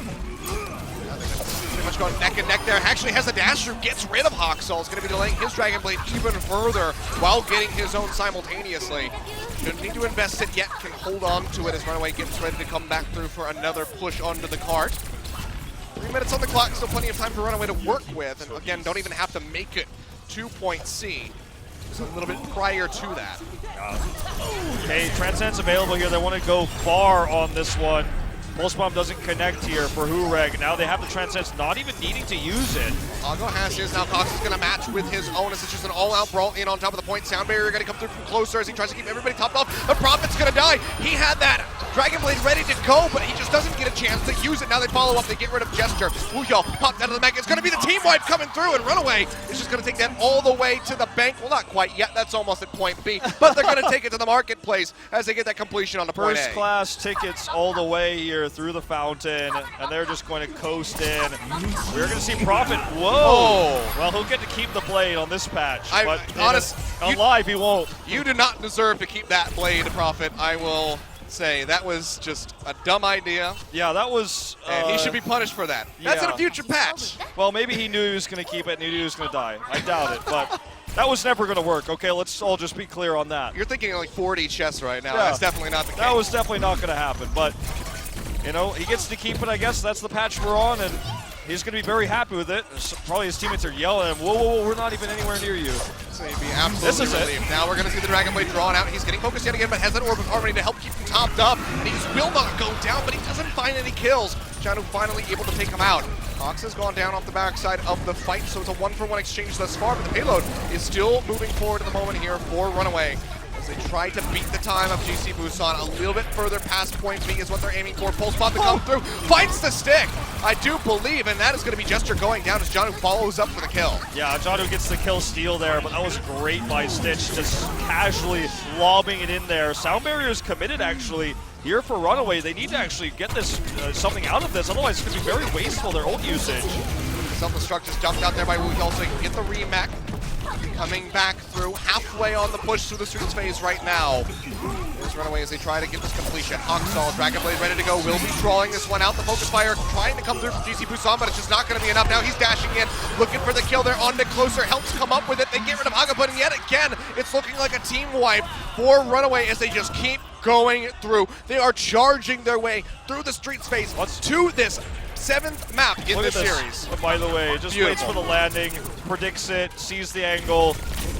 You know, that's what kind of set things in motion with that commitment there to the Winston. Oh, another God. one gets rid of Gesture yet again. Stitch has his number, and he is calling regularly. Every time that Pulse Bomb is up, he is just delivering it right into the face of Gesture, yeah, and taking this him is going down. to be the capture here on point B. And Runaway is just so fantastic on attack, Achilles. I mean, they are soaring towards this. We've got very little distance. They need to just go to that 7th game with 4 minutes of time make. The Dragon Blades have been better. The support has been better. And, you know, we're just seeing Cox, you know, he's shutting down the DPS. They're trying to go in and pick him off, and then he's having these ult charges to give better Dragon Blades to Hawkstall, who's been more conservative with his Dragon Blades than Prophet in this map. Less than 30 meters to go here. Stitch trying to build up that Pulse Bomb. Prophet with a Sound Barrier, backing him up, draws out that Dragon Blade, and helps find one killing onto Bumper, but Tezzy immediately comes back and takes him out. Self-destruct, not going to find anything, but Hawkstall gets rid of Gesture. Greg trades one in. GC Busan trying to maintain control as it's just 10 meters away. Stitch not going to be getting the Pulse Bomb. The defense matrix there from Woohyeol to deny it out. It seems like Runaway might be staved off for the moment, but they can still come back in. Dragon Blade committed to here. Transcends is out. He's trying to make it work. The Sound Barrier comes through, but he has to resheath the blade, so it's not going to be having that maximum damage output that he would like. Sound Barrier out now for Bumper. Cox still has the Transcendence, and they want to invest it. They want to win it right here on this push with 3 minutes remaining. Prophet desperately trying to fire away with a soldier. Gets the Helix Rockets in onto Stitch, but can't finish off the kill. Closer and Hago have both gone down. No supports available. The payload not moving yet because Gesture is doing his damnedest to maintain control, but he's all on his lonesome. He doesn't have an ultimate, and now it's going to push through, and I think that they have done it. Runaway, do they get the completion? Yes, they do. We're going to Game 7 as Runaway closes it out on Dorado. We're going to Game 7, 3 Apex Finals back-to-back, Season 2, Runaway and Lunatic High. Runaway lost that 7th game, but they bring themselves to that final game in this one. Last season, Kongdu Panthera versus Lunatic High, trading sets back and forth, and now finally momentum has shifted back to Runaway here as we head to our 2nd hybrid map. And what a finals this has turned out to be. the play we've seen, I feel like inconsistency on both sides, but that's the nature of a competition at this level where pressure is on. For Runaway, they have the crowd behind them. The crowd is cheering against GC Busan, but at the same time, it feels like Runaway has more to lose. It's their 4th season, their 2nd finals, GC Busan. This is their chance to become Royal Roaders, one of 3 Royal Roading teams, the last one to survive here. And they have to bring it back. They have map advantage, and they have a tactical pause available as well. I wholeheartedly agree with you in that Runaway has a lot more to lose in this situation, as we do hear the music coming through for that tactical pause. So 3 minutes on the clock for GC Busan as they try to gather their thoughts and figure out what this final map is going to be. Hybrid yet again coming through. We saw Hollywood to start things off. Oh man, Runner crying here. You're not allowed to do that yet, Runner. They've been here before, but they're not. It's not over yet. In a victory or in a loss is the only time I will accept this man's tears. For now, he has to be the foundation of this squad if they want to close this out. That's right. And for GC Busan, map choice here is everything. But I think the question is do you just go back to what has brought them to the finals? Prophet's incredible tracer play and Hureg's positioning on the McCree, the Soldier. These moves that have actually caused them to get so many wipes. Hureg's long-range hit scan has countered dives at a lunatic high, has countered Birdring and Rascal of Panthera, the champions and the runners-up of last season. He's dealt with both on the Soldier, but he's playing Tracer even though it's not his main hero. His teammate is trying to out-Genji Haksal, and I think that if we've gotten the chance for this team to make a good map choice and go back to what got them here, I think you pick Numbani now and you put that Soldier on the high ground and you play your damnedest to keep him alive against the dive. We've already seen Biotic Fields coming out of Soldier 76 from Hurek make him live through anything. His bait on Hollywood, for example, that we saw there on the first attack of Runaway. His positioning, his tricks on this long-range hit scam, this roll, I think is what this team has really made it here through. And, I spoke to the coach about this, talked to him about how he felt like the advance on Hurek was. He said he worked on his positioning and his decision-making. But I just don't feel like, the coach should tell him to continue to play Tracer here. I think you take us to Numbani, you take us to the map where they both on attack and defense. Your whole game plan is to get that Soldier on the high ground on point A. Defense, attack fighters are very strong, obviously, and their strength has been defense, right? The strength of Runaway in this best of 7 has been offense. That's where they lost momentum on Anubis when they just couldn't actually break through. And same on Gibraltar as well with a time bot there from GC Busan. Their defense is their strength. There you go. Runaway coming together for a team cheer. Runner just trying to get them as motivated as humanly possible. GC Busan having a much more strategic conversation at the moment. They're just racking their brains to figure out where do they go. Do they go to the Numbani? Do they go to something like King's Row, where we have a much more even split as far as attacking first, defending first win rate is concerned? I think that when you have a coach like Runner and such a momentum giver in the booth versus, fingers waved, hats are off, we're talking about statistics in the booth. I think there's a certain element of strength that Runner's coaching gives in this moment where you actually are the fan favorite team. It is your 2nd finals. I asked the Marine, obviously one of the most famous analysts in Korea and one of the analytical commentators on the Korean side, who he thought would win tonight. He said, I could never predict a score. I could never really tell you. But he said, it feels like the whole atmosphere points towards Runaway. It's their 2nd finals. The fans cheering for them. He's like, I can't predict them to win, but it just feels like if that doesn't happen, I don't know what's going to happen. It's just like that's how tonight is looking. Well, if that doesn't happen, GC Busan wins. Yeah. It's basically what happens. Yeah. So there you go, Marine. I figured out your conundrum. I have solved it for you. Well, but that's he's kind of touching on why, again, this is such a crushing defeat for Runaway, because this is their redemption. This is them making up for not beating Lunatic High in Season 2, whereas GC Busan, they can pretty much feel great about this no matter what, win or lose. They came from challengers. They made it all the way into the grand final. If they win it, that's absolutely incredible. If they lose, it's still fantastic. But there we go. We are going to finish things out with Eichenwald, Kings Row, and Bonnie be damned. Well, feels like we're drawing a picture. We're drawing back to Game 7, Season 2 Finals Eichenwald. That's where the payload stopped for Runaway, and they choked hard. So maybe there's an extra psychological facet to this coming in. Can be a map where you can use long-range hit scan, but it's stronger for dive. Seen dive way more often on this map, so you're playing a risk with the Eichenwald pick here. If you're GC Busan, you're playing into one of Huxell's best maps of Escort when he's playing Genji.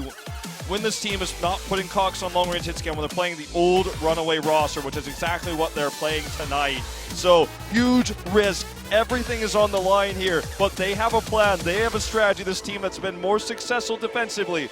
We're going to find out, Achilles, who's taking home that trophy, and it's going to be about the play and the strat here for GC Busan. Production's ready to go. The teams are ready to go. It is time to load in for our final map.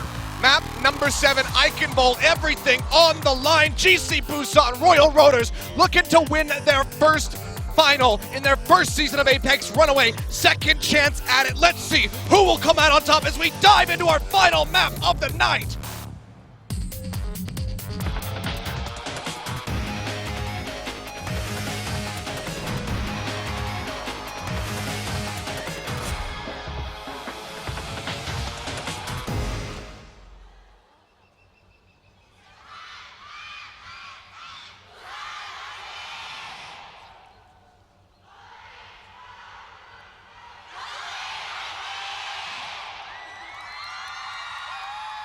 There was even an echo after the cheer.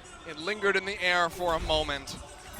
You know, all throughout that map with Dorado, never for 1 second did I think that we were not going to a Game 7. It just feels like that kind of night. It feels like an Apex Finals, and for the 3rd time in a row, we will go to that epic 7th game where no one knows how tonight ends, but, you know, it's tough. You know, you've got the Royal Roading team. This player's got so much pressure on him. So because he's so new and so talented, this player who's a veteran, who has more fans because he's so renowned, has played since Season 1, has been Dragon Blading and killing people since then. GC Busan looks to run the attack Genji Tracer here, so it is going to be mirrored comps. Showed the Far Mercy for a moment. When we saw it was Prophet was on the Pharah, we knew it wasn't real. They don't want to do what I suggested. They don't want to go back to what got them here with long-range hit scam. They want to go toe-to-toe, tango to tango against this team. Genji versus Genji, Tracer versus Tracer. A bold move. Let's find out if it works out. All right, GC Busan on the attack, going to be pushing forward, and Runaway just not even really giving them the poke opportunities, playing back around the corner for the most part. Stitch goes low, forces out the recall here as he keeps himself alive and in the fight. Just zapping away, finds a nice angle there onto Huxell, and he immediately has to kite his way back to safety. Okay, Jester could bubble there. Sword Orb's in onto Tizzy. He's going dangerously. Needs to get topped up very swiftly. Seems like he will stay alive and in the fight, at least for the moment here. But GC Busan really starting to play with fire, and they're looking to burn Runaway. Okay, Hureg is looking for these backline puts. Tizzy is actually the kill. He's discorded. It was so low earlier, like you said. He does go down. Bumper as well being threatened now by Hureg, who's just pushing up, gaining more and more confidence as he goes in onto the point now. Has that pulse bomb ready to go. Does he want to toss that out? Is going to be the question. Sound barrier comes out from Bumper, who gets it first. Getting ready to be matched by Closer, but he dies before he can get the channel off. Hagopun will invest the Transcendence, but Cox is there to match, and Runaway will be able to win the fight. And not a single tick on the side of GC Busan with this attempt. Unfortunately, Hagopun also used the Transcendence there. Didn't really feel like it was necessary. They traded ults, of course, as you say. Cox felt like he was like, all right, well, if they want to contest, I should be ready for this. But still, an ult lost here for GC Busan with no ticks. Feels like it's a real rough spot now. You don't have many tools. You have the Sound Barrier Dragon Blade. You know that Bumper doesn't have his. This is going to be Prophet trying to pull it out. Yeah, draws out the blade, finds Cox, finds Bumper. Both supports now dead. Huxell in the meantime draws out his own Dragon Blade. Also gets rid of the enemy supports, but it's still going to be GC Busan winning out as they get rid of the DPS members of Runaway. Tizzy going low. Tries to stay alive here. Has the Primal Rage, keeps himself in the fight, and just tries to deny this first tick from coming through as the rest of Runaway tries to regroup off the respawns. Just going to come in here and stand on this point. Those reinforcements are coming through soon here. As you can see Stitch coming up onto the high ground, looking for that pick onto Gesture. Pulse will DMAC Booyal here. Gets that knockout at least, but still going to be the first tick going over. Now Bumper and Cox yet again are going to be picked off. Prophet and Hurek just isolating them and taking them out with precision. And it seems like this is going to be the fight one here for GC Busan, and likely the point being handed over. A minute and a half roughly remaining on the clock as they get this cap. So a decent drain by Runaway, but they still have 4 minutes to make it through the streets phase. The lack of support ultimates for Runaway meant that Dragon Blade was going to do so much. The funny thing is, Prophet, when they used the sound barrier, he didn't even get hit by it. He didn't actually gain those shields, but because there were no support ultimates against his Dragon Blade and he found that back line, it's just going to be easy pickings with nothing to counter it. So GC Busan gets that done. He's going to have another Dragon Blade, and their support ultimates are back up here. We've been coming through onto the high ground. Jester's going to go ahead and concede that. Doesn't want to have to be forced to use the Primal Rage yet, so instead will fight back and play around the payload with the rest of his squad. We've been coming through from Tizzy, just trying to threaten the members of Hagoput and closer, try to chip them out, but instead he's going to be the one going down as Hago has that Transcendence to help keep himself alive. Yeah, Tizzy going really deep there. Perhaps trying to capitalize on the fact that Gesture was in the air, but no one came with him, so some miscommunication in a moment like this can cost you big, as we see. Sound Barrier committed here, but Prophet's going to right afterwards Dragon Blade. Has that one drawn out, but Huxel's already done some damage himself as Closer and Hagoput have both been taken out, and now Prophet gets absolutely nothing with the Dragon Blade as Janu just finishes them off. Good ultimates burned out there in favor of Runaway. Still a decent amount to work with here for GC Busan. The Sound Barrier especially comes to mind. Yeah, they have control of the high ground as well, and they lost that control for just a moment when Tizzy actually decided to commit into the dive and no one came with him, but can regain it with no long-range hit scan, like Hureg has been showing so many times on this map. You know, it's just tough to regain that without a tough dive, and it's so predictable. That barrier comes through, barely keeps Hagoput alive, but it's only for a moment as Huxel is there to finish up the kill as soon as the shielding is gone away. Self-destruct tossed up into the air, not going to be finding anything there for Janu. He makes it back into the mech and stays alive and in the fight. Poking forward on the side of GC Busan. Hureg looking for an angle with which to use this pulse bomb, but hasn't yet come up with one. Instead just forces out the recall there. On to Stitch and tries to win out onto this Tracer battle. Has the dash forward, but Stitch, his accuracy still coming through, and Hureg goes dangerously low, so he decides to kite back down to 2 HP, mind you. Yeah. Stays alive, and the cart keeps moving. Cart keeps moving. We're getting to the toughest point, though, for GC Busan here, is getting across this drawbridge. They have an ult advantage. They actually have, Hagoput, the Transcendence is the big ult advantage they have that can allow them to push through here. Tizzy's Primal Rage can shut this all down, though. I think, okay, Hureg. Well, special delivery. Just puts that pulse bomb down, and John just backs it right up into him, takes him out. Hagoput gonna go ahead and pop that Transcendence, trying to buy some time here for Closer to get the Sound Barrier. So tempting to use the blade here, but Prophet's gonna hold it. Knows that could have been a good opportunity, but didn't need to use it there. Runaway gonna pick up a few kills, but so good he didn't pull that blade, or that'd be another tool missing. I actually love play like this. Runaway, sure, they get the wipe here without ults, and that's great for them, but GC Busan making the right choice there, pulling back and trying to save the push for a bigger and better time. But a fantastic chase down by the members of Runaway there, buying some time, getting that nice little late stagger in onto Gesture. He has the Primal Rage available this time around as they get ready to push back in. What could be made quick work of by the likes of that Dragon Blade and that Pulse Bomb. Speaking of which, Stitch throws it out, finds Hagoput, takes him out of the fight immediately. Now, can they find Closer is going to be the question, because he's the one that has that ultimate just about ready to go. The Sound Barrier at 96%. Okay, he's likely going to be the next assassination target for Runaway as they get ready for that next fight. That was so good. Since knew Hureg had he already used his teleport there, so the recall not available. Knew he would be able to find that pick, chases him down, gets the kill. And this is basically going to be the last push here for GC Busan. And it needs to be good. They need to eliminate Janu. Prophet's Dragon Blade is what they're going to try to start this fight with. It's going to be Genji versus Genji action here again. Both Sound Barriers available. Going to be thrown out by both members here, both Lucios on either side. Huxel into the back line. Not going to be finding much there with that Dragon Blade. Gets a couple swipes through, but he's going to go down, as you do say. Gesture coming up with the kill with the Primal Rage, and it's going to be GC Busan who are widely winning the fight. Janu going low as the self-destruct will go ahead and pop that one straight in onto the payload, but the members of GC can easily duck in around the payload to get this completion. Can they tag this in? Runaway, do they want to try to fight this? Or can they even get there in time? Stitch dashes in, does delay this cap onto the payload, just 2 meters shy. Tizzy has fallen, as you say, right off the bat. And GC Busan still have a Dragon Blade. They still have a self-destruct to use. Looks like they will invest one, hold on to the other as Prophet tries to clean up. That'll be the completion there on to point B, and Busan gets a second lease on life with 1 minute 20 seconds on the Closer clock. got a double boop kill. He was able to kill Tizzy, which is so important. Tizzy had Primal Rage. He would have had it, you know, in that fight had it gone on longer, but he was booped off the side there. Closer's double kill secured this for them. The Dragon Blades, a Prophet using it conservatively again here. Had some moments where he wasn't doing that on Dorado, but using it conservatively. That brings us to this third point now. Self-destruct invested there from the side of Wujal. Doesn't find anybody, and now it's going to be an all-out brawl in onto the payload as we see those Transcendences used on both sides. Stitch still has the pulse bomb, and dashes through, but he doesn't angle it high enough, just sticks it in onto the wall on the low ground. And Wujal will remain in the mech, he'll remain untouched, and honestly, that could be absolutely devastating here for Runaway. Payload still moving forward, getting ready to round that final corner. Runaway, they want to hold them here. It's just 35 seconds remaining. One wipe could be a victory for the blue team. It certainly could. I think this is really going to come down to sound barrier usage. Loser had a great one last time. Bumper needs to make sure he holds onto it to the last second because Dragon Blades will fly here, and the winning team wipes. Okay. Moving into position right now. Notice the positioning, of course, of Cox as well. If the fight goes longer, he will get that Transcendence, but right now he's disadvantaged. Here comes the Blade. Perfect timing. The sound barrier from both sides, but Bumper is still good. The first one, he gets taken down. Prophet dashes through, finds one in onto Stitch and has to resheath the blade. Now Hawksall with his own Dragon Blade. Can he get anything done? The answer is going to be no. 4 HP, now dead. Hurek picks up the kill, and it is just an absolute slaughter. The killing fields for GC Busan as they wipe Runaway off the face of the map.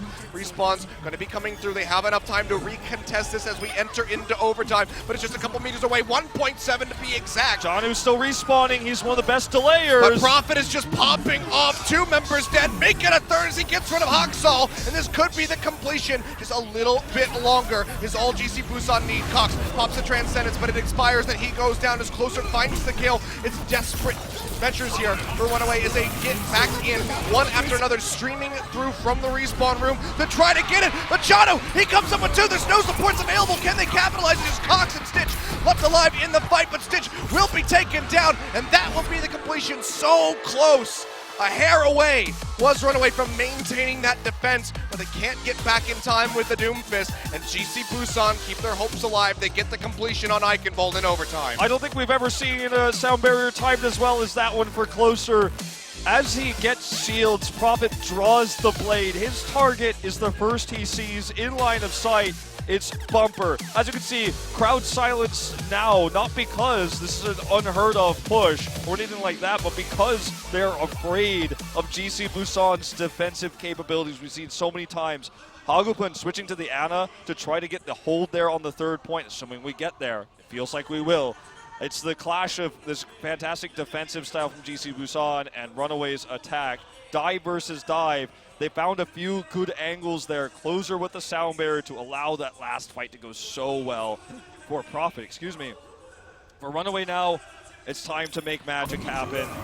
This is the reason why GC Busan fans were a little bit worried about the Eichenwald pick, as we've seen Hawksall so good on the attack here. Hawksall, who are you? A famous Genji's out there, Architect of Combox, these players that are so, reliant on this map pick for Escort because it's the best Genji map when you don't want to run long-range hit scan, which neither team really has been doing since game 2.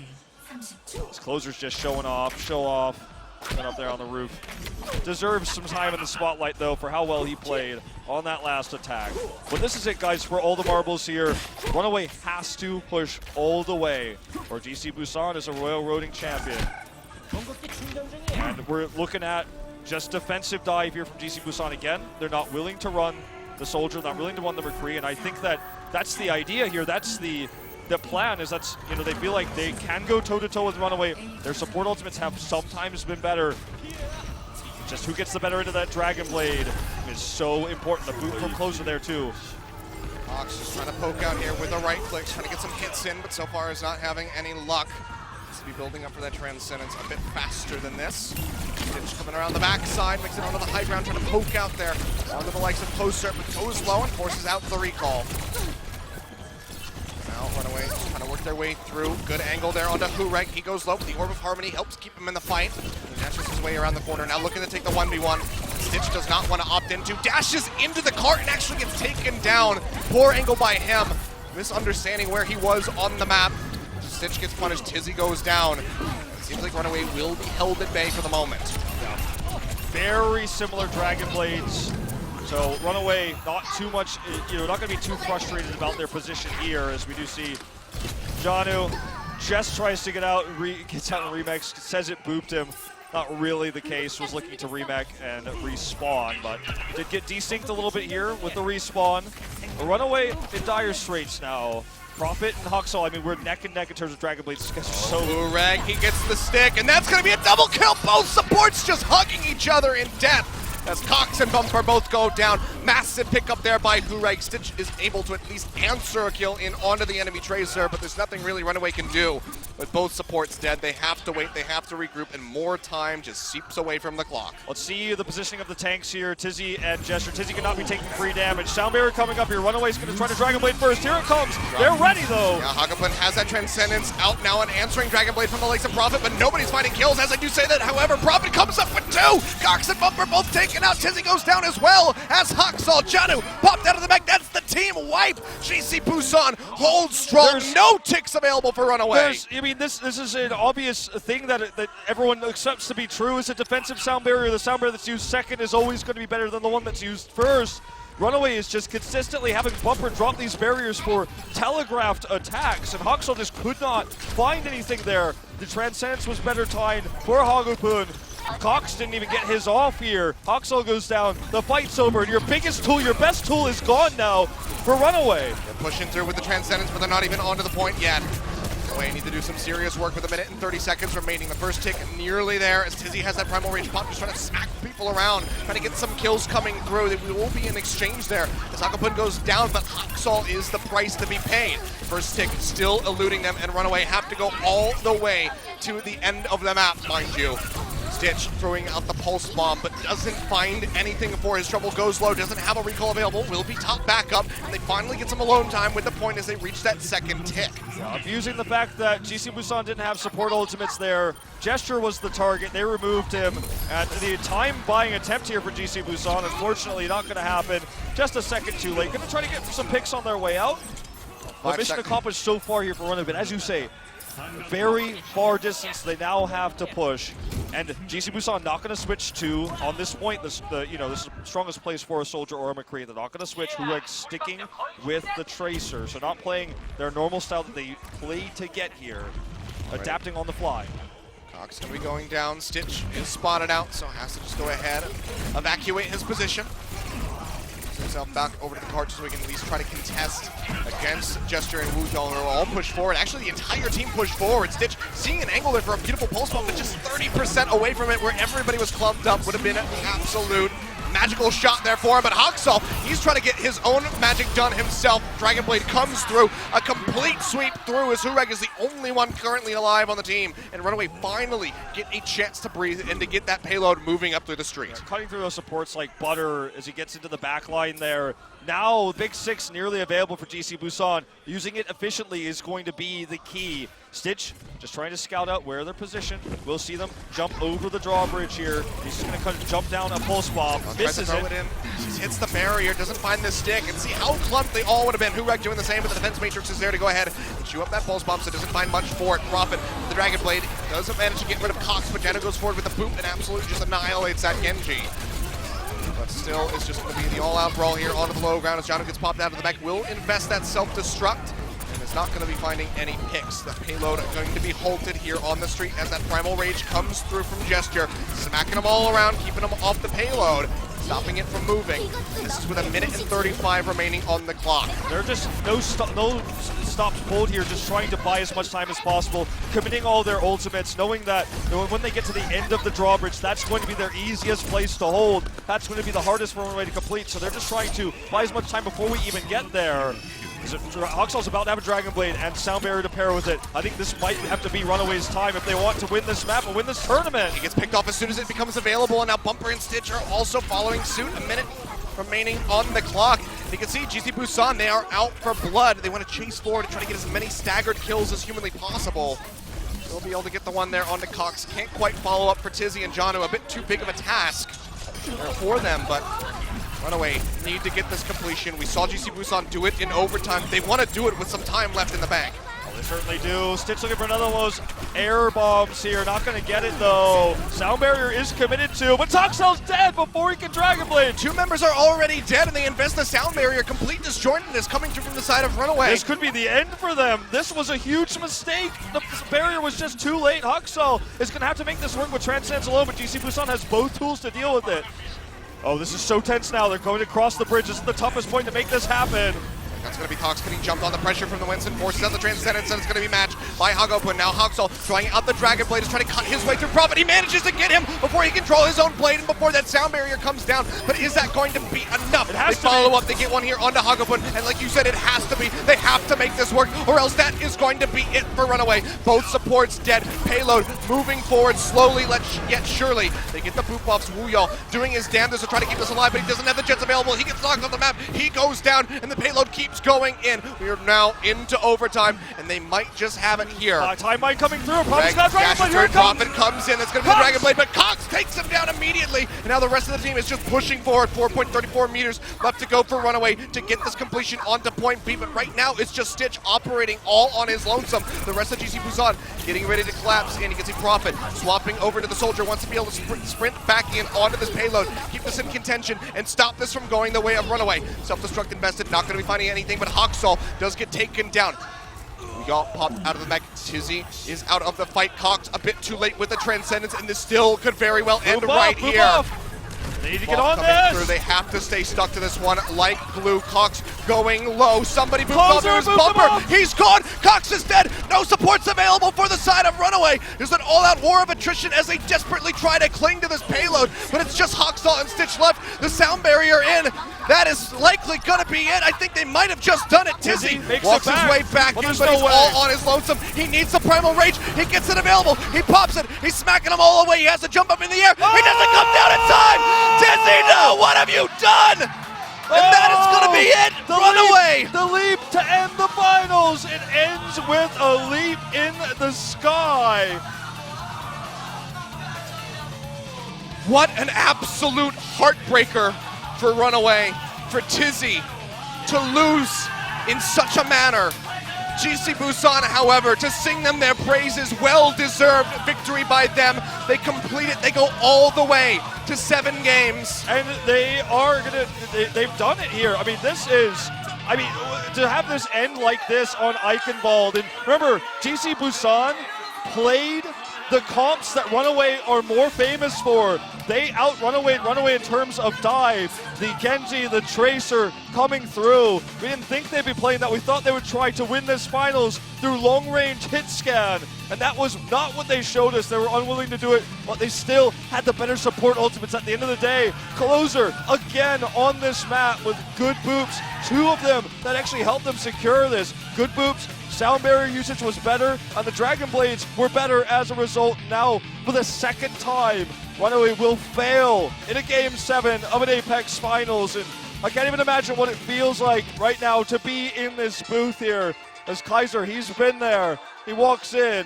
For first-time players, Janu and Tizzy as well, they were looking for chances to be their own Royal Roaders in their own way. Of course, their first season on this roster in Apex, they failed. And GC Busan, that Royal Roading title, it's an emotional moment here. All the way from Challenger, the auto promotion into Apex Season 4, and they make this insane run into the grand final. Fight tooth and nail all the way into game number 7. And they are able to take it away. You can see the players absolutely ecstatic as they sprint to the trophy. Lift it into the air and revel and bask in this moment. GC Busan, Apex champions, Royal Roaders, the first one since Envious 3 seasons later. And what a run they had, Achilleos. All of these members deserve what they fought for tonight. They did it in unconventional fashion. And it was who was the better Genji, who was the better Zenyatta, and who was the better Lucio at the end of the I'd say Winston at the end of the game. Yeah, the very end of the game indeed. Well, you got to do everything you can to buy time and stay alive. You know, it wasn't his fault that happened, but there's just nobody nearby, and you're in Game 7 of a finals. Shit happens, Achilleos. That it Shit does. happens. Well, GC Busan, for them, it's pretty good. You'd have to say the least. You can see just how happy they are lifting that trophy into the air. But man, what a whirlwind season it has been for us, for you guys watching back home. Season 4 of Apex concluding here, and I think it's been just about a year since Apex started as a tournament franchise here in Korea, coming full circle. 4 whole seasons, including 2 that you and I have cast, 2 brought to you guys by Monty and Noah before. Yeah, and it has just been an absolutely crazy ride, and this is probably one of the most unexpected results that you could have hoped for at the beginning of the season. Exactly. Most people said the word most used to describe GC Busan at the beginning of the season was forgettable. And who's laughing now? It's the champions on stage with the trophy. Very well played. And what a send-off for this patch. We ended up going back to where we started with the Tracer Genji to end it all. And now that's it for this season of Apex. That's it for competitive play on this patch. Yeah.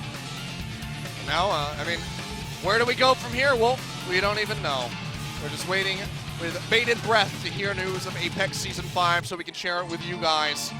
So you can get ready to see, the return of the likes of GC Busan, of Runaway, of these teams that, aren't competing in the Overwatch League for this first season. And there will be many more great Apex champions to come. The finalists of this tournament, neither of them Overwatch League teams. Most, people are saying that the best teams in Korea are picked up by Overwatch League teams. They become the rosters, right? But right now, we're watching a finals of 2 non-Overwatch League teams. So Apex is just going to continue to turn out amazing Korean Overwatch talent, and I don't think that's ever going to change. Yeah, no, absolutely not. I think with Overwatch League, we can see the West really start to compete, but overall, I think for the highest level of competition, you still have to look and include some of those teams from Apex, GC Busan especially after this stellar performance, Runaway earning themselves a spot near the top of the list for making it as competitive as it was, but unfortunately, they do fall short here today.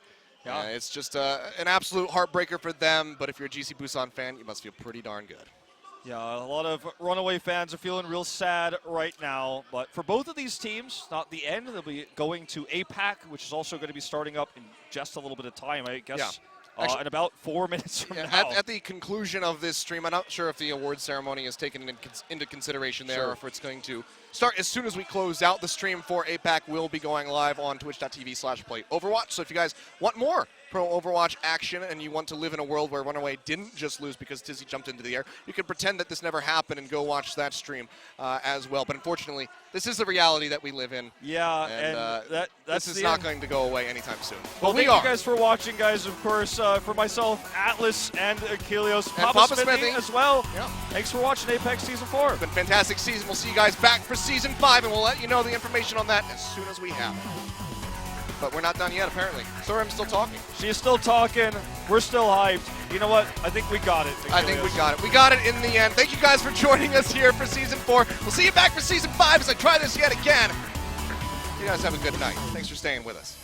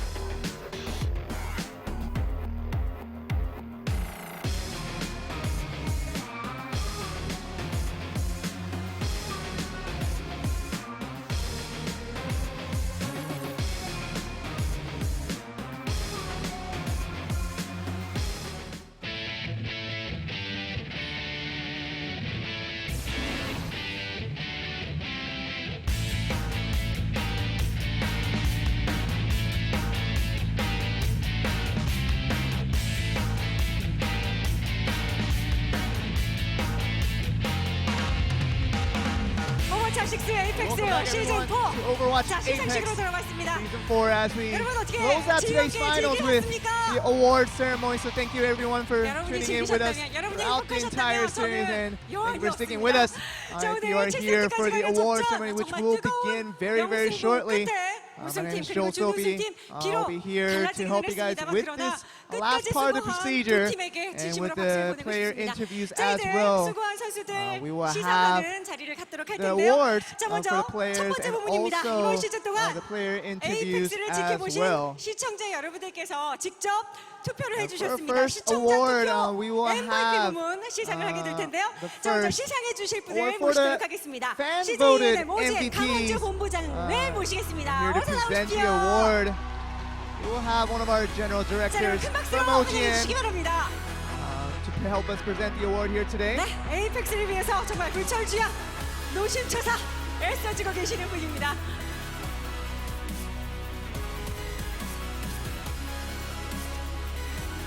네, 어서 오십시오.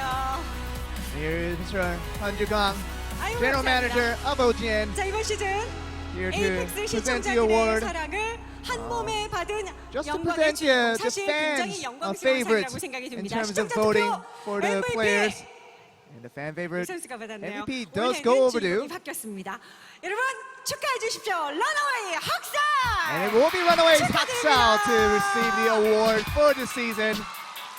There we see him entering the stage. 기왕이면 Truly popular player. 학살 선수 입장에서는 Starting with the first entrance of Runaway back in season 1. They're here 더 to 좋았을 join 텐데 this 하여튼 아쉬움이 wonderful 있겠습니다만 privilege 자, 그러나 of being the fan 시청자들이 favorite 뽑은 이번 here 시즌 today. MVP 학살 선수에게는 200만 원의 상금이 He'll be presented with 2 million Korean won, along with the honor of being the fan favorite. The viewer voted MVP will be Runaway's Haksal.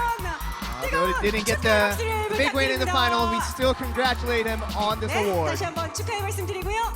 자, 수고해주신 CJENM 오진 강원주 Thank you once 본부장님께 again, 감사의 Mr. Han Ju-gang, 말씀드립니다. 자리로 for 모시겠습니다. helping us present the award.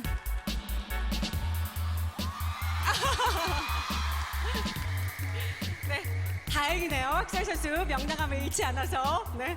자, 이제 본상 시상 진행하도록 We're going to 하겠습니다. move on to the 먼저 main 준우승 awards 시상을 right 하게 될 away. 텐데요. 자, We'll be 시상해 first 주실 presenting 분을 the runner-up 모시겠습니다. 역시 큰 award 박수로 for the 환영해 주시기 season 바랍니다. 4 최영 Overwatch 블리자드 Apex. 엔터테인먼트 코리아 e스포츠 총괄 상무이사께서 수고해 주시겠습니다. We'll 어서 have 오십시오. our Blizzard Entertainment Korea and Esports Director to help us present this next award. 에이펙스가 존재할 수 있게끔 진짜 엄청난 And 힘을 definitely, 실어 this man right 주셨고요. here has helped 우리에게 오버워치라는 create 게임을 and 선사해 maintain 주신 Overwatch Apex here in Korea, Mr. Richard Choi. 대표에서 We 자리하셨습니다. thank him on behalf of OGN. 오버워치 6 에이펙스 시즌 Now 4 presenting the award 준우승입니다. for the runner-up 그러나 of 우승만큼 Overwatch Apex Season 4. 영광스러운 자리라고 생각이 되고요. Definitely 그 어떤 a 축하의 title 목소리보다 worth 더 mentioning and 뜨겁게 still very 축하해 주시길 honorable. 바라겠습니다. We congratulate 오버워치 6 the 에이펙스 시즌 runner-up 4 준우승입니다. of Apex Season 4 runner-ups. It will be Runaway. 두 번의 준우승이 선수들에게 너무나 뼈아프겠습니다. It is their second runner-up, being the second place once again after Game 7. But still, even though a heartbreaking loss, they are still here as a very formidable team. 카이저 그리고 러너 Every member, including Kaiser and Runner, to help receive this award. 준우승 러너웨이에게는 4천만 원의 상금이 And 수여되겠습니다. will be presented 여러분, with 다시 한번 큰 40 million Korean won. And probably can't see that through reflection, but that is the prize money that will be rewarded to Team Runaway. 네, 앞에 보고 예쁜 미소 한번 러너웨이 부탁드립니다. You hear the cheers from the crowd. They're still loving it. They're cheering for their team, regardless of the result. And there they are, the runner-up for Season 4 Apex. e스포츠 총괄 상무이사께 감사의 말씀드립니다. This is Team Runaway, and thank you once again 네, 러너웨이 for helping us 자리로 present the award. 모시겠습니다.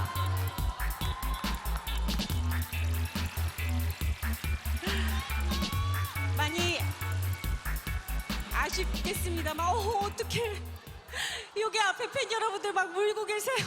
We got a report that a lot of these Runaway fans that are in front of it, the caster right here, crying in front of the audience, and we just hope that you guys have a more hopeful expectations for the next season. But without that, let us move on to the final award. Present the grand champion of Season 4 Apex. We'll have our main sponsor representative from Lotte Choseung to help us present this last award. 굉장히 오랜 시간 동안 에이펙스를 위해서 후원해 주시고 And they have been our main sponsor of Apex 이 자리를 빌어서 for quite a while. So 감사의 말씀을 드립니다. always thank Mr. Sun Kwon and the rest of Lotte Choseung 네, 반갑습니다. for always supporting this competition. 자 이제 He will be able to present the award 시즌 for the 4 grand champion 우승을 외치겠습니다. of Season 4 Apex. 에이펙스 최초의 And 로얄 they are the 탄생입니다. last standing team, the Royal Roaders. 시즌 4 우승 The Season 4 champions are GC Busan. 시즌 2 전국 PC방 And there you have it, guys. Those are your champions from Season 4. You haven't seen them in Season 3 because they were in the challenger scene, duking it out to at least have a position for Season 4. But in their first appearance of their career in Overwatch Apex, they do the impossible of making it round after round, become the champion. As you see them standing here today, receiving a prestigious award, becoming the first place, lower than no other team in this entire Apex. 자 그리고 여러분 에이펙스의 우승 트로피 And they will also be presented with the trophy to commemorate their victory. 네, 대신 우얄 선수가 지금 번쩍 들고 있는데요. They're tossing that around to their teammates as well. 자, I'll show an example of how to do a victory ceremony with that trophy. 마지막으로 근데 한 부분 시상이 더 남아 있습니다. 우리 팀장님께서 한 번 더 시상을 해주실 텐데요, 여러분. And we will have one more award 결승전에 in addition to this MVP award, 부분이 and 남았습니다. that will be the finals MVP here. 뭐죠? 프로필 선수가 지금 한 발짝 앞으로 나왔어요. Seems like Prophet just made a one step forward. Perhaps 죄송합니다. knowing, 팀장님 계신데 제가 perhaps 시간 끌면 안 knowing 되는데 what 왜 he 한 has. 걸음 나왔죠? Why did you take a step forward? MVP는 어차피 나다? Did you say 그렇긴 하죠. you were the MVP 그렇긴 하죠. regardless of the 야. argument? So he 그렇긴 하죠, believes 그랬어요. that 자, regardless of what 오버워치 anyone thinks, he 시즌 is 4 MVP. 결승전 And let's see if MVP. that is. The MVP is. 프로필! It will be Prophet. I have to call him Prophet for that example there. Already knowing of his performance and his caliber, receiving his individual award as the best player and the best performer in this Apex Season 4 Finals. It will be 자, Prophet 이거 시상해주신 receiving the 롯데 individual 칠성 award. So 공소님 마케팅 팀장 congratulations to 다시 him. 한번 감사드립니다. 자리로 모시겠습니다. Once again, thank you to the representative from Lotte Choseung, helping us present this last bit of awards. 자, 이제 우승을 차지한 우리 선수들과 얘기를 Now we'll move 나눠봐야죠. right on to the player 이쪽에 딱 interviews 왔던 우얄 선수가 with the 갑자기 winning 마이크를 team, 이게 of course, 뭐예요? that we 이랬어요. have here standing 인터뷰해줘. here 우승한 with 팀은 GC 인터뷰할 수 Busan. 있어요. Only the winning team can have this interview. 자, 이제 막 20대가 된 파릇파릇한 20살 우얄 You are now 선수와 20 years old and just 나눠보도록 reached 하겠습니다. that 자, 우얄 second 선수 part of your life. 우승했습니다. 소감 어떠십니까? And how do you feel right now? We're getting the victory. 나오고 있어요. The mic is working fine. 안녕하세요. GC 부산의 우열입니다. My name is GC Busan. 아까 보니까 막 눈물이 막 흐르던데. See a little bit of glimpse of tears falling down from your eyes, but just right now, how emotional is this? 화장이 눈에 들어가서 눈물이 난 거예요. I think my makeup kind of creeped into my eye a little bit, so that's why tears came out. 우얄 선수가 경기하면서 연습하면서 팀원들한테 그렇게 구박을 많이 받았다는 정보를 제가 입수했어요. And a lot of people have been telling me that that you were threatened by your teammates during practice because of how you were performing during practice. Well, I don't know, but victory feels 오늘 nice. 팬 여러분들 많이 오셨잖아요. 이제 We have a lot GC of 부산 이런 팀입니다. fans 팬 here, 여러분들께 and you can 한 말씀. tell these fans what type of a team 팬 that 여러분들께. GC Busan is.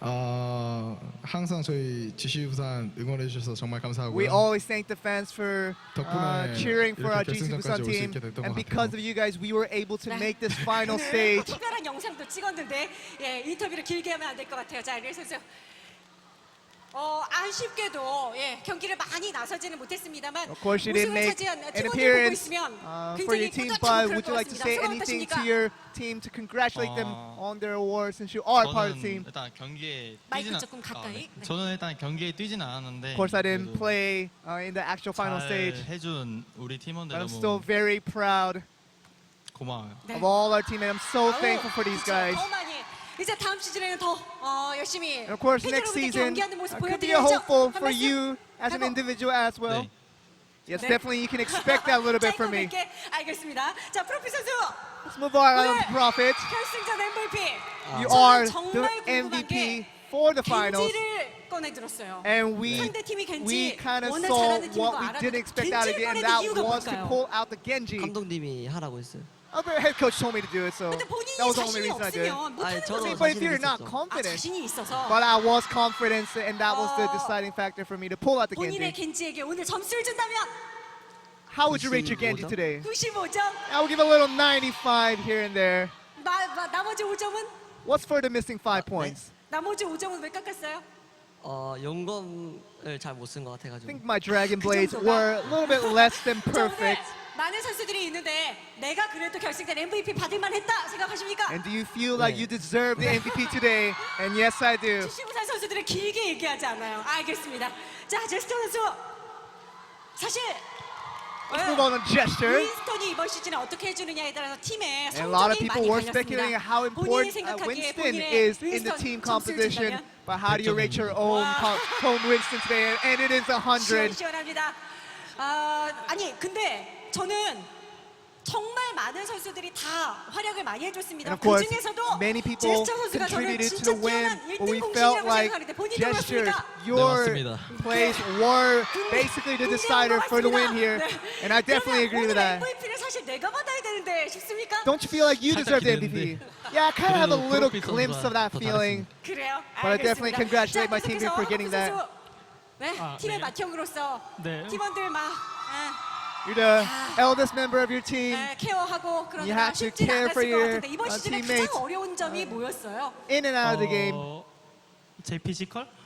I think the most impressive thing about this season was my 그래서 mechanics. I was so 팀이 누가 되는 것 impressed by 같습니까? how impressive my mechanics 지금은 are. 아닌가요? 지금도 아직까지는 조금 굉장히 착한 선수인가 봐요. 자, 아무래도 하거픈 선수 이렇게 매번 비행기를 타고 서울까지 올라와야 되고 And I 그러느라 know 쉽진 that 않았을 coming 것 from Busan, you 같거든요. have to ride a 어땠습니까? plane 솔직히 back and 말해서 forth 좀 to get here, and it was 피곤한 a 적도 많았는데 definitely tough process. 피곤한 Yes, it was, and it's very 티를 잘 안 tiring. But I 여기서 tried to 끝나면 안 not 되는데 show my 제가 little 유도한 fatigue 멘트가 to my 있어요. 이번 시즌에 teammates. 매번 비행기를 타고 오셨잖아요. 에어부산 감사합니다. And we thank our air sponsors for helping us with the flight, making it possible all the 자, time. 클로저. 예. 제스터 선수가 저 한마디만 더 할게요. 그래서 마지막 기회를 좀 더 드리려고요. 자, 클로저 선수. We're gonna go over to closer. 진짜 보이지 않는 곳에서 묵묵히 And you really were the 받쳐주고 contributor 그러느라 outside the 쉽진 않았을 scenes. 것 같습니다. And how 힐러로서 was it right now? 어떻게 힘들었어요? 오늘 제가 너무 Contributing for your 실수를 team. 많이 해가지고 To be honest, I made a lot of mistakes 쉽게 for my 이길 team. 수 있었던 경기를 And I felt like 좀 some of the 어렵게 games that we 가져간 could have 것 won a 같아서 lot 너무 easier. 죄송해요. We made it more. I made it more 저희는 difficult for my 진짜 team, so I felt 너무 very 잘한다, 이렇게 apologetic 생각이 for them. 그래서 지금 막 복받치는 거예요?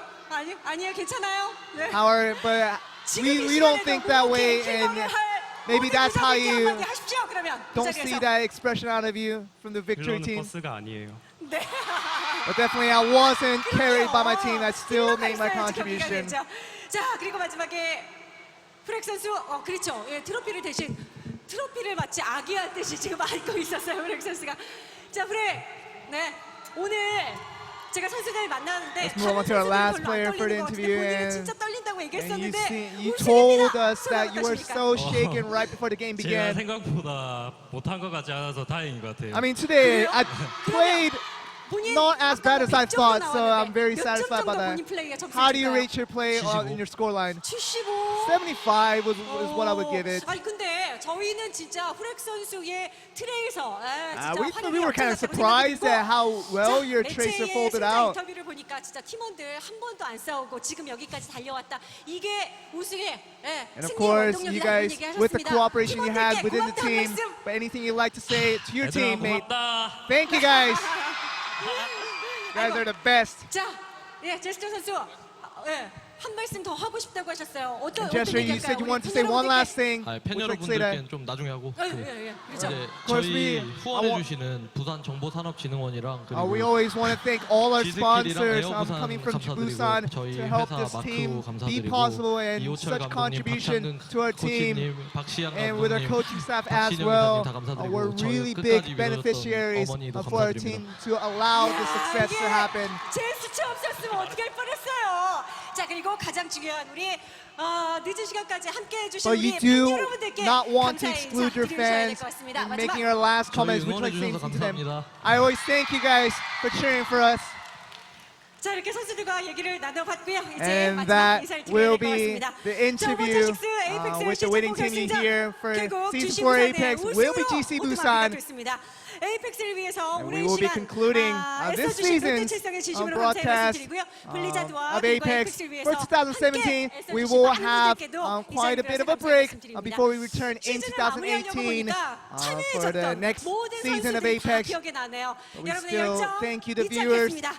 for sticking with us for all of the seasons we saw in 2017. And we hope you guys just have a wonderful season before you return to us for the next season to come in 2018. 자, 네, 감사합니다. 오버워치 6 에이펙스 시즌 4 이렇게 해서 And that will be the 2017 시즌 모두 conclusion 마무리가 of 됐고요. our coverage 저희는 of Overwatch 2018 Apex 시즌에 Season 여러분 4. 다시 And we will be 찾아뵙습니다. back 조금 in 기다리는 2018 for our 시간이 next 길어지긴 season. For stay 하겠습니다. tuned. 저희 더 멋진 대회로 Before that 여러분 returns, my name is Joel W. along with me, 결승전 and 인사드리겠습니다. also 안녕히 계십시오. with Atlas, and also Achilles, Wolf, and Papa Smitty, and the entire OGN staff. We thank you once again for staying with us. And we'll be back next season for another action of Apex. So we'll see you then.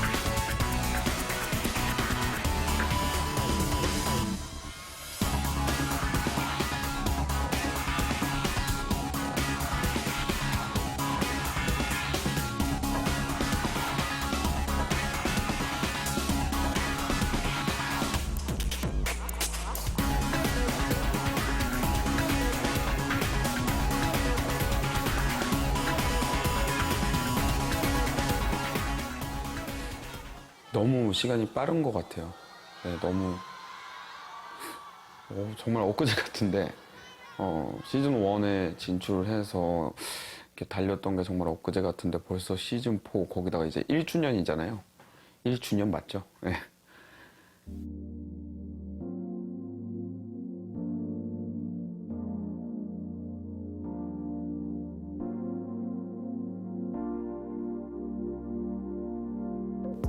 정말 많은 일이 있었는데 일단 좀 정이 가는 대회이기도 해요. 에이펙스 자체가 프로 처음 시작하고 처음 나온 대회가 이제 에이펙스다 보니까 처음에는 걱정이었는데 지금은 에이펙스가 좀 흥행하는 걸 보고 욕심이 많이 생기는 것 같아요. 이 에이펙스라는 무대에서 더 잘해보고 싶다.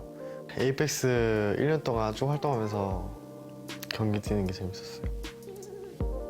재밌었어요.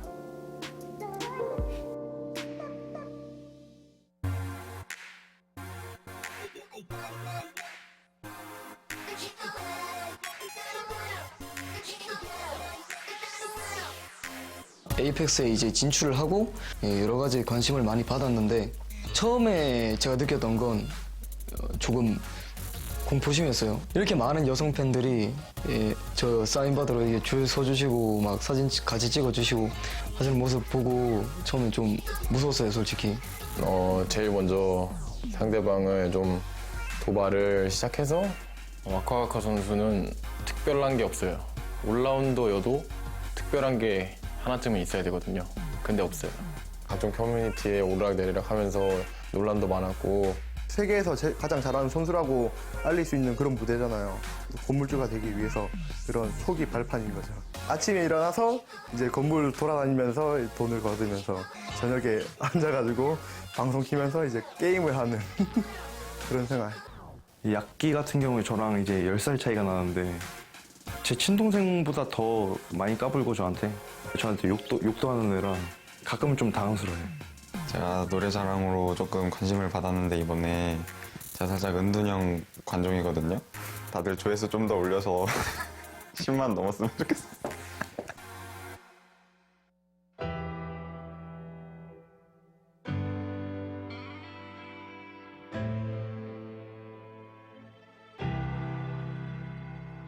시즌 1때 그 결승 가는 BK전에서 이겼을 때 이때 가장 좋아했죠. 제가 그때 마지막 백도어로 이렇게 했거든요. 장식을 했거든요. 그때 내가 좀 선물 주는 느낌 몰래 팀원들한테 결승 가는 티켓이야 하면서. 두 번째 시즌이 뭔가 이렇게 저희 팀이 좀 바뀔 수 있는 계기였던 것 같아요. 정말 죽자 살자로 열심히 하면서 프로게이머의 고충을 알게 됐던 것 같아요. 거기에서 우승을 했으면 달라지지 않았을까라는 생각? 가끔 들어요, 가끔. 시즌3 결승 때 뭔가 결승 무대니까 그래도 뭐 긴장할 것 같아가지고 청심환을 6명이서 다 먹었거든요. 그게 오히려 조금 독이 됐던 것 같아요. 살짝 약간의 긴장이 필요한데 다 풀세트 역전승했기 때문에 그것도 되게 감동적이었고 우승하고 트로피로 달려나갈 때 뭔가 이제 해냈다라는 생각과 그냥 뭔가 세상을 다 가진 그런 기분이었어요. 부러웠죠. 첫 번째로 제일 부러웠죠. 저거 나도 하고 싶다 이런 생각을 1, 2, 3시즌 때 갖게 됐거든요.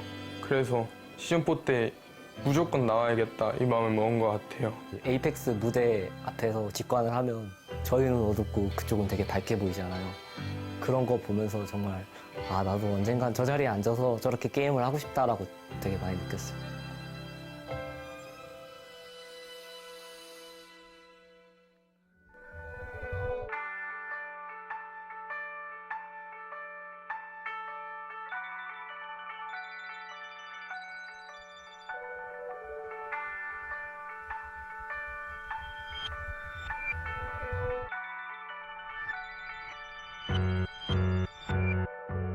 일단 저는 에이펙스 뛰면서 사회 생활도 많이 경험했고 여기서 경기를 더 하면서 성장하고 싶어요. 되게 성숙해지고 싶어요. 남에 대해서 어느 정도 더 깊게 생각을 할 수 있게 됐어요. 이해를 배우고 있어요. 이해. 처음에 시작을 할 때는 반흥미로 시작을 했는데 시작을 하고 나니까 그냥 흥미로 하는 그런 곳은 아니더라고요. 경기 하다 보니까 점점 잘해지고 싶고 유명해지고 싶고 명예도 많이 따지는 것 같더라고요. 이게 정말 나를 갈고 닦고 나를 위해서 뭔가 열심히 하는구나라는 느낌? 그런 것을 느끼게 된 것 같아요. 그냥. 진짜 열심히 하면은 보상은 있다. 앞으로도 열심히 하면은 충분히 원하는 걸 얻을 수 있지 않을까 제 인생의 반환점이자 제 2의 인생을 살게 해준 계기였던 것 같아요. 정말 저에게 에이펙스는 뭔가 새로운 도전을 만들어준 그런 대회였던 것 같아요. 점점 그래도 제 마음을 진심을 알아줘서 너무 고맙죠.